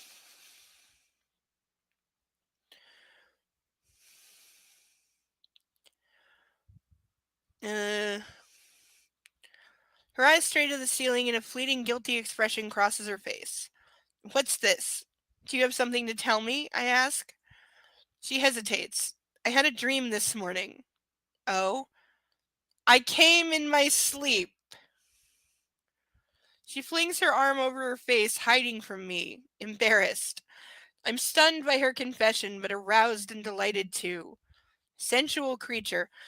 Okay, I know that wet dreams / coming in their sleep is a thing for guys. Has anybody ever heard of this being a thing for girls? I'm not saying it's not possible. I am saying I have never experienced it, and I have never, ever known anyone who has, and I've never heard of it being a thing for girls. You know, we're not really wired that way. Not that I haven't had a sexy dream. I have had exactly one, and I remember it in full detail. Yeah, that's exactly what it is. You're 100%. That is exactly what the fuck it is. Only I can make you come. Only I can make you feel that thing. That's exactly what he's doing. That's exactly, and I think, and that is why, honest to God, that is why at this point she's willing to put up with his quote kinky fuckery because she just wants more orgasms. Like, and I'm sorry to make this comparison, but the book also does it, like a child wanting more candy or a crack addict wanting more crack. Like, that is what she is right now. This is a new experience for her. She's never felt it before. She didn't know it could feel like this. And he's the one who made it happen. So she wants him to keep making it happen. So she's willing to put up with his bullshit and his dominating and his tying her up and even him beating her to get it. Which, again, think of, again, a crack whore willing to, you know, suck off her dealer for another hit. It's the same thing. And he knows it. That's why he's like, yeah, you've had 6 orgasms and they're all mine. Like, somebody buy this woman a jackrabbit. That would change her whole worldview overnight.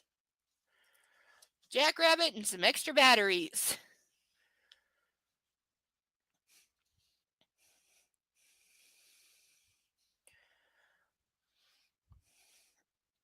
She peeks over her arm. Does she expect me to be angry? In your sleep, I clarify. Woke me up, she whispers. I'm sure it did. I'm fascinated. What were you dreaming about? You, she says in a small voice. Do we think she's lying? Because this would be a really good lie to tell him. But she's not that smart, so no, it's not. Me? What was I doing? She hides beneath her arm again. Anastasia, what was I doing? I won't ask you again. Why is she so embarrassed? 'Cause she's a virgin, you. I'm. Her dreaming about me is endearing. There are a lot of words to go with there. That was none of them. You had a riding crop, she mumbles. I move her arm so I can see her face. Okay, so without even having been, because he's never spanked her. He's never used anything on her yet. He's tied her up and blindfolded her, but that's it. So for her to suddenly have this dream of a riding crop is so much bullshit. And it's the grossest way of saying, like, oh, they're destined to be together because, look, she secretly wants him to beat her with a riding crop. And I use the term beat. I know in BDSM it's different, but with him it's not. With him it's beating her. And there's no reason she would have that even in her head, because dreams are not from nothing. They're based on, images and things that are in your head. My personal belief is that in general, they're your brain just processing things you've been through in the day in a very weird and often abstract way. But I rarely dream, or at least that I remember. I've had like 5 dreams I remember my whole life, but I've also been told that I'm exceptionally weird because I dream in full color, which apparently some people don't. I also dream with full sensation, hearing, touch, sound. I can feel everything. I can do everything. And sometimes I get that self-awareness thing where you start controlling your dreams, but that usually means I have about 10 seconds till I wake up. But I've had dreams where in the dream, weeks/months passed by and I was living through it. I've also had dreams where I committed murder, though it was in self-defense and very weird, and I was defending someone else. But I still remember the feel of stabbing someone through the ribs and feeling a knife hit a rib and continuing to stab so they would die and not scream and I could escape the house that was from a video game because I was having a dream of being kidnapped by the guy that's called Craven from Buffy, who's the evil warlock that gets Willow hooked on drugs. And if you know that reference, wow, are you a Buffy fan? But you know who I mean. And that actor is one of my favorite actors, the guy who played him. Oh my God, is he an amazing actor? I love him so much. He's in one of my favorite episodes of Law & Order SVU because, oh, guy can burn that house down. He's so good. And he always plays like an evil bastard, which I feel bad for. But some actors, that's what they're good at, and that's what he's good at. But I also, like, you just know in real life, he's probably like the sweetest, funniest guy. I wish I knew his name. Right? Isn't it?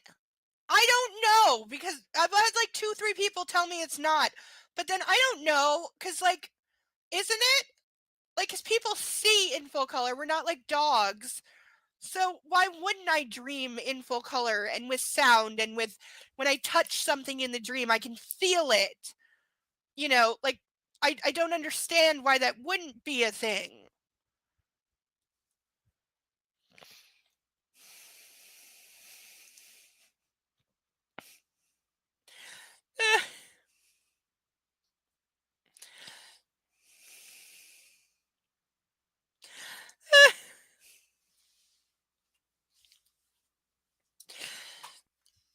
Yeah.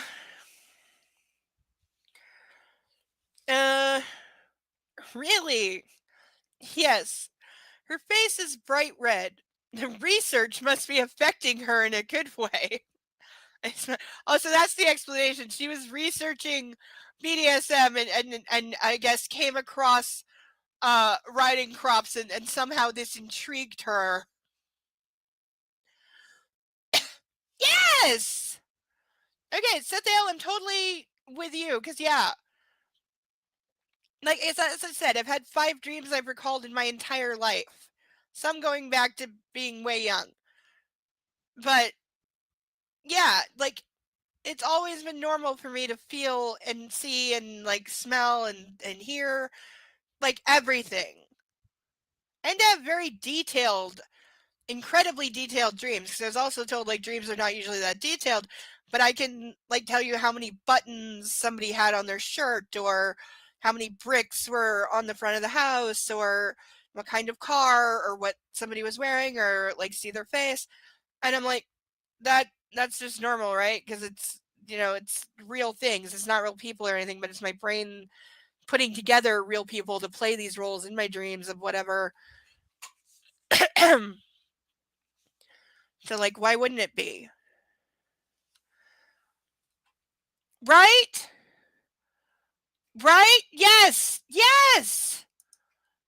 Like, I think 3 out of the 5 dreams that I remember involved very lengthy passages of time. One involved months, several months, and changed like scene settings multiple times and was very complicated, and yeah, like it was like a mini movie. And again, it was a haunting dream. It was a creepy, like evil, scary dream. Not quite a nightmare, but disturbing would be the word.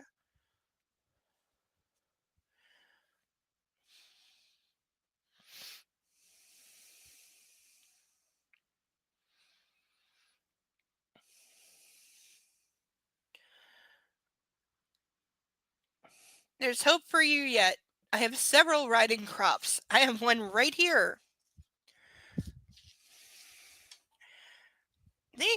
Right here.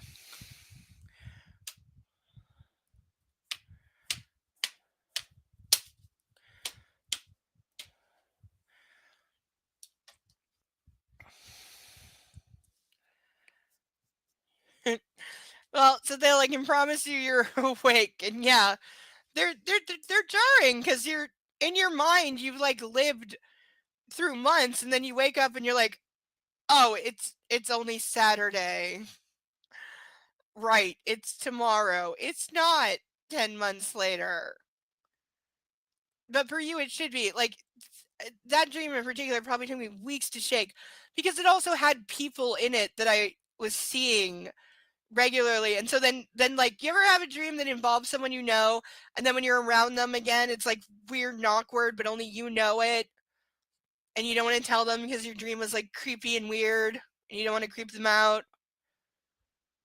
Because that particular dream involves somebody else I know being on a missing poster.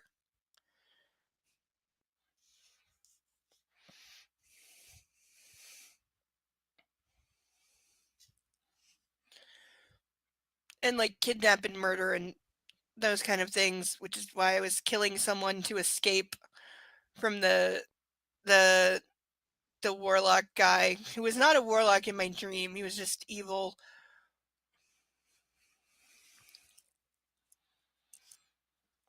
And I was being held captive in the house from all the Ravenwood games, Ravenwood Manor games from the Mystery Case Files series.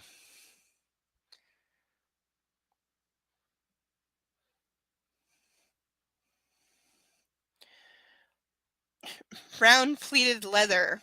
Her voice is tinged with quiet optimism. I laugh. No, but I'm sure I could get one. I give her a swift kiss and stand to dress. Here we go, here we go, here we go. Yep. Wham bam, thank you, ma'am. Anna does the same, pulling on sweatpants and a camisole. Collecting the condom off the floor, I nod it quickly. There's no point in that because when you dropped it, everything in it spilled out on the floor, you fucking disgusting bastard. Now that she's agreed to be mine, she needs contraception.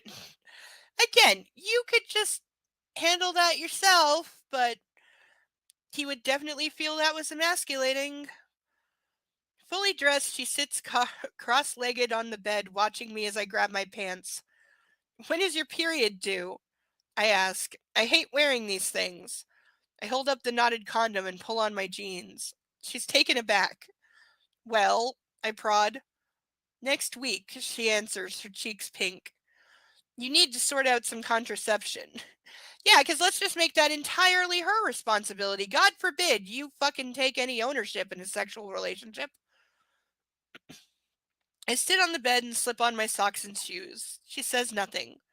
Do you have a doctor? I ask. She shakes her head. I can have mine come and see you at your apartment. Sunday morning, before you come and see me. Or he can see you at my place. Which would you prefer?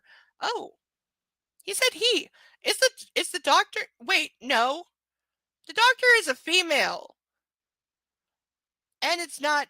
I'm sure Dr. Baxter will make a house call for me, although I haven't seen him in a while. That's not the same doctor. I distinctly remember it was not only a female, her name was Dr. Green. So maybe we're gonna need a change up, or has he just completely changed the doctor and like nobody noticed? Like nobody noticed when his company changed existence, or his brother completely changed his personality. Comparing the two that are the exact same book and therefore everything should be the same. And also, seriously, she just graduated in university, so she's like 22, 23, 24, and she doesn't have a gynecologist of her own. Now, granted, you can say she wasn't sexually active before this. So, excuse me. So, like, reasons. But still, at that age, no. I know, right? I know they're making progress on male birth control because it works, but the problem is the side effects. There was one study that had like 60 male participants, and within like 3 weeks, they all dropped out because they couldn't handle the emotional side effects of being on birth control. To which I'm like, yeah, you get what we have to fucking deal with all the goddamn time, and not just from birth control. The hormones that cause your period will turn you into a crying, heaping mess all by themselves. So, welcome to the club. Because, yeah, it pisses me off that women are seen as being 100% responsible for preventing pregnancy when it's like it takes two to cause that, you idiot. So, why is it entirely on me? But partly it's because the consequences of not are entirely on me. Because girl gets pregnant, the guy can walk the fuck away. She has much fewer options to do so, none of which are good.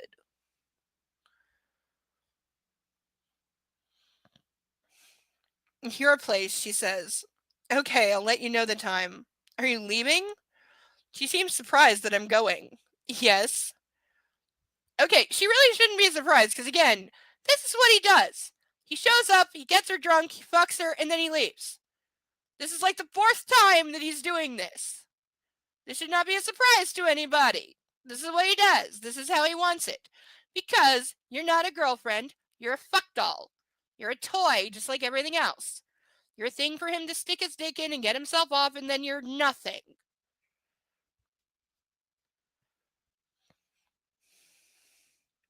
How are you getting back? She asks. Taylor will pick me up. I can drive you. I have a lovely new car. That's better. She's accepted the car, as she should. Tag off.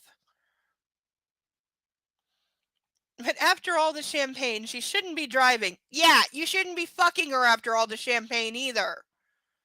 I think you've had too much to drink. So he knows that she's too drunk to drive, but consenting to sex, she's fine. I refer you to our national anthem.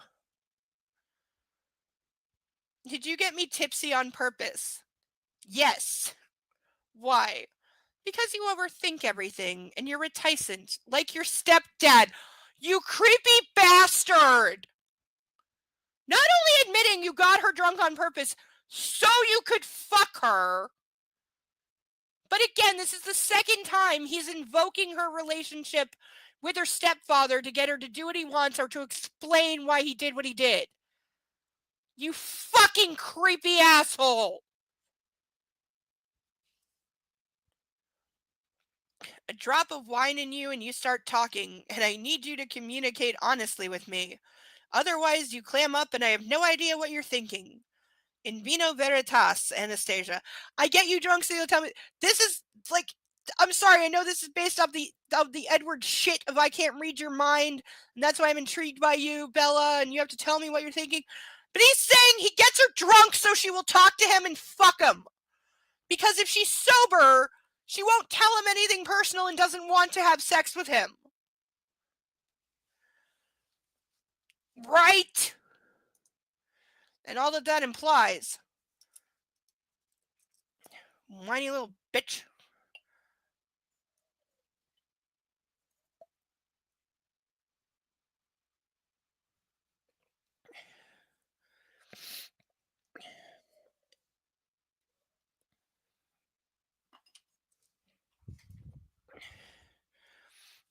And also, 5 glasses of champagne is not tipsy. That is drunk. Especially 5 glasses in 15 goddamn minutes on somebody who weighs like 105 pounds.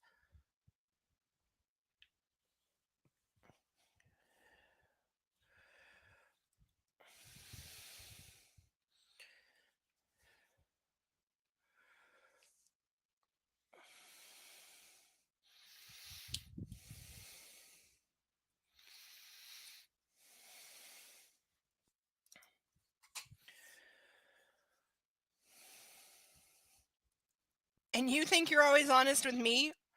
I endeavor to be. This will only work if we're honest with each other.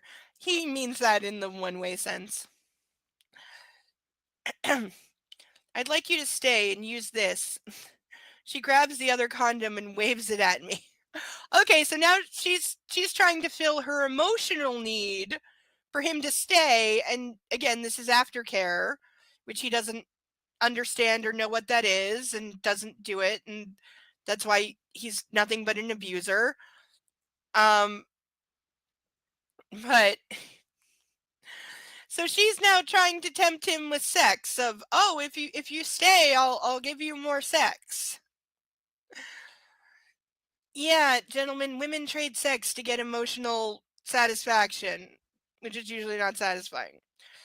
But like every cliche about little girls who grew up without a daddy, which she did, her mother married 5 times to 5 different men who were never around, and like 2 of whom died, and so yeah, she has daddy issues, and so yeah, she'll fuck just to feel, just to get a guy to say I love you, or feel like that male affection she never got growing up. That's exactly what she's doing right now. And also, again, he's emotionally wounding her, just like, again, using her for sex, using her as nothing but a body to, use and abuse and throw away. And she knows it, and she's trying to pretend that there is something more, that she is not just a literal fuck doll, but that is how it is. Manage her expectations, Gray. See, even he knows he's not capable of more than that. You know? Yes, it could. Yes, it could. Like I said, because he took the submissive role here, and he didn't have to. He didn't have to. In fact, the opposite made more sense, and that's what he was intending to do. So yes, I think, because again, he's a self-made master of the universe. He spends his week controlling a fortune, controlling a business, ordering people around, being a dick, firing people, buying companies and tearing them down. So yeah, it would make perfect sense that on his weekends he actually needs to be submissive and not think, as he tells her, and not think and not make decisions. That would make perfect sense for him, because he spends all week thinking his ass off and making hundreds and thousands of decisions, big ones, sometimes important ones, sometimes very stressful ones. So yeah, but Mrs. Robinson wasn't the one, and then turning into a typical male, he's like, oh, I have a penis, therefore I must be in charge. Plus, as we said, he has anger issues and mommy issues, and his use of his submissives is just to work out his mommy issues by beating and fucking, it is again his own admission, by beating and fucking women who look like his mother out of a sense of getting back at her for being a crack whore, is what he says. But the reality is, and this is true, he's getting back at his mother for dying on him. That's what he's angry about. I'm not saying he doesn't have anger about how he was raised until then, or the damage or the trauma or the fact that she was a junkie and not a good mother. But I guarantee you, when he's beating and fucking his subs and hearing them scream in pain, it's revenge on his mother for dying more than anything else. And if you ever want to read the first part of my fanfic, let me know. Because hopefully within the next week it will be in its final form and I can let you read the first part. Wouldn't it though? I know, right? We should totally do this. We'll get ChatGPT and AI to help us. We'll just input the text from 50 Shades and then tell it what to change. and then submit it under a pseudonym and change the names. Nobody will know. I'm totally down for this with you. I will totally do this with you. Somebody has to. Hey, if Milli Vanilli could be a thing and they won awards before they got caught.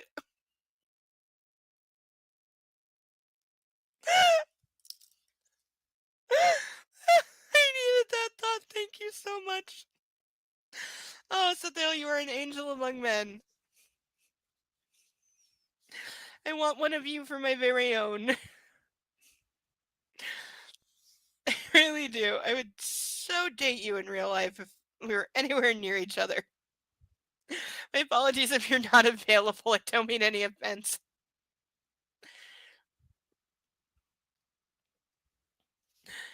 But yeah, we should totally do that. Oh, did you hear? There was a story. I'm sorry, thinking about AI got me thinking. Somebody shared a story. There's a guy in the Netherlands who apparently went on ChatGPT and asked who is, and then put his real name in, which makes me want to do this now. And apparently ChatGPT wrote this like bullshit bio of him in which it said that he had murdered his children and gone to jail for 21 years. None of this is true. None of this ever happened. I don't think he even has kids. And so now he's suing like ChatGPT or Google or whoever over this like false information, because what if somebody else saw this, or what if somebody published this, and why is it taking his random name, and instead of just saying like I have no information about this person, or maybe finding like his university degree and saying like this person is a whatever job he does and that's it, why is it making up a story about him being a child murderer and going to jail for over 2 decades? Like, why would it do that? You know, he didn't say write me a story. He just said who is and put in his real name. So it's really messed up. But I'm going to be watching that one because I think the courts are going to wind up imploding, because one thing courts are not good at is new technology, or anything on the internet for that matter. Like, they don't understand it and they don't want to, so they tend to just make it go away or give out really shitty, disgusting rulings that don't match reality, because judges are 95 years old and can't be bothered to understand the magnitude of what is really going on. You know, that's why like some judges will automatically dismiss revenge porn cases, because they're just like, oh, well, if you sent naked pictures to someone, you're a slut and you deserve what you get. You know, like, dude, the world has changed, and you need to not be a judge.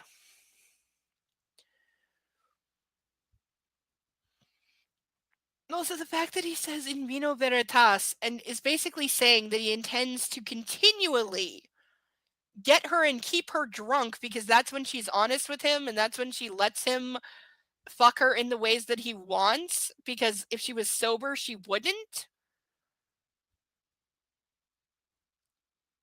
Like, how does that not right there make their entire sexual relationship non-consensual?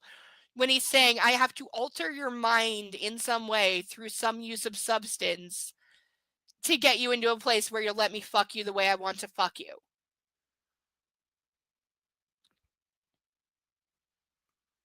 Like, again, he's a rapist. He deserves to be in jail.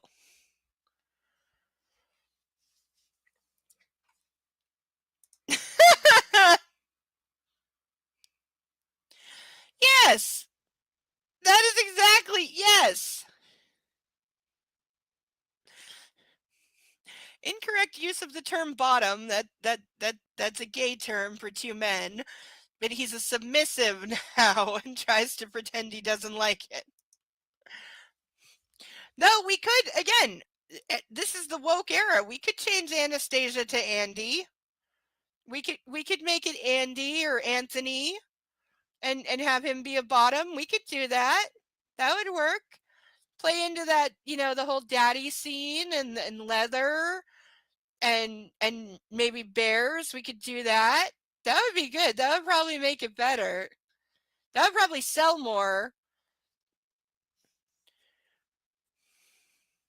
Yeah, we definitely could make it 2 men. We could so do that.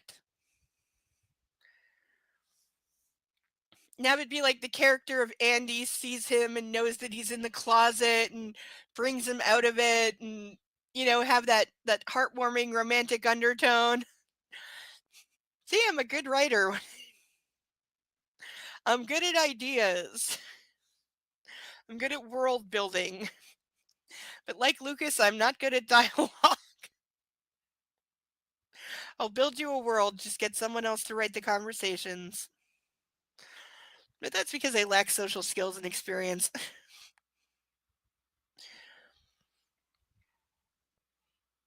There is a doggy outside barking his head off. All right, we've got like 3 pages before I'm finding a place to stop. Ugh. Okay, so she's offering sex to make him stay.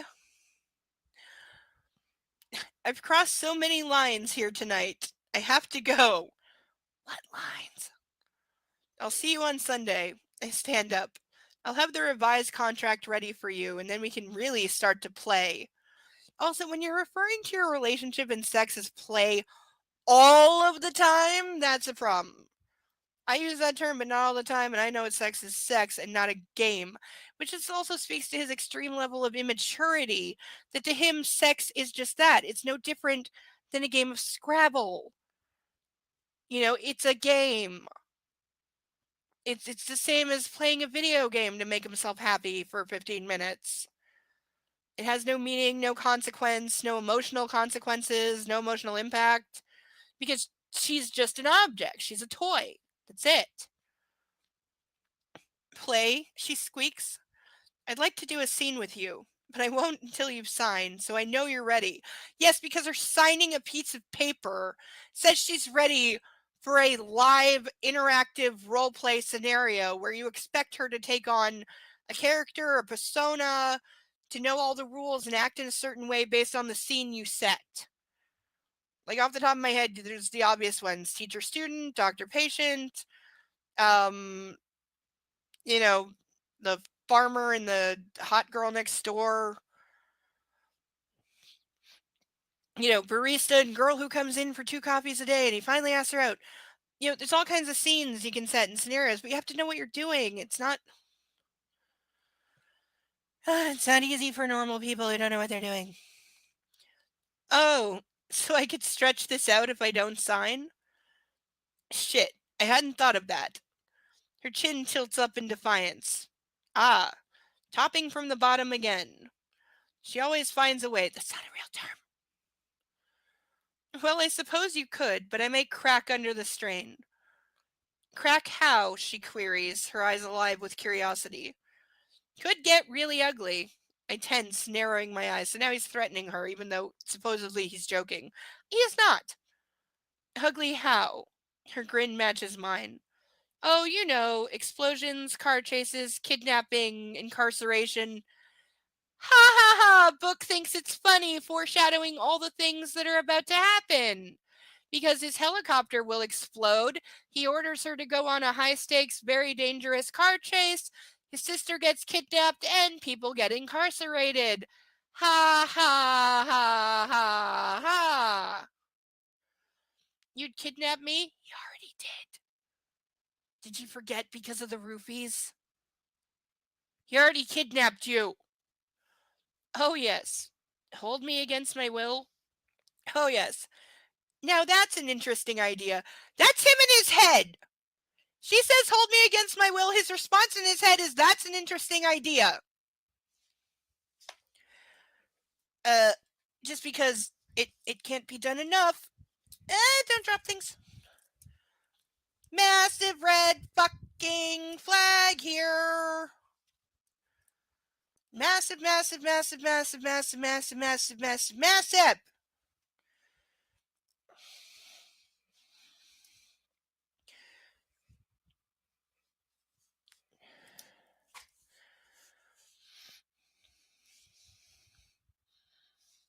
And then we're talking TPE 24/7. You've lost me, she says, perplexed and a little breathless. Total power exchange, around the clock. My mind whirls as I think of the possibilities. She's curious. So you have no choice, I add, with a playful tone. That's already what you. That's already what he wants. He already wants her to have no choice or say or autonomy in anything.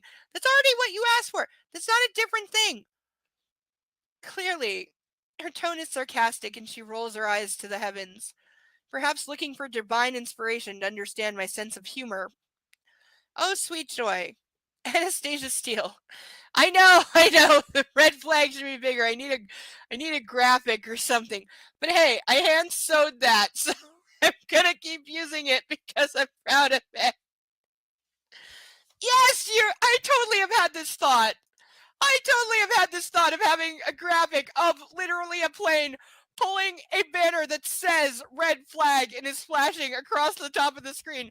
I just lack the skills to actually do it. But I've had that thought. I can't feel this hand at all.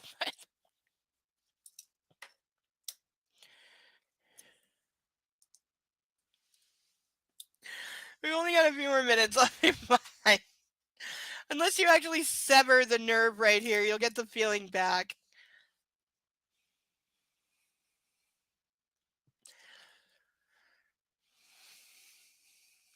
And notice how I'm not whining like chili with these on, even though I can't feel one of my hands.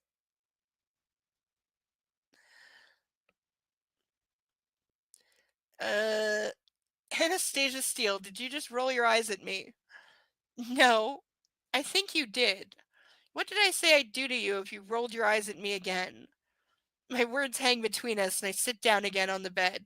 Come here. Okay, I'm reading this and then we're done. For a moment she stares at me, blanching. I haven't signed, she whispers. I told you what I'd do, and I'm a man of my word. I'm going to spank you.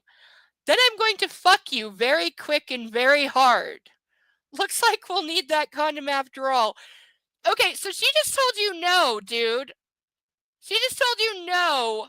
And you're saying I'm not taking no for an answer. And I'm adding that I'm also going to fuck you again, which she is now probably in the no camp on.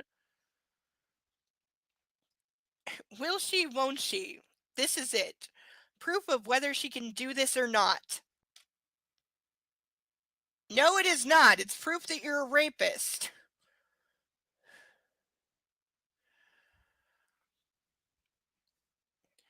If she says no, it means she's paying lip service to the idea of being my submissive. No, it doesn't. It means she's saying I haven't signed anything or fully agreed to it yet, so you have no right to punish me for rolling my eyes at you, you fucking douchebag rapist murderer. Yes, I know.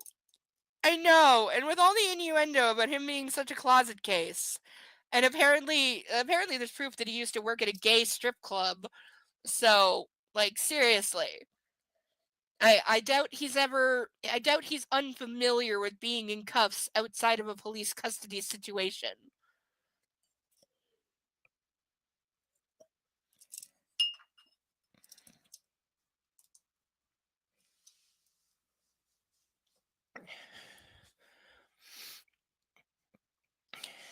And that will be it.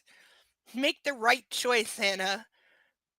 Her expression is grave, her eyes wide, and I think she's weighing up her decision. Really, this is the expression you want on a woman that you just said you want to fuck. That she's looking like grave and scared of you. I'm waiting, I murmur. I'm not a patient man. Taking a deep breath, she unfurls her legs and crawls toward me. I hide my relief. Yeah, because we had to do crawling. Good girl. Now stand up. Now I have to burn it again. She does as she's told, and I offer her my hand. She lays the condom on my palm, and I grasp her hand and abruptly pull her over my left knee, so her head, shoulders, and chest are resting on the bed. I drape my right leg over her legs, holding her in place. I'm glad the movie didn't try to do this pose because A, it's impossible, and B, it would look awkward as hell. But also, he's just pulled her over his lap and effectively pinned her down so she cannot move or get up. And again, she's drunk. I've waited to do this since she asked me if I was gay. Really? Put your hands on either side of your head, I order, and she complies immediately. Why am I doing this, Anastasia? It does sound painful for both parties. Because I rolled my eyes at you, she says in a hoarse whisper. Do you think that's polite? No. Will you do it again? No. I will spank you each time you do it. Do you understand? I'm going to savor this moment. It's another first. With great care, relishing the deed, I tug down her sweatpants. Her beautiful behind is naked and ready for me. As I place my hand on her backside, she tenses every muscle in her body, waiting. Yeah, that doesn't tell you she's terrified and not wanting to do this at all. Her skin is soft to the touch, and I sweep my palm across both cheeks, fondling each. She has a fine, fine ass, and I'm going to make it pink, like the champagne. Okay, I'm stopping like halfway down the next page. Or wait, let me look ahead one page to see if there's actually a decent place to stop, because this is all like one. There's not. There's really not. It's all one run on like fucking sentence. Okay, there's a stop in like 2 pages. Okay, I'll try to get through, but I reserve the right to stop at any moment. Right? Seriously, yes. What is, because the other book, I swear, she asked the question, yes, but there was none of this gay panic shit. So I'm wondering, what the fuck, what is with the gay panic shit in this one? Because that was not in the other one at all. So why is it here? And also, that was completely uncalled for. Of all the things he could have said, like, I wanted to spank you since this first moment, why is it that? Like, there's so much else it could be. Lifting my palm, I smack her, hard, just above the junction of her thighs. She gasps and tries to rise, but I hold her down with my other hand at the small of her back, and I soothe the area I've just hit with a slow, gentle caress. So now she's trying to get up and he's holding her down. Because again, this is so fucking consensual with the drunk girl. She stays still, panting, anticipating. Yes, I'm going to do that again. I smack her once, twice, 3 times. She grimaces at the pain, her eyes screwed shut, but she doesn't ask me to stop, even though she's squirming beneath me. Keep still, or I'll spank you for longer, I warn. Yeah, because in your contract, she can't ask you to stop. You've told her repeatedly that you'll be pissed off if she uses the safe word or any of the yellow or red signs. You've made that abundantly clear. And she's afraid of losing you and him leaving forever anyway, because he's the only person on the planet who can give her orgasms in her mind, because he deliberately made it that way. So, yeah, she's letting you hurt her when she doesn't want to, just to keep you around. She is no different than any domestic violence victim ever who, has a black eye like every other week. But, oh, I really love him and he's not so bad, or he pays the bills and he's a good provider, and he doesn't really mean to do it. I make him do it, because he's also setting up the I make him do it thing by making it, oh, you rolled your eyes at me, therefore I'm going to physically beat you because you did something I didn't like. So it's all your fault because you made me do it, because you know I don't like it when you roll your eyes at me. He's no different than a fucking domestic violence perpetrator, none whatsoever.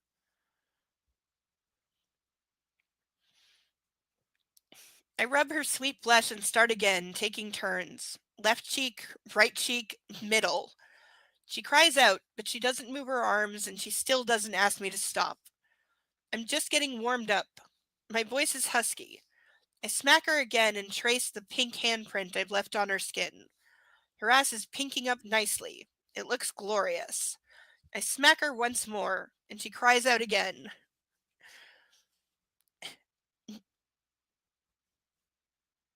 Okay, I'm so done. No one to hear you, baby. Just me. How is that not what a serial killer says as they're torturing their victim? No one can hear you scream. I also point out she lives in an apartment building and they usually have very thin walls, so yeah, the neighbors probably are hearing her scream.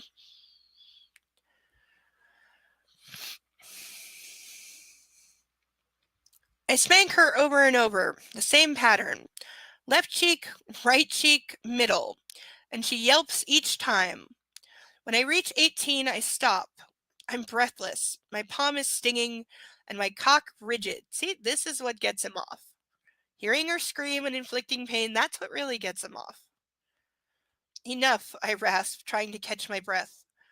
Well done, Anastasia. Now I'm going to fuck you. I stroke her pink behind gently, round and around, moving down. She's wet, and my body gets harder. I insert 2 fingers into her vagina. Feel this. See how much your body likes this, said every rapist who ever had a victim that came, and then you gaslight them and say, see, you really wanted it because you wouldn't have had an orgasm if you didn't really want it, even though I slammed you against the wall in an alley, put a gun to your head, and terrorized you while I fucked you without consent. Ah! I've heard cases where judges dismissed rape cases because the victim had an orgasm. It's like, oh, well, then you wanted it, even though it was a total stranger in an attack violent situation. Like, again, I had a friend who, when it randomly came up because of these books, that I was ranting and I said, like, orgasm doesn't equal consent. She was in her 30s and it was news to her. And I could tell she was thinking of a specific situation where clearly something happened, but the guy, and I know who it was, told her that because she came while he was doing it, well, then it's not rape and you can't tell anyone because you wanted it because you came. Ugh! I'm drinking so much so fast when this is over.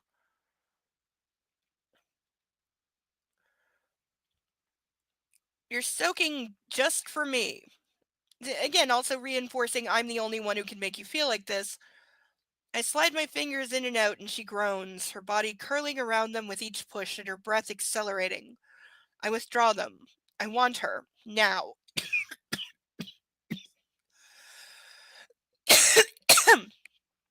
Next time I will get you to count. Now where's that condom? Grabbing it from the bedside table, I gently ease her off my lap and onto the bed, face down. Unzipping my fly, I don't bother to remove my jeans. I make short work of the foil packet, rolling the condom on quickly and efficiently. I lift her hips until she's kneeling with her ass in all its rosy glory poised in the air as I stand behind her. Wouldn't only unzipping the fly and fucking through it kind of lead to the teeth of the zipper, like cutting up your dick? Am I the only one thinking this? Like, just undo the button. Because he said unzipping my fly. He didn't say, like, he undid them or pushed them down or something. This just seems like a bad idea. I'm going to take you now. You can come. I growl, caressing her behind and grabbing my cock. With one swift thrust, I'm inside her. Because again, anyone thinks that that's a good idea. It's not. As she moans, she moans as I move. In, out, in, out. I pound into her, watching my cock disappear beneath her pink backside. I'm amazed he didn't fuck her up the ass, honestly. Her mouth is open wide, and she grunts and groans with each thrust, her cries getting higher and higher. Come on, Anna. She clenches around me and cries out as she comes, hard. Not how women work. Oh, Anna. I follow her over the edge as I climax into her and lose all time in perspective.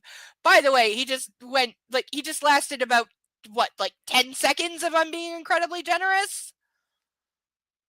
So, yeah, he sucks at sex. I collapse at her side and pull her on top of me.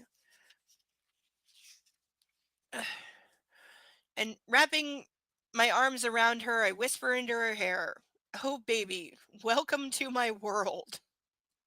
She's so drunk, like, is she gonna remember any of this? Her weight anchors me, and she makes no attempt to touch my chest. Her eyes are closed, and her breathing is returning to normal. I stroke her hair. It's soft, a rich mahogany shining in the glow of her bedside light. She smells of Anna and apples and sex. It's heady. Well done, baby. She's not in tears, 'cause this is triumph. She did what she was asked. She's faced every challenge I've thrown at her. She's really quite remarkable.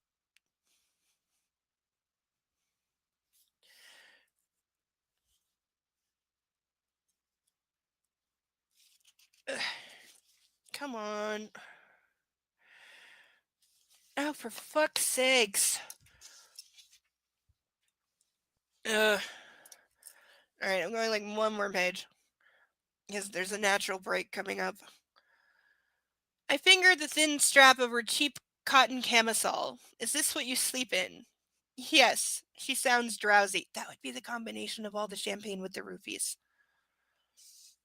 You should be in silks and satins, you beautiful girl. I'll take you shopping. I like my sweats, she argues. Of course she does. I kiss her hair. We'll see. Closing my eyes, I relax in our quiet moment, a strange contentment warming me, filling me up inside, the jokes I could make about that. This feels right. Too right. I have to go, I murmur and kiss her forehead. Are you okay? I'm okay, she says, sounding a little subdued. Gently, I roll out from underneath her and get up. Where's your bathroom? I ask, taking off the used condom and zipping up my jeans. Down the hall to the left. In the bathroom, I discard the condoms in a trash bin and spy a bottle of baby oil on the shelf. That's what I need. What? When she's dressed when I return, evading my gaze. Why so sigh suddenly? I found some baby oil. Let me rub it into your behind. No, I'll be fine, she says, examining her fingers, still avoiding eye contact. Anastasia, I warn her. Please just do as you're told. I sit down behind her and tug down her sweatpants, squirting some baby oil onto my hand. I rub it tenderly into her sore ass. She puts her hands on her hips in an obstinate stance but stays still. I like my hands on you, I admit out loud to myself. There. I pull her sweatpants up. I'm leaving now. I'll see you out, she says quietly, standing aside. I take her hand and reluctantly let go when she reaches the front door. Part of me doesn't want to leave. Don't you have to call Taylor? She asks, her eyes fixed on the zipper of my leather jacket. Taylor's been here since 9. Look at me. Large blue eyes peek up at me through long dark lashes. You didn't cry. My voice is low. And you let me spank you. You're amazing. I grab her and kiss her, pouring my gratitude into the kiss and holding her close. Sunday, I whisper, fevered against her lips. I release her abruptly before I'm tempted to ask her if I can stay, and head out to where Taylor is waiting in the SUV. Once I'm in the car, I look back, but she's gone. Probably tired. Like me. Pleasantly tired. That has to have been the most pleasurable, soft limits conversation I've ever had. Damn, that woman is unexpected. Closing my eyes, I see her riding me, her head tipped back in ecstasy. Hannah does not do things half-heartedly. She commits. And to think she had sex for the first time only a week ago. With me and no one else. I grin as I stare out the car window, but all I see is my ghostly face reflected in the glass. So I close my eyes and allow myself a daydream. Training her will be fun. And this is where we're stopping. Because there's a natural break there, and that is that. We went over the limit and an hour longer than I wanted to, so we are so very, very, very, very, very done.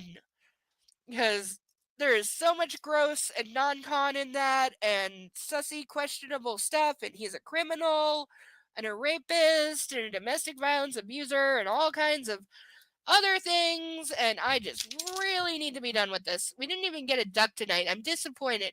I am disappointed in the lack of ducks, okay? The ducks are also disappointed. The ducks are judging you people for not getting them out of this bag. But maybe next week. Hopefully next week we get a new duck. I really do want one for the new tier, because it's like, it's not okay that I made a new tier and there's no ducks to be on it. But that's how it goes sometimes. But thank you everyone for being here. Thank you for sticking around and going through this atrocious nightmare of a so-called book. We really should write the the gender swapped for her version where he comes out of the closet and embraces his need for submission. We definitely could get like ChatGPT or AI to write it. I mean, we know they're good at fiction, so we can totally do that.